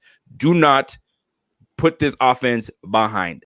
Keep the heat going, keep the momentum going. You had a decent camp as it looks to see, like we've seen. So let's keep that momentum going. I don't really buy into the preseason thing. A lot of people saying, oh, it's going to be the first game and they're going to be sloppy in the preseason. Yes and no. But like when the bright lights are on and you know it matters, there is none of that. You have room for error when you're in preseason. You can screw up. Doesn't matter. Now it matters. So I think we're going to be a little more sharp. But I'm totally with you with your keys. Dave, hit us. You disagree. You made a face, but I don't know yet. No. I saw someone in the comments say Jets 22, Bills 10. That's why I made the face. So, the Miller Watcher. This Yahoo. Oh, he doesn't know anything. Forgive him. No, I'm probably buying him a little bit more into the reps needed from the preseason than you are, Rico. But it doesn't mean I don't think we can win and cover. I mean, my prediction is fairly similar to both of your guys. Honestly, I had the Bills winning on our show 24-10. So I do have them winning by 2 touchdowns, and I do have them kind of laying the clamp down on defense and holding the Jets to only 10 points. Now, I would feel a lot more comfortable with that. Let's say if we had fans in the stands and we had like the kind of crowd behind us. But I think that maybe, Steve and I mentioned this, a couple shows back, like maybe the not having the crowd there will maybe help settle Josh down early in the game, where he kind of gets settled down later in games, as we saw last year. But early in the games, he kind of came out of the gates a little bit slow. So maybe not having the fans there, maybe just kind of being out there with no fans and not feeling that kind of pressure of the atmosphere helps him out a little bit. At the end of the day, like Josh Allen has to, like you said, it's his 3rd year. He's got to step up, but the defense also has to make sure they do their job today. Like we're talking about Josh Allen a lot, and like the defense needs to put the clamp down on the Jets. Like there's no reason for this Jets offense to show any signs of life, hang around. Like, so to me, we talk a lot about Josh Allen, what he needs to do with Diggs now in the fold, but the defense also needs to show up and not do what they did in that first Miami game last year and just kind of walk in and like let Miami, and in this case, let the Jets kind of do what they do. They've got Le'Veon. He's still a good running back. Crowder has torched us in the past. Darnold is a good quarterback, and it's just going to be a matter if we can like clamp down their main weapons for today, then this should not be an issue. But you still got to do it if you're the defense. And McDermott's not the type of coach who's going to, I think, let this team like allow our players to take it lightly. He knows how important this game is, and so he's going to have them in the right frame of mind. So now it's just a matter of execution. And that's how I kind of see it. So I still have them winning by 2 touchdowns. And I totally agree with this. That there was a question that was asked, excuse me, to myself and Steve earlier today, and I would like your take. Steve and I already took care of this. This is the question about the biggest surprise and the biggest disappointment. So we gave ours. What will be your biggest disappointment in today's game, and what will be a big surprise for you in today's game? Biggest disappointment is something that I'm just kind of basing off the matchups. I think the biggest disappointment will be the running game today for us. I think that we have high hopes for Singletary and Moss as a duo this year, and I love that duo. I just don't think it's fair to expect they're going to be ripping off 6-10 yard chunks like every time. The Jets have a good defensive front. So I think the volume of the rushing game is going to be there. We'll get those 30 carries because I think we're going to possess the ball a decent amount. Defense is going to get the ball back. But I don't expect it to be a super efficient running game. Could be around 4 yards a carry or lower today. So that to me would be, I guess, the disappointment. The biggest surprise, I think I would say is I'd say biggest surprise is probably going to be like someone nobody's really talking about much going into this game, and that's kind of the guys over the middle of the field, Knox and Beasley. I think those guys could have one or both of those guys could have a good game today. A lot of the attention is going to be paid to Diggs and Brown on the outside, and Steve and I talked about how the corners on the Jets don't necessarily match up well. They've got the length, Yep. But they don't necessarily have the twitch. So a lot of people have been focusing that as an advantage. But I think over the middle of the field, I don't think the Jets linebacker is going to be able to cover Knox and Beasley. So expect one or both of those guys to be heavily targeted in this game as a surprise, maybe. I got a. Oh, sorry. No. Go ahead. I got a question for both of you because it's sort of blowing up in the chat here. We do have some Jets fans in the comment section, so I want to pose a Jets question to you, and I'll start with you, Rico. Does Adam Gase survive the season for the New York Jets? Hell no, he's not surviving the season. Are you kidding me? Not even quite. I didn't even let you finish your question. I knew they're not. Listen, when you don't have I don't know this per se, but perception is when you don't have the buy-in from your players, and they don't play with you. They don't play for you. Excuse me. It's the recipe for disaster.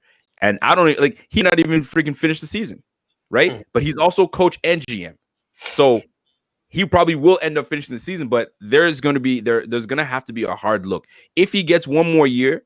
The only reason he gets one more year is if they hire a new GM to say we're going to demote you. You're not going to be GM anymore. You're going to stick to head coach. Well, Joe Douglas came in, and so I think Joe Douglas could get rid of Adam Gase, even though they have that history. Well, Joe Douglas, I think, is an up-and-coming good GM, so he may make the decision now after this year, like, hey, we're going to go a different direction, because he seems to be competent, but Gase is not. So I'm telling you right now, and if you pay 13.1 million for your running back, right, that apparently you didn't even want, and if you don't use him as your best weapon on the team, you got to go. And it's just a matter of time. Jets fans are saying, we're waiting for Gase to go. Now, if for some reason they start sparking things up and start getting them W's, which I highly doubt is going to happen, it saves his job. But I can't see him lasting another year as the coach. I'm sorry, Jets fans, y'all need a new coach. And when y'all do get a new coach, maybe then you'll be able to compete in the AFC East. But you're going to be in Jets fans. We don't want you to get a new coach. We want you to stick with that. Go 8-8. We got Dan Brown here says it's 5:30 a.m. in Hawaii, and I couldn't be more awake for this game. Let's start the season with a route. Let's go. That's sort of been our talking point today. Is we expect a route, we want a route, and I think Adam Gase is a part of that, right? Like Sean McDermott, Mr. Process, Mr. Preparation. He's going to have his team ready to go. Like, despite all the craziness of this offseason, it would be a shock to all of our systems if the Buffalo Bills came out flat today. It would be a shock to all of us because that's not who Sean McDermott is. That's not how he wires his players. They're going to come out prepared for every type of situation. They're going to be prepared for a lack of crowd. They're going to be prepared for the weather. They're going to be prepared for this sort of COVID procedures. Like Sean McDermott's going to have his team ready to go.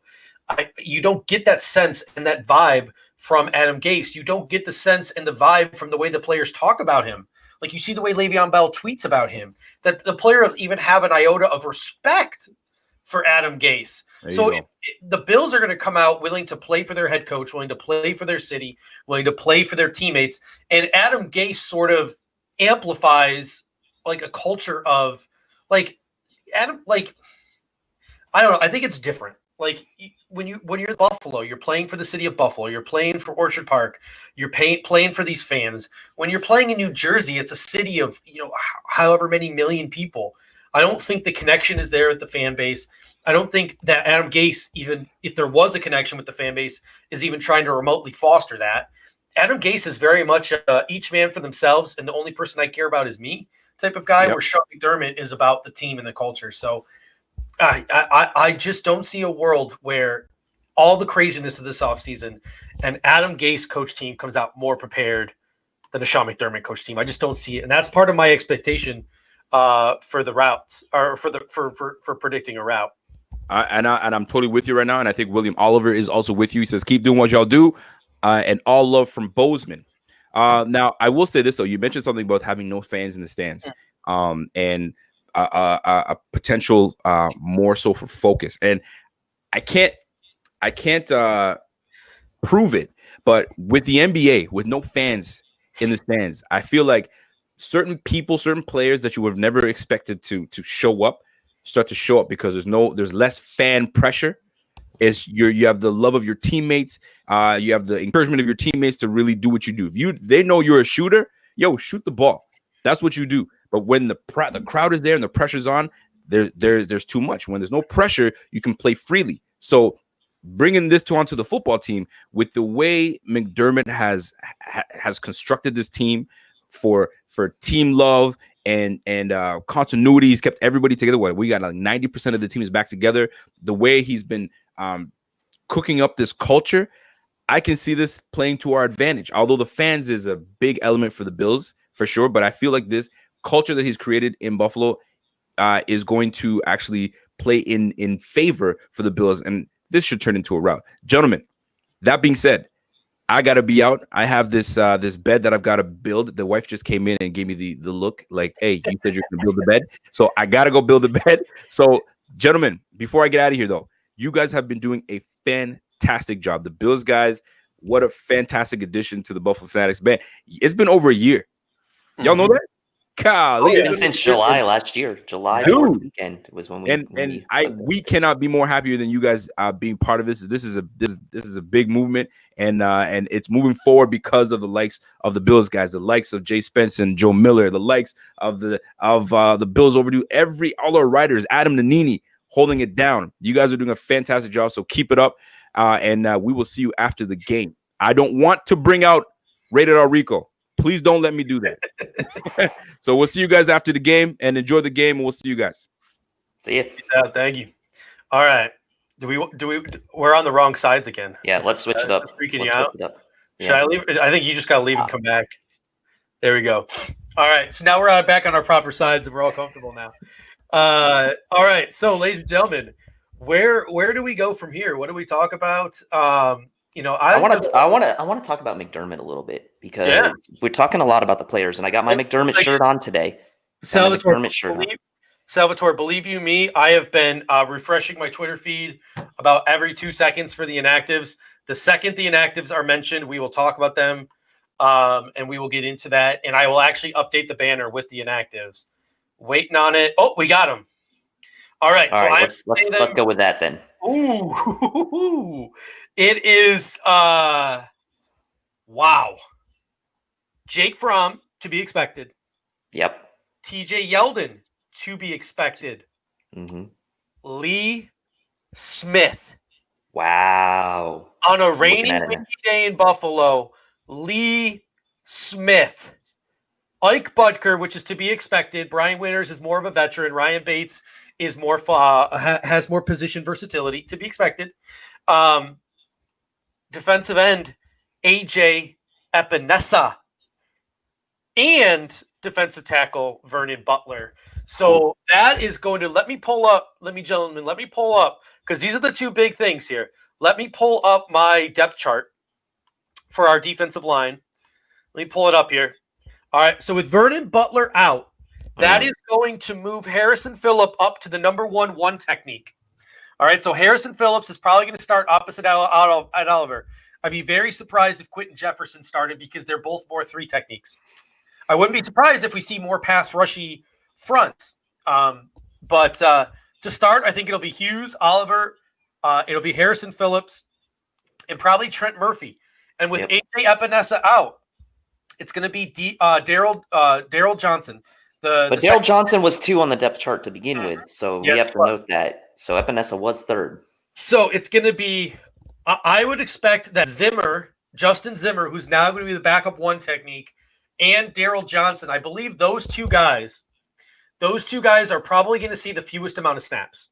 I think you're going to see a lot of Jefferson, Oliver, and Butler rotating in the middle. You'll see Justin Zimmer worked in, don't get me wrong. And I think you'll see Murphy on the left side, Hughes on the right side, with Mario Addison going back and forth between left end and right end. I think that's what you're going to see. And then Daryl Johnson sprinkled in a little bit. So it's that I'm not going to lie to you. That inactive list took me back a little bit. I'm going to update it on the bottom ticker. So, Dave, you give your thoughts while I update the banner here. Yeah. It sucks to see Epinesa inactive as a 2nd-round pick, but given the depth that we have along that edge position right now, and given that Daryl Johnson was listed ahead of him on the initial depth chart, I'm not so surprised by that. To me, the biggest surprise here is Lee Smith being inactive because, like you said, windy day, potentially rainy. Likely the Bills were, at least in my mind, kind of trying to focus on possession and making sure that they have got the proper protections for Allen. This is kind of telling to me. I mean, it also might be telling that, Tommy Sweeney and Croft are fully over their injuries. I know they weren't on the injury report this week, but we know how that goes. So to me, it means that those guys are ready to go. And it also means that maybe a guy like,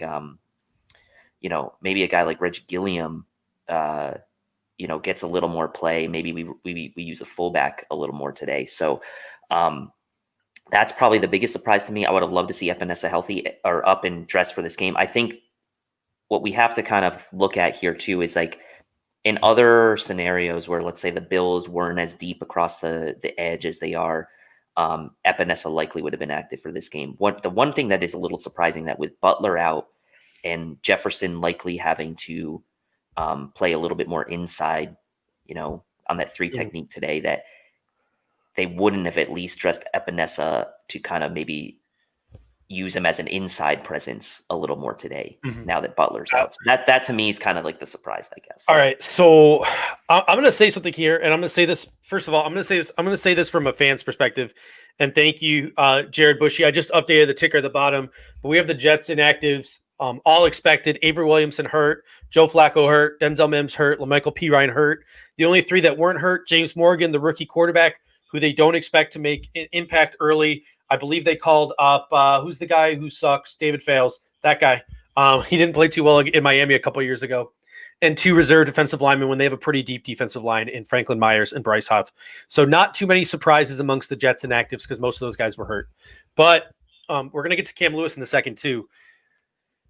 I will say this. I have full faith in Sean McDermott and that team and all that stuff. I believe they're putting an emphasis on special teams this year. I don't get it.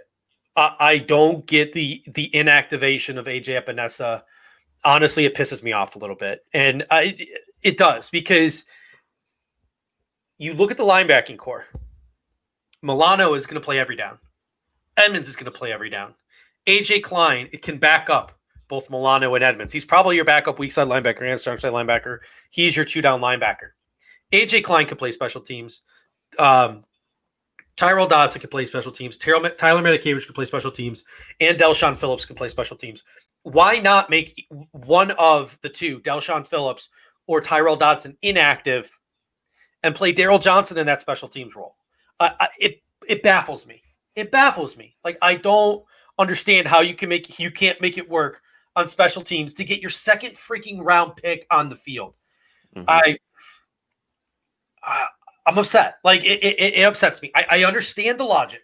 I understand where McDermott and Heath Verrill are coming from, but golly, that pisses me off. Like, to me, that tells me maybe AJ Epinesa wasn't too impressive in training camp, to the fact where they felt like they could keep him off the field. And that also makes me sad, because even though I know players take time to develop, I'm gonna need some time with my feelings here.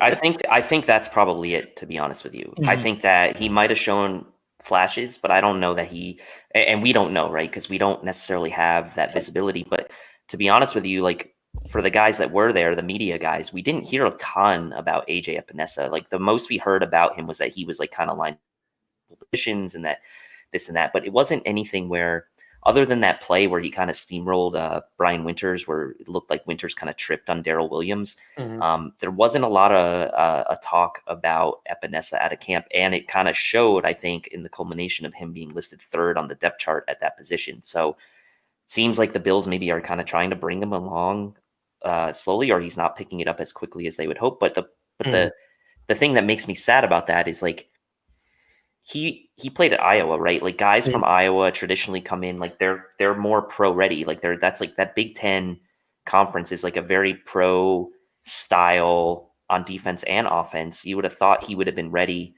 to at least come in and contribute. So maybe they just felt like they didn't need him this week, or they didn't want to put that pressure on him. But to be honest with you, there wouldn't have been any pressure on him today. Like, there wouldn't have been.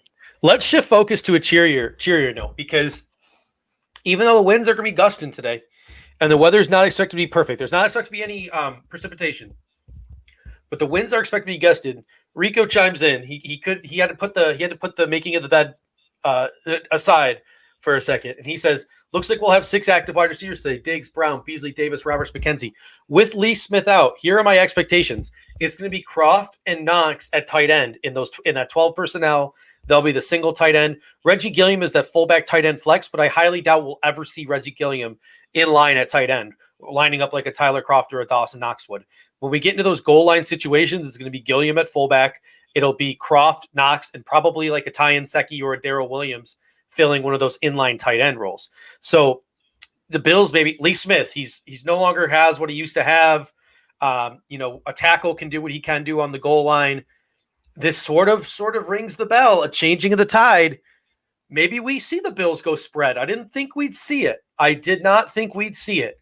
The Bills running that Kansas City, Houston Texans style of offense where we're mostly shotgun and we're running a lot of 2 running backs, 4 wide receivers, all those different things. Could the Bills completely blow our minds today? Because my thought this whole time was that we were going to be a based in 11 personnel. I don't know. What do you think? I mean, I thought so too, but it also kind of maybe makes sense given the matchups, right? Like maybe they're saying like, look, we're going to spread them out a little bit. Maybe that helps free up some running lanes in the middle of the field. If we spread them out, kind of get their guys out in space and like allow Singletary and Moss to kind of work against less crowded boxes. Maybe that's part of it when it comes to the running game. But also, you and I both talked about that this is probably a game where the pass sets up the run more so than the run sets up the pass. You mentioned you wouldn't mind seeing Josh Allen slinging the ball 35-ish times today. So maybe that is the game plan they're going with today. And, I guess, if that's the case, then maybe at the end of this, we look back and say like, okay, that makes sense why Lee Smith wasn't active today. All right. So let's transition to that now. Like, let's talk about our expectations for the offense today. And that was the expectation that I talked about on Thursday. That's the thing I want to see is I'm very much a run first guy. And you'd think like the Bills of old, 17 miles an hour wind gust, you fullback tight end, run the football. That's what you'd expect from the Buffalo Bills. Play good defense. That's what you'd expect from the Buffalo Bills. But Rico said it 30 minutes ago. That went out the door 3 years ago when we drafted Josh Allen. This team isn't afraid of the wind anymore. Could we see, despite the fact that there's 15 mile an hour wind gusts, could we see this team come out and like I mentioned, could we see Josh Allen throw the ball 35, 40 times today? It's going to get to a point where if you look at it, it is Stephon Diggs versus Pierre Desir. It is John Brown versus Bless Austin. It is Cole Beasley versus Brian Poole. While Poole and Desir are average corners, Bless Austin's kind of a question mark. The Bills have elite to above average players at those 3 positions going up against those average players. The advantage for the Buffalo Bills today is not in the running game going up against that Jets front, which is pretty stout. It's through the air. So despite the fact that the weather conditions might not be there, and despite the fact that Sean McDermott, like his older school mindset that we're used to might not be there, maybe we're seeing the new look Buffalo Bills today, where they throw the ball 60% of the time, where we're up by a touchdown, we're up by 10 points, and we're still throwing the football in the 3rd and 4th quarter. Maybe we finally see that transition to modernity because Patrick Mahomes just got a big deal. Deshaun Watson just got a big deal. If we're going to pay Josh Allen that kind of money, if we're going to pay Josh Allen, Pat Mahomes money, Deshaun Watson money, we got to know that not only can he be a game manager, he's got to take this team and put them on their back. Mm-hmm. So a game where our advantage is on the boundary at wide receiver, and there's 17 mile an hour winds, and our quarterback's supposed to be able to sling it through these winds. Maybe the Buffalo Bills are saying, all right, guys, 2020, this is the year. Josh Allen, we're riding or dying with you, man. There is no babying you. There is no creating a game plan to make you comfortable. You're the guy. Go out there and do it. Show us what you got. Crazy to me to think that. I didn't think we'd ever see it. Maybe we should. Let's see if it actually happens. That's the thing, right? We'll because happens, but I'm starting more and more to think, holy shit, we might see it. But this gets back to my McDermott, my McDermott outfit here is like, can he evolve as well, right? Or is he going to fall back into his old routine? Like, is he going to actually take the reins off here and let Allen say like, okay, weather be damned, we're going to go out and sling the rock 35 times, and he's going to prove to you all, the NFL and to the Jets, that he's the guy, and we're going to make a statement. And, Rico talked about, and like you mentioned with Nate Geary, mentioned like go out and get these style points with a statement win. That's the kind of approach you have to take. You're not gonna make a statement style win if you go up by 7 or 10 and then take your foot off the gas and then just try to run the ball into the teeth of that Jets defensive line. That's just holding on, right? And that's kind of the way we were, like we just haven't been that team that's like kept our foot on the gas. Like maybe to the extent a little bit in that second Miami game last year is probably like the closest we've come to doing that. But even still then, it wasn't exactly that. So yeah, the trust has to be there. And if McDermott feels like he does trust Allen, then maybe we will see a change in McDermott's approach as well. But at the end of the day, like it's great for us to kind of think that maybe they are turning a corner, but like this is week 1. This is where like if they're going to come out and show it today, they're going to show it on the field. Like they've actually got to show it on the field. It can't be talk anymore. They've got to do it. Mm-hmm. Cody Finney mentions, look for short dink and dunk passes, telling you it's going to happen. Give Allen reps. Reps equals practice, and practice equals perfection. We talk night and day about the deep ball, right? We talk night and day about how we have to fix that deep ball, how we need to go down the field. But we very well could see the Buffalo Bills with all these weapons. Like John Brown can run after the catch. Stephon Diggs can run after the catch. Dawson Knox can run after the catch. Cole Beasley can run after the catch. Zach Moss, Devin Singletary, they can make things happen after the catch. Isaiah McKenzie. We have a lot of guys who can catch the ball and run the ball and make people miss. So, the Jets aren't the most athletic and nimble in their front seven. Blake Cashman is playing in place of Avery Williamson. Neville Hewitt's a little nimble, but also, not the greatest in the world. There's no CJ Mosley. There's no Jamal Adams over the middle. There's no Avery Williamson. So maybe we see a lot of misdirection from the Buffalo Bills today to counter that stout front they have. Like it's Jordan Jenkins and it's Terrell Basham as the edge rushers, when they're rushing 5 guys. So maybe we see some misdirection, try to get these guys flat-footed, try to get those yards after the catch. There's a whole number of ways in which this offense could go. And just because Lee Evans is sitting and just because we just talked about maybe we're going to go heavy in the passing game, look no further than the St. Louis, than the Los Angeles Rams. They run the ball out of 11 personnel. You mentioned this on Thursday's show. Los Angeles employs 3 wide receivers, but they still use the run to set up the pass, and they do a very good job about that. Like, you want to talk about that a little bit more? Yeah, so the thing is with 11 personnel with the Rams, and we talked about this Thursday, it's 3 wide receivers, 1 running back. McVay runs all of his plays, almost all of his plays exclusively out of that package. I believe, if I'm not mistaken, that the Rams, percentage-wise, of their total plays have the highest percentage of the same formation of any team in the league, that being 11 personnel. And the 3 receivers, like you said, doesn't necessarily mean you're going to be throwing the ball every time. Like you're going to be running the ball out of that formation. You're going to be passing the ball out of that formation, play action to set up the pass. And the reason you do that is because if you come up to the line and you're in the same formation, whether you're going to run the ball or pass the ball, then the defense is a little bit on its heels, right? They don't know if you're going to run. They don't know if you're going to throw. It becomes less predictable if you're able to run and pass out of the same formation. So the Bills personnel sets up really well for something like this, especially with Gilliam inexperienced at fullback. If we're not going to use a fullback, put a guy like Singletary back there, and you've got Diggs, Brown, and Beasley as your 3 receivers, and you got Knox as the tight end. So personnel-wise, it makes sense to me for the Bills to do something like that. And also Josh Allen, he's really good at play action and kind of throwing across back to the left of the field like Jared Goff is. Like Jared Goff is pretty good at making those types of throws.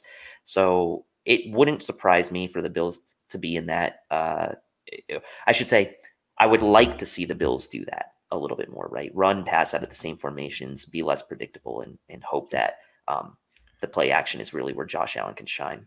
All right, we got to take. I'm going to take a quick break right here. We're going to hit pause on the talk, and I'm going to say this. We have 336 people right now watching on YouTube, so we want to thank you. I think that this is definitely a Bills guys record, so we appreciate you. Everyone's excited for this tailgate. If you are one of the 336 people in this chat, and you think that Josh Allen is going to throw for his first 300-yard game today, smash that like. Smash that like, folks. If you think Josh Allen, if you think today's the day, Lee Smith is inactive. 6 wide receivers are active. If you think today is the day that Josh Allen throws for 300 yards, smash that like button. All right? Even if you're on Facebook, smash that like button. If you're on Periscope, Just hit your screen a bunch. Just tap it. Tap your screen a bunch. See all those hearts flying. A little heart flying. There we go. Tap that like, smash that like, hump that like, whatever we say here at Buffalo Fanatics. Hit that like button if you think Josh Allen's going to get that 300 yard day today. All right. We just talked about the offense, and we talked about sort of the game day philosophy on offense, what we expect to see from the offense. What do you expect to see on the other side of the ball? What do you expect to see from the defense? Well, the way the matchup's set up, I expect that interior pressure with Oliver and Jefferson to be a factor today. I think the interior of the Jets line is probably their weakness. They got Becton in the draft, but he's on the outside. They got Fant, who isn't a great tackle, but he's serviceable. So to me, I expect the Bills to generate pressure up the middle. If you talk about kind of building from the front back, I expect that, which I expect then to allow Edmonds and Milano to be all over the field making plays. I like Edmonds, I think, is going to be all over the field today. I expect Milano to be able to handle the rollouts and the dump offs to the likes of Le'Veon Bell and Edmonds as well. And I think our corners, even without Josh Norman, are going against an undermanned group. So to me, it kind of starts up front to me. The Bills have a big advantage on the defensive line against the Jets offensive line. If the Bills can set the tone in the trenches early in the game, make Darnold uncomfortable, put the Jets behind the chains, stop Le'Veon Bell. We know Le'Veon Bell is a great patient runner, so the Bills are going to have to be, making sure they do their job and stopping him for minimal gains. If they can do that, I think that sets it up for the rest of the game. But to me, it all starts with that Bills defensive line overmatching the Jets offensive line. And when it comes to passing downs, I expect that pressure to be coming up the middle from the likes of Ed Oliver in Darnold's face. Yeah, I mean, let's take a look at this depth chart real quick. Jerry Hughes and Mario Addison, these two veteran savvy pass rushers going up against a rookie in his first game with no preseason in Mekhi Becton. You got Ed Oliver, Quentin Jefferson, and Harrison Phillips. Vernon Butler is out. Working the middle against Lewis, McGovern, and Van Routen. I'd be more confident, I think, if Vernon Butler was playing, but I still like their chances against the middle of that defense or the offensive line. Trent Murphy going up against George Font, I think that's about equal. Yeah, it's a wash. However, I'd like to see Mario Addison jumping over left to right and moving left to right, because Mario Addison versus George Font, I think, is an advantage. And you got to remember this Buffalo Bills defense, and we're looking at this defensive line right now. One of the things that I think they need to do, Becton, Lewis, McGovern, Van Rotten, Font, it's an all-new offensive line, right?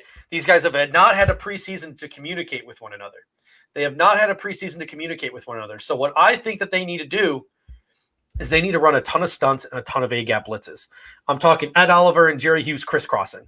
Like that's what a stunt is. When the tackle goes and faces the defensive tackle goes and takes on the tackle, and the defensive end goes and tries to take on the guard, and the linebacker shoots up the middle. Like, do a lot of movement, do a lot of stunts, do a lot of things that throw off that offensive line, that make them have to communicate, because they haven't had a chance in game-like scenarios. And again, it's a little easier without the crowd noise to communicate. Take advantage of the fact that they haven't had a chance to gel. Take advantage of the fact that they're all new. Take advantage of the fact that, or the Mekhi Becton, they're really not all that good. If we're confident in our ability to stuff the run, and we can stuff the run early and get them in a lot of obvious passing downs, can you imagine against that offensive line a four down front of Jerry Hughes at right end, Quentin Jefferson and Ed Oliver in the middle, and Mario Addison at left end? That's what I want to see. That's what I want to see.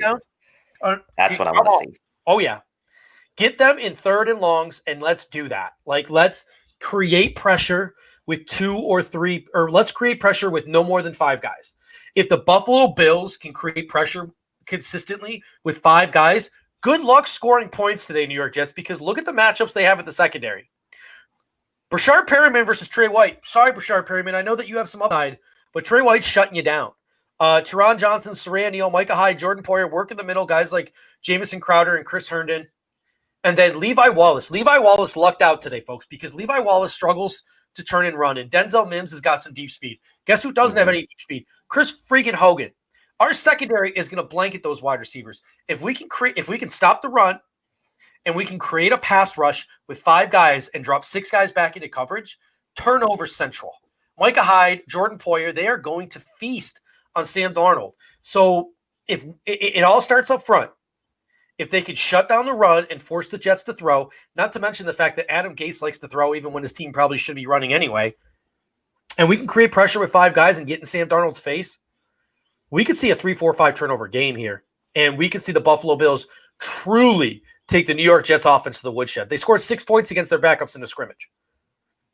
Is that a homer take? Maybe. But that's not out of the realm of possibility. It's also not out of the realm of possibility either. No. And I mean, you go back to week 1 last year, the Jets had Robbie Anderson, right, as a deep threat. They don't really have that. I mean, Perryman to an extent, but he's not the same deep threat that Robbie Anderson is. Mm-hmm. He is a bigger guy than Robbie Anderson, but I think Trey White be able to take care of that.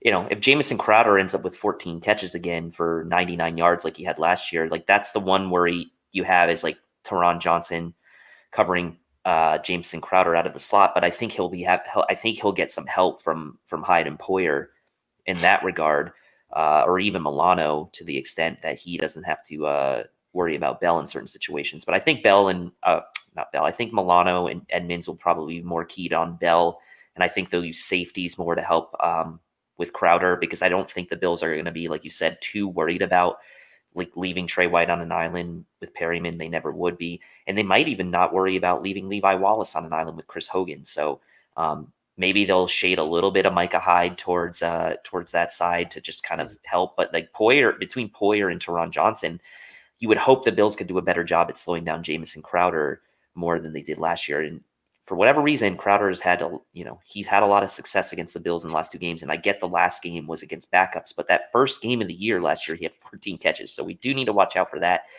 But if that's all you're talking about as a potential advantage for the Jets against this Bills defense, then honestly, we shouldn't have to worry too much. Now, they still have to go out and do it. They still have to go out and get the pressure. They still have to go out and make the plays. Trey White still has to go out and lock down Perryman like we know he can.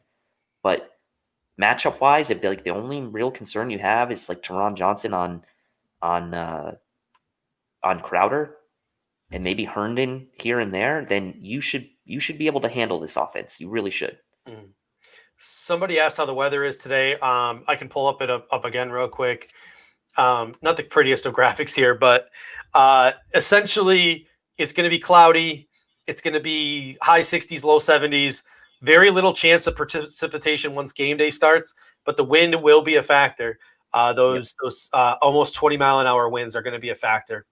You mentioned where the Jets have an advantage, and you think the only advantage they have. I think what scares me the most about the Jets offense is the Buffalo Bills doing everything right. And we've seen Sam Darnold do this. Like Sam Darnold make these like crazy chunk plays out of nothing. Yeah, like he can make plays. He does have that sort of like Fitzpatrick Mahomes to him, where he can make those plays out of nothing. And guys like Le'Veon Bell out of the backfield, Chris Herndon over the middle, and Jamison Crowder all do scare me. But I don't think the Jets are going to have much success down the field. It's going to be those like broken plays where the Bills pass rush gets there, but Sam Darnold wiggles out of the pocket and makes the throw on the run and hits a guy in the flat, and they run for a big play. But that being said, if the Bills offense does its job, the Jets aren't going to be able to do that all game. That the Jets could win a 17-16 game that way, or a 19-17 game that way. They can't win a shootout that way. The Jets, if our defense does its job, even if they do they should. I cannot think of a single reasonable scenario in my head where the New York Jets, if the Buffalo Bills defense does its job, put up more than 20 points, even in garbage time. Like I can't think of any reasonable way that this team scores more than 20 points. So if the offense does its freaking job and scores 3 touchdowns like they should have done against the Houston Texans, this game's over. The game's over. If this is on the offense, folks. This is on the offense. Speaking to Jets advantages and speaking to it's on the offense, the Jets have a pretty solid front. Like I will give the Jets some credit where credit is due. This is the New York Jets front. Quinnen Williams, Nathan Shepard, Henry Anderson, Kyle Phillips on the edge of that 34, Steve McClendon and Fadakazi in the middle. That's a pretty stout front. Mm-hmm. Jordan Jenkins, Terrell Basham, Blake Ashman, Neville Hewitt. That's where they get into trouble, is that second level. That's where they get into trouble is that second level. They haven't had a true pass rusher. They tried to get Anthony Barr. They failed. Greg Williams always tries to generate pressure, and he's got to send a lot of guys to do it. Everyone wants to talk about the running game and Zach Moss and Devin Singletary. I think those two are going to have trouble to average more than like 4 yards to carry today. Both of them. This game is on Josh Allen, folks. The weakness is right here. The weakness is right here. Stephon Diggs on Pierre Desir. John Brown on Bless Austin. Cole Beasley, Dawson Knox on Brian Poole and those linebackers. That's where this game is won or lost, folks. It's on Josh Allen's arm to our boundary receivers. I'm not saying we're not going to have a solid running game today, but I don't think it's going to be something exceptional, something world-breaking. I think those two are going to have a great year, Zach Moss and Devin Singletary, but I don't think today's going to be it. This game is Josh Allen, folks. Defense does its job. This game's on Josh Allen. Yeah, and I mean, that's the thing, right? Like, on offense, it is Josh Allen. The defense has to show up and do what they're supposed to do, and we all expect them to do that. Like I said before, I think the volume in the running game could be there, but I just don't think the efficiency is going to be there. Like you said, 4 yards a carry or lower wouldn't surprise me. The game's going to be on Josh Allen. If we get out, start slinging it around, and score those 3 touchdowns. I mean, have the Bills scored 24 points today. I think that should be more than enough to win this game. People are going to probably say like, no way, they're going to score way more than that. But like, you just gotta remember, like, the NFL, it's not common unless you're like, even the Chiefs don't score over 30 points, every single game. So 24 points, I think, is a good benchmark. It's still 5 points more than we averaged last year. It should be more than enough to beat this team. Like you said, Josh Allen's going to be like we started out week 1 last year. Josh Allen came out throwing the ball. Like, I wouldn't be surprised if we saw that again this year, hitting Beasley over the middle for a few of those dump offs, like Cody was saying, to get him in rhythm. But the game on offense is going to be on Josh Allen. And the only, there is still a scenario where Josh Allen doesn't play well and we still win. We saw that happen last year a few times, right? Because the defense just shuts the other team down. So that's still a possibility here, right? That's still a possibility that we can win this game, even if Josh Allen doesn't necessarily play well. I think that's probably where you get sort of, your mind kind of going where, like, you want to see that sort of dominant performance, and what will that leave somewhat of a bad taste in your mouth? And I know for you, I think that does, and for Rico, it will, I think, right? Because you guys want to see that dominance, and I do too. But I'm willing to give kind of the first week or two a pass. But if that becomes a trend, then I will start worrying. Ladies and gentlemen, we are under 1 hour. We are under 1 hour until kickoff. We are at 9:02 a.m. right now. That's 58 minutes until the Buffalo Bills and the New York Jets kick off from the empty Bills Stadium in Orchard Park, New York. We have 28 more minutes here. So what we want now, these last 28 minutes, is we want your takes. Yep. We want your questions. What do you guys want to talk about? All right. What are your score predictions? What are your biggest surprises? What do you think is going to be the biggest disappointments? Who are the breakout players? What's going to happen? Let us know in this comment section. And the rest of the show is just us interacting with you. While we wait for some comments to generate, though, I do have one more topic I want to talk about. And, actually, I take it back because we got a good question here. Buffalo fan. Would y'all be mad if we go up by like 20 at the half and then start running the ball a lot in the second half? Yes and no. Yes and no. I think yes in the fact that I don't want us to get too conservative, but no in the fact that we don't want to pull a Kyle Shanahan in the Super Bowl either. So I would still like there to be a balance in the second half. I'd still like to see some tries where we come out passing. Like, don't take your foot off the gas. You could go from a first half of 60-40 to a second half of like 40-60. You know what I'm saying? Or 50-50. Yeah. So you could take the passing out a little bit to milk the clock. But I'd still like to see you take the shots in the second half. I'd still like to see you throw in the second half. I'd still like to be aggressive in the second half. All of those things, get yourself into at least plus territory, kick some field goals with the leg of Tyler Bass, and keep building on that lead. Don't just try to keep the lead you have. Keep trying to build that lead up until the dying minutes of the fourth quarter. Yeah, and if we're up by 20 at the half, it means we had a really good first half. So I think that, let's say it's, I don't know, 23-3 or 20-0 even at the end of the first half. It means we had a really good half. And I think that even a 40-60 split, it makes sense. I think that I don't think that if you're up by 20 at the half, I don't think it immediately means you have to come out and just run run pass or run punt, because there's still an entire half of football. So I would say that if we are up by 20 at the half, you should still see a decent amount of passing in the third quarter at least. And if that kind of lead remains around 20 going into the fourth, I think that's where you'd start seeing the run heavy proportion. Ryan says Bills have to win by 2 touchdowns for me to believe this hype. Do they got to win by 14 for you to believe the hype? For me to believe the hype, I would like to see him win by double digits, I would say. I don't think – I was talking about this with Rico before you came back on. Like, the total on this game is so low. It's only like 39. Lowest in the National Football League this week. Yeah, so like winning by 10 in a total of 39, to me, that's a pretty significant that's a pretty significant margin. I do have them winning by 2 touchdowns, 24-10 in my prediction, but I would say if we win this game by double digits, I'd be happy, and I'd kind of like see that as kind of, well, it's all in the context, right, on how we do it, obviously. Yeah. But like if all things go as planned and we win by 10, let's say we win, I don't know, 24-14 or 20-10, I'd probably still be okay with that. Part of me thinks that we should be doing to the New York Jets today what the Baltimore Ravens did to the Miami Dolphins last year. In all seriousness, because I have no faith in this Jets team. I have no faith in Adam Gase as a head coach. I have no faith in a lot of the talent on that roster. I really do think if the Buffalo Bills are as good as we think they are, if they're as prepared as we think they are, if they're as deep as we think they are, if they're as well coached as we think they are, they're going to come out, and a team, again, that lost 2 weeks ago in their scrimmage to the backups, 27-6, and a team that looked good against their backups in the Buffalo Bills with no preseason games to judge them in between, you'd think that the Buffalo Bills would come out and they would control the game from start to finish. That being said, I think I'm more with you. Like at least 10 points. My prediction for this game is 27-13, so I have them winning by more than 2 scores. But, as long as they control the game and it's never in doubt.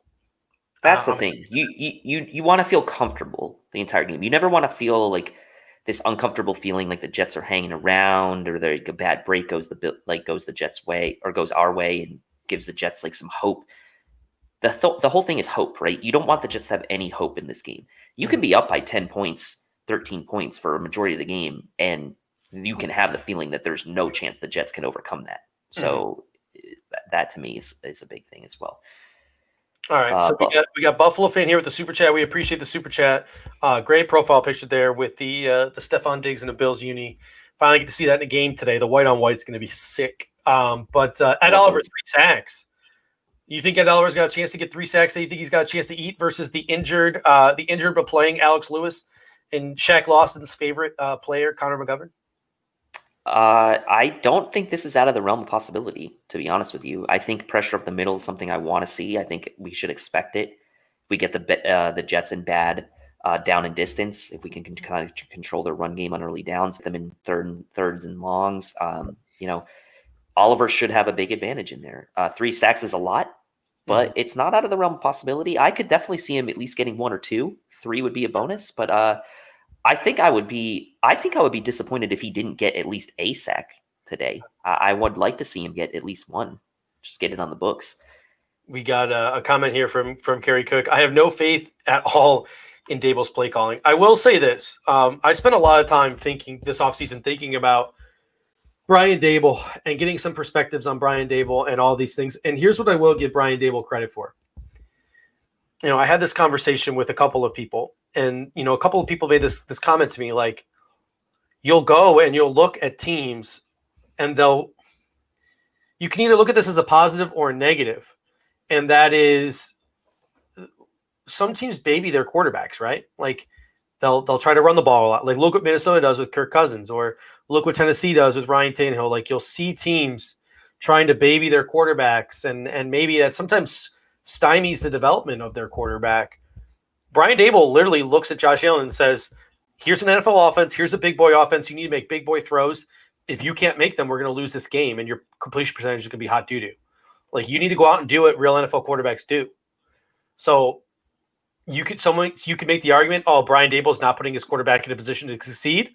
Or you could make the comment like, Brian Daboll is calling an NFL offense and the quarterback's not executing, and the quarterback better learn how to execute. And this is the deciding factor. This is the year. The Bills are going to have, everything's got to gel this year. Everything's got to gel or Bills are going to have to make a decision: fire Brian Dable and find an offensive coordinator who can cater to Josh Allen, or dump Josh Allen. Like, that's the decision the Buffalo Bills are going to make if it's not come to fruition this year. So I'm with you with that comment, but also at the same time, let's give it at least like 8 more games. Let's give it 8 more games. Let's get 8 more to see if Josh Allen another offseason can help him out. Yeah, Amy, thanks for the super chat. A regular of ours, hot take. We get 6 sacks today. That's a lot. But hey, that's why it's a hot take, right? It's possible. Nap said 7 earlier. So getting back quickly to that point you were just making, there's a lot on Daboll this year too, and like he was the talk of the town for better or for worse last year. A lot of people were against him. A lot of people said it was Allen. It was like kind of a mixed bag of that. This year it's on, it's on him a lot, right? I mean, historically he has not coordinated, statistically good offenses. I don't think he's ever even coordinated a top half of the NFL offense, but he also, in his defense, if you want to make the other side of this case, is he hasn't really had the best players and personnel to coordinate in his tenures as offensive coordinator. When he was with the Chiefs, wasn't great. Dolphins, wasn't great.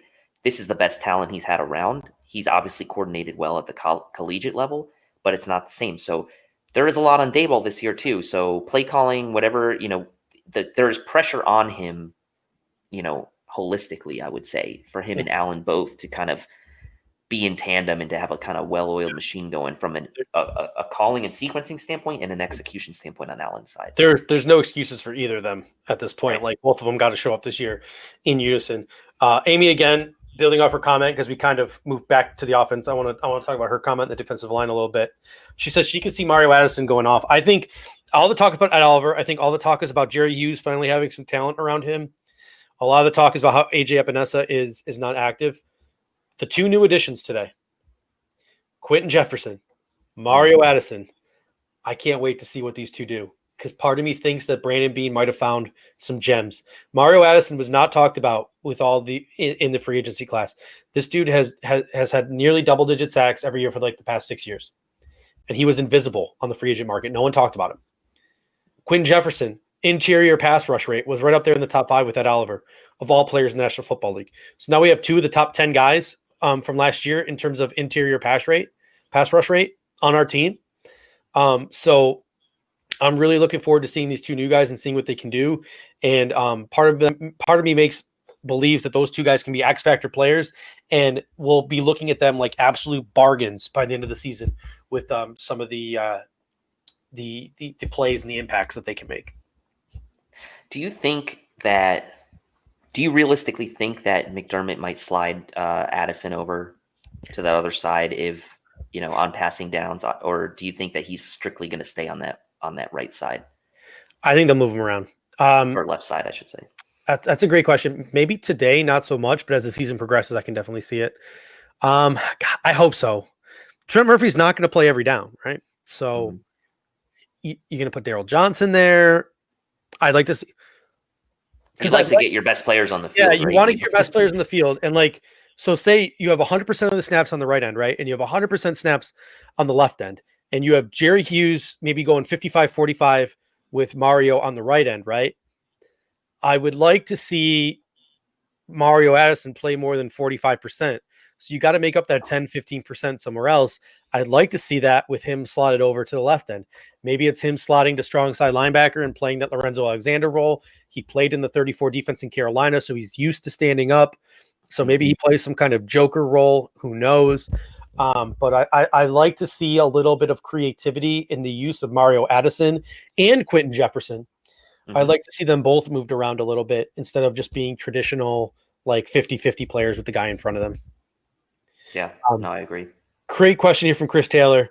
Will Diggs have a 100-plus yard game? This is the question, right? Can Josh Allen feed an alpha? How many targets will Stephon Diggs get? How many yards will Stephon Diggs get? We had a guy like Sammy Watkins here for years, and we talked about how much we wasted him because Tyrod Taylor and the offensive play caller wouldn't feed Sammy Watkins the football. Do we learn from the mistakes of our past, and do we feed Stephon Diggs the football? What do you think? I think he'll get his targets. I think that, if we say that this is going to be like more of a passing to set up the run, I think he does have a chance. to break 100 yards in this game, but I also think that Beasley and Brown are going to get theirs too. So I wouldn't be surprised to see something like a 6 for 90 or a 7 for 80, 7 for 90 type of line from Diggs. I think he's going to be right around that 100-yard mark. But if I'm going to kind of make a prediction a little bit more conservatively, I say he's probably in the 80 to 90-yard range for his first game. Yeah. All right. So, that brings up a great question. Like, how do you think the targets are going to be spread throughout the offense today? Like, what do you think the distribution is going to look like? I think that Diggs, Brown, and Beasley I think it'll be pretty evenly split. I think Diggs might lead the team. I think, 8, 9 targets maybe for him, but I could see Brown and Beasley also getting 6 to 8 apiece as well. Knox in there a little bit. Maybe they'll use Singletary more in the passing game, but I could see if that kind of approach that you mentioned, that 30 to 35 passing attempts kind of comes to fruition, I could see that kind of being like a 8 to 10 for each Brown, Beasley, and Diggs, getting you to around 27 to 30 of those attempts, with the other kind of 5 to 6 or say 5 to 8 going between Knox and the backs. So I think it's going to be pretty evenly split. I don't think it's going to be like 15 targets for Diggs and like 5 for Brown, right? I think it's going to be pretty evenly split. That's just my feeling on it. But do you have what do you think? Do you think it's I think it'll depend on how the Jets play us. I mean, if they're crowding, Stephon Diggs and putting all of the pressure on Stephon Diggs all game long, I could see it be like a 5 to 6 target day for Stephon Diggs, which I think at minimum 6 targets is like the lowest for Stephon Diggs that you can have in a game. Like, you got to find a way to get the ball in that guy's hands, whether it's on jet sweeps, whether it's on screen passes. You're going to have to manufacture touches for Stephon Diggs, even if teams are doubling him. So it'll be really interesting to see, A, if the Jets double him, B, what it looks like when the Jets double him, how the Buffalo Bills react. Are they just going to be fine and content with just feeding John Brown and feeding Cole Beasley and feeding Dawson Knox? But you can't do that forever, because Stephon Diggs is going to want his touches as much as he likes winning, as much as I think he likes Josh Allen and Buffalo. Like, if he's getting 4 or 5 touches a game, he's going to get pissed off. But Josh Allen also has to be willing to throw the ball to him in contested situations, right? And in tight situations. And that's something that we need to see from Josh Allen. Exactly. And he's the best. I know he's not the biggest guy in the world, but he is without a doubt the best contested catch receiver Josh Allen has ever played with his entire life, ever, period, exclamation point, period, another exclamation point. The best contested catch receiver. I don't care if he's not 6'4". So he is the best in air body adjustment ball possession type of receiver he's ever had. We better see some of those 50-50 balls thrown Stephon Diggs' way, especially in the red zone on like fades and things of that nature. I really hope we see it. We haven't talked about Gabriel Davis. Or at least I didn't in my target mix. So do you think he's heavily involved today? Do you think he's going to get a handful of targets today? Or I think he's your number one backup, right? So when John Brown comes out, he fills in on the boundary. When Stephon Diggs comes out, he fills in on the boundary. It'll be really interesting to see if they utilize him in the slot. I feel like you saw like his one really big touchdown against Trey White came in the slot, which was weird because Trey White was playing nickel. But it'll be really interesting to see the slot usage, because if you look at the depth chart, you think Gabriel Davis is Brown and Diggs is backup, and you would think that Isaiah McKenzie is Cole Beasley's backup. But do you want a bigger body in the slot? Does Gabe Davis also play the slot? If he does, he backs up all 3 positions. He's your number 4 receiver. You get him out there for 25% of the offensive snaps, right? And you hope, or you move Diggs into the slot for a few of that and put him outside. And that's the next thing I'm getting at is, imagine a scenario where John Brown and Stephon Diggs are on the are on one side of the field, with Diggs in the slot and Brown on the outside, and Gabe Davis on the other side of the field. Good luck defending that. Like, now you're talking Stephon Diggs could run a jet sweep. Stephon Diggs can work the middle of the field, and if the safety follows Stephon Diggs, we saw that in the Kansas City game, right? Tyreek Hill and Demarcus Robinson were both on the outside. Both guys have speed. Tyreek Hill, he ran that post. The safety followed. Pat Mahomes threw it right in there to Demarcus Robinson. Now, Demarcus Robinson didn't catch it. That ball came back on review, but that's the type of play we're talking about. That's the impact that Stephon Diggs is going to have. It's not just on the boundary, folks. You put him in the slot, he's going to make those safeties think, and it's going to open crazy things up for John Brown down the field. And we've seen what John Brown can do down the field. He had a big catch against Miami last year. He had a big catch against the Jets last year, week 1. He had that big catch against Denver, against England, the Patriots. Like, he can do those things downfield. So, it's on Josh Allen to put the ball where it needs to be. It can only be effective if the quarterback puts it on the receiver's numbers.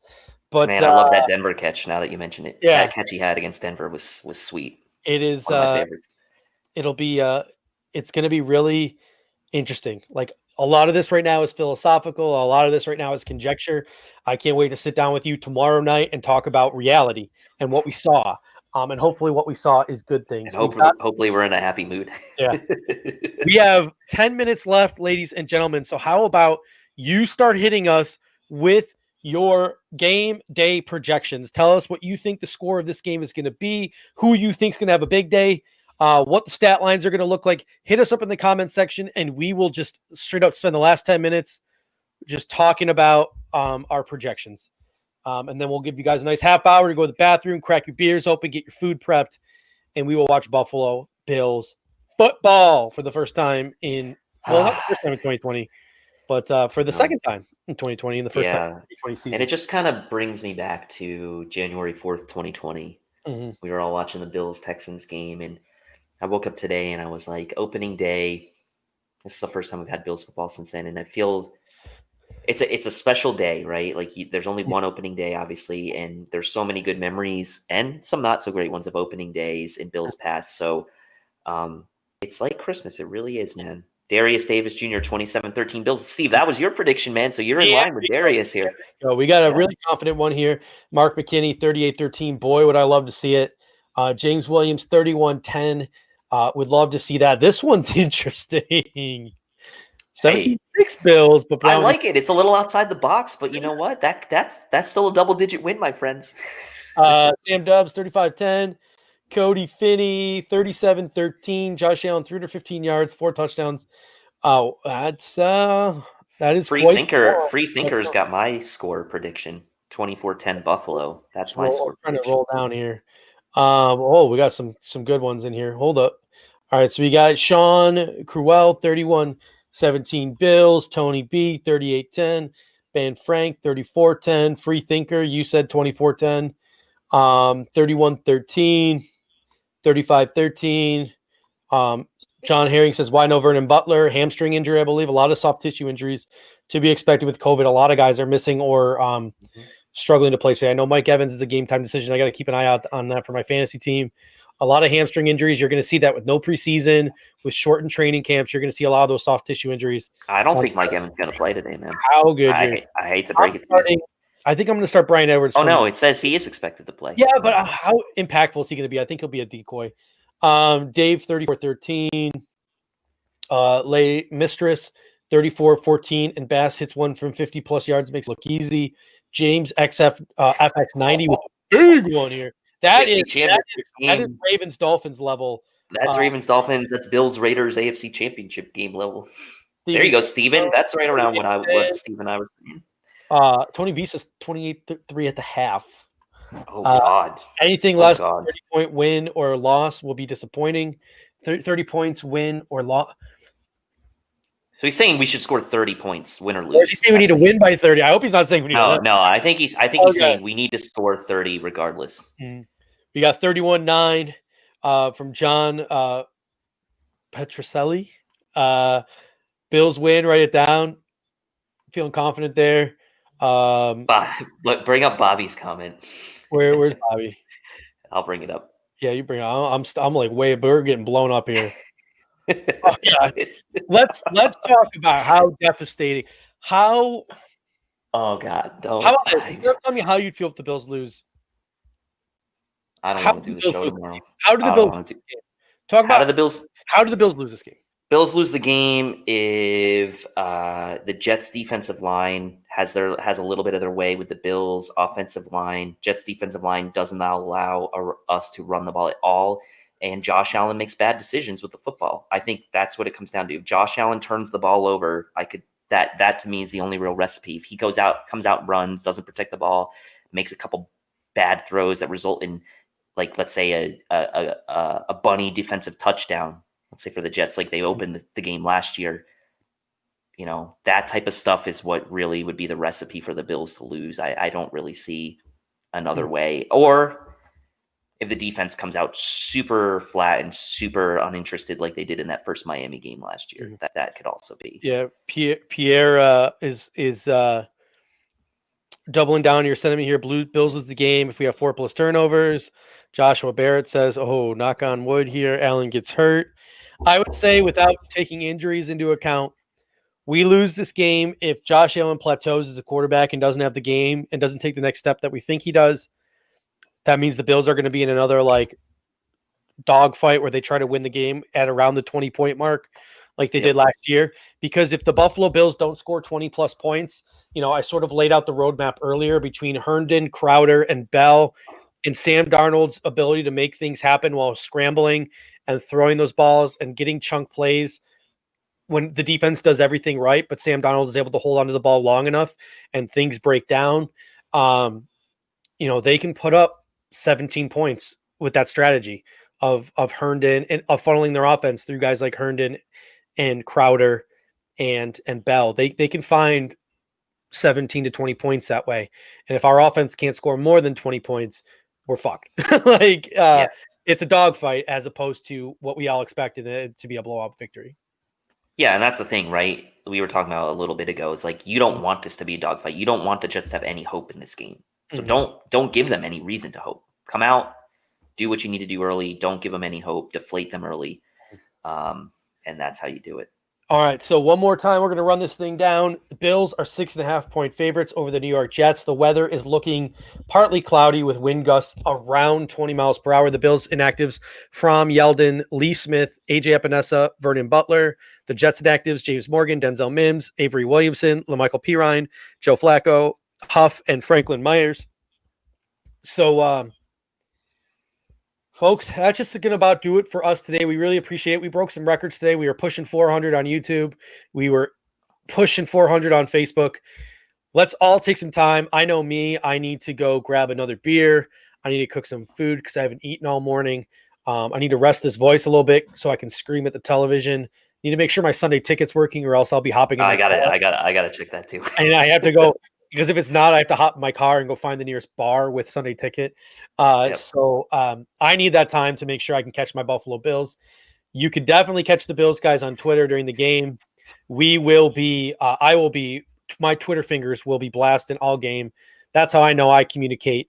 The Flick Chat will be bumping on Buffalo Fanatics. So check out Buffalo Fanatics, the Bills guys on Twitter. Check out Buffalo Fanatics on Flick Chat. And don't forget to join Rico post-game. Rico will be live post-game giving you his reactions. Hopefully it won't be R-rated Rico. And we just hit the 5-hour mark for this pregame.